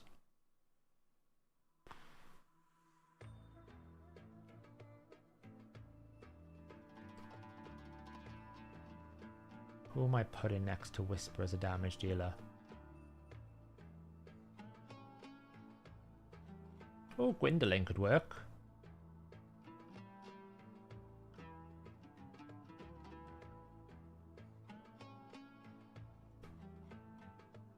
Gwendolyn damage is pretty good, right? We could put, like, I'm looking for basically a damage dealer to go with Whisper. Oh, we got a Padraig in here. I didn't even see that there's a Padraig. That's kind of strong. Oh man, you got 2 newts. What the hell is going on down here? There's like a party down here. Look at this. 2 newts, a Pedreig, a Firrel, 2 Kira the Watchers. Like, what the hell? Firrel's there as well. Yeah, no, 3 newts. Like I'm saying. So 2 newts there. Naldo's down here as well.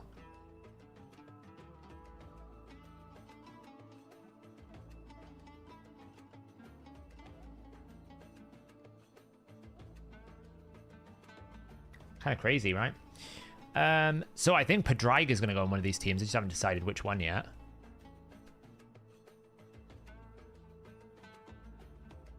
Honestly, I think maybe in this one. And then... I don't know. Who are we feeling like is better as a good damage dealer? Oh, there's a Cantra. There's 2 Cantras down here. Lord above. There's like a whatever her name is. Tatsu. Marichka. I forgot about her. We've got Saoirse the Crowned. Oh, there's a Nekmothar down here. Holy crap. I'm like, there's me struggling to find things to build. There's like a Nekmothar. Just chilling down here. There's a Tila. There's a Panda.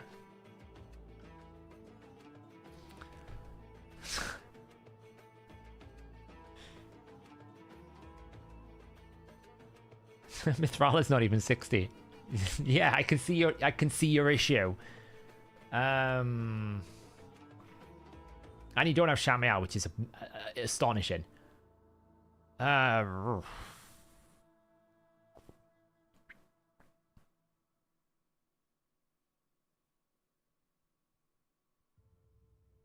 Honestly, I think we go Nekmo here. And just put him in Provoke.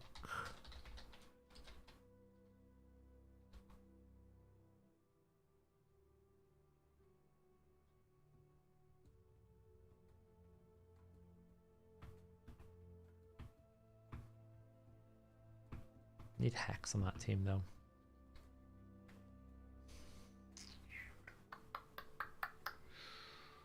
This is where my head is at the moment. So, yeah, time to build champions, right? So this is where my head's at. So Nightmare, we're going to have a Krizia, Michinaki as our main damage dealers. Lethal, Merciless 6, whatever, it doesn't really matter. Michinaki is like what? 2-star, so probably like, I would say Heaven Cast. Lydia is she awoken? Yeah, so Lydia can go Cruelty to Hanorach. And Lydia can just go in like, I don't know, Hex. I quite like Lydia and Hex. Archer to Hanorach can be whatever. I feel like that's a good Nightmare team, right?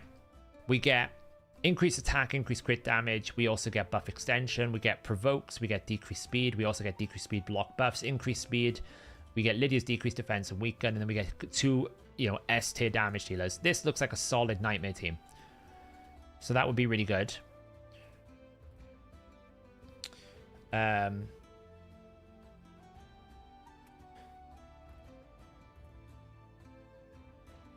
So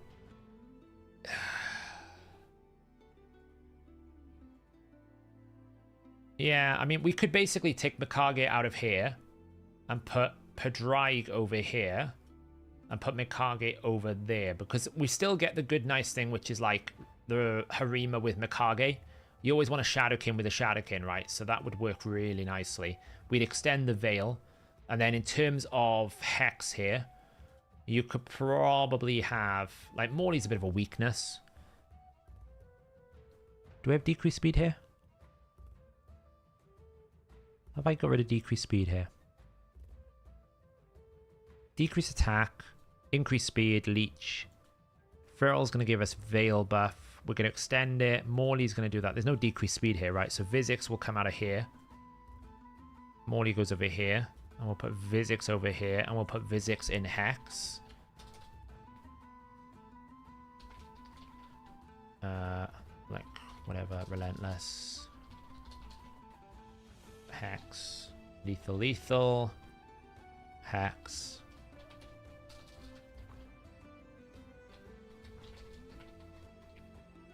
And then for this team down here,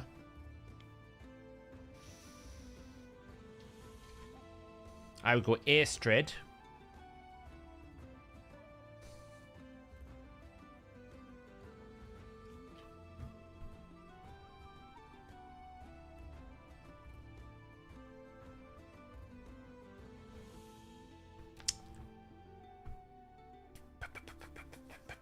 Astrid is more offensive and better with Whisper, but we don't have a good Hex option in this team too. Like, I don't really like Duchess here, but we don't have a better Veil option.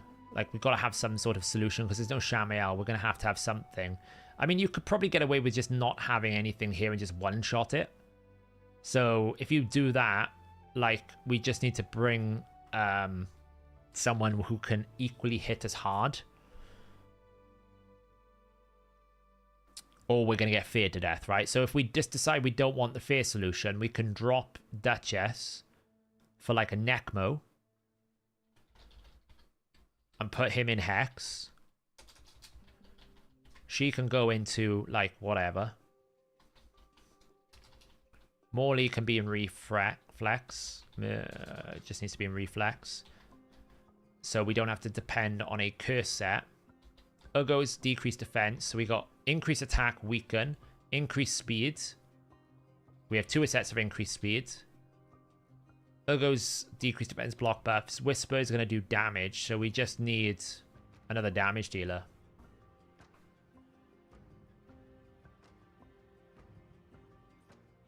Versus Reflex, yeah.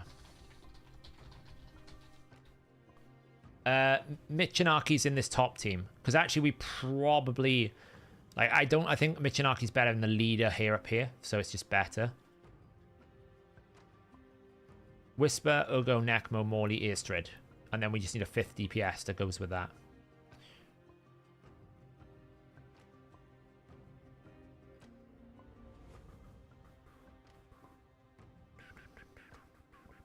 I feel like Gwendolyn's not a bad option. I don't know what everyone thinks about Gwendolyn, but I feel like Gwendolyn's a pretty good option for hard. Out of everything we've got here, Newt's better at Nightmare. I feel like Gwendolyn is the way to go, right? Rabbit's in Brutal, yeah. You think Sun Wukong, Jorgid? No, there's no Jorgid. Draco's in there. I've seen a lot of success with Gwendolyn teams. She's okay. Okay. I mean, we could just go Sissia.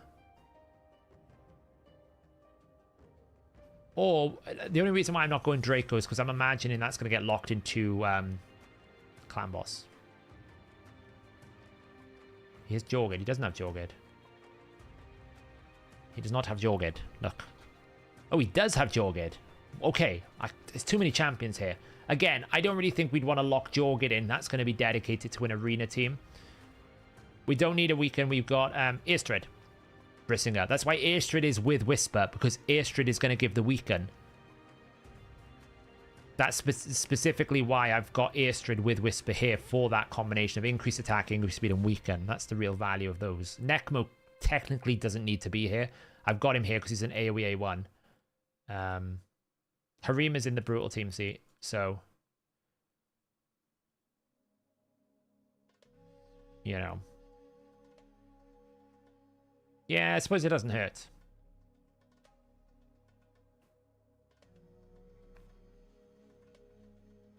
I'm not a massive fan of Wukong in Hydra. I think he's quite poor. Like, Rathalos DPS would be good, but we need a burn.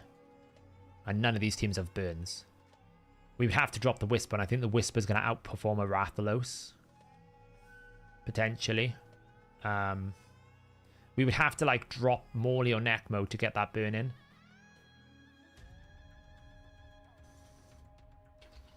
No. No grip tuck. I've got like 2 minutes and that's it.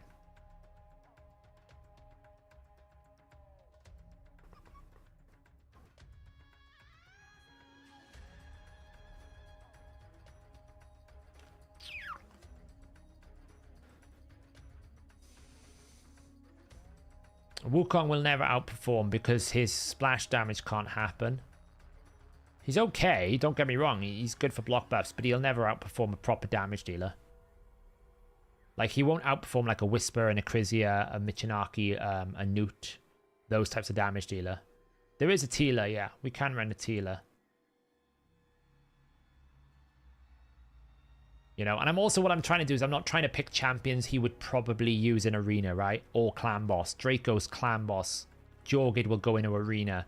Wukong's likely to go into arena. I don't want to lock the Hydra builds around that. I think that's, you know... Yeah, I'm not saying Wukong can't do a job. I'm just saying there are champions that are better than Wukong that exist in this account. And I wouldn't want to lock someone who's very good in arena into Hydra, you know?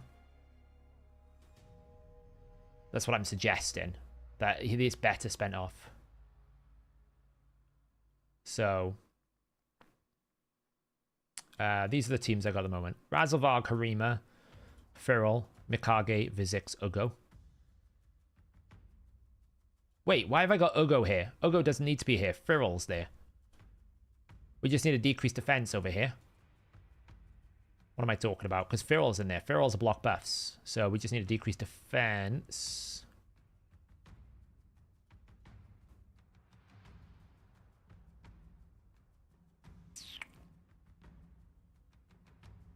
How do you know if a battle is considered a dungeon? It has to be any of the ones that exist in the dungeon area. So that's not Clan Boss, that's not Arena, that's not Faction Wars, and that's not Cintranos, and not Doom Tower. Things like Fire Knight, Affinity Dungeons, Spider, Sand Devil, Shogun, you know, everything that exists in the section dungeons in the game. So...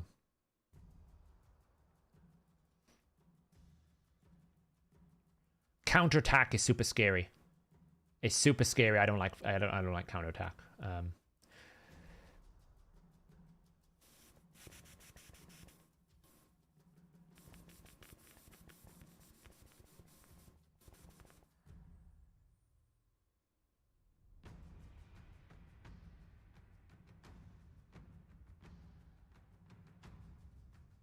It's tricky. Yeah, we can run... We can. Yeah.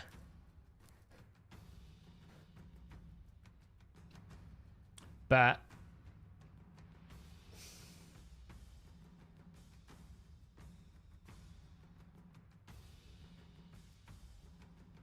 Yeah, but I don't want to lock him in there. Like, Team 1 is great. Team 1's fine. Team 2 here just needs to decrease defense.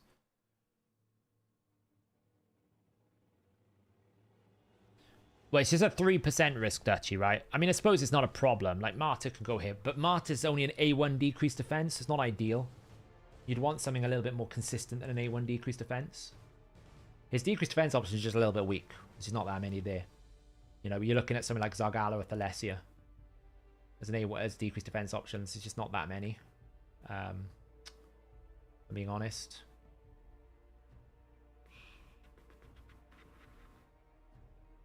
There's no Krisk here, no. Of course, yeah. Well, we're just building it for the future, really. Rathalos is only A1, see. Stag Knight, yeah, you could do a Stag Knight. I'd be more inclined to use a 6-star Zargala, though. So... I'd be more inclined to use a 6-star Zargala than I would be using a Rathalos for decreased defense. Personally. Because it's already got decreased speed with Vizix. So... The Ugo is very strong, though. So Ugo can go into hard too. I think basically something like Sisia. And then I would say Zargala, something like that. I think that's a good place to start. But I've got to dash off anyway. I got an early night today. So I'm going to leave it there. We'll experiment with this. I'll send you all of this, Noda. I think it's a good starting point. You might need to tweak, like, the Nightmare team, start building that, and then you go to the next stages. But the Nightmare Team Hero is really solid. That's more than enough to keep you busy for a couple of weeks. So we'll go from there. Anyway, guys, thanks for hanging out as always. I've got to dash off. I am going to reconvene this at another time. As always, a big thanks out to everyone who has watched today and all the supports and everything. So I will catch you all next time. Oh, wait, one thing I need to do first. Nearly forgot. I need to do this. And I need to do this. That. The guys over in Fateless are currently playing AFK Journey. So if you want to go say hi to them, see what they're up to, it's a good way to go. So we're going to end the stream there, and I'll see you next time. See you later, guys.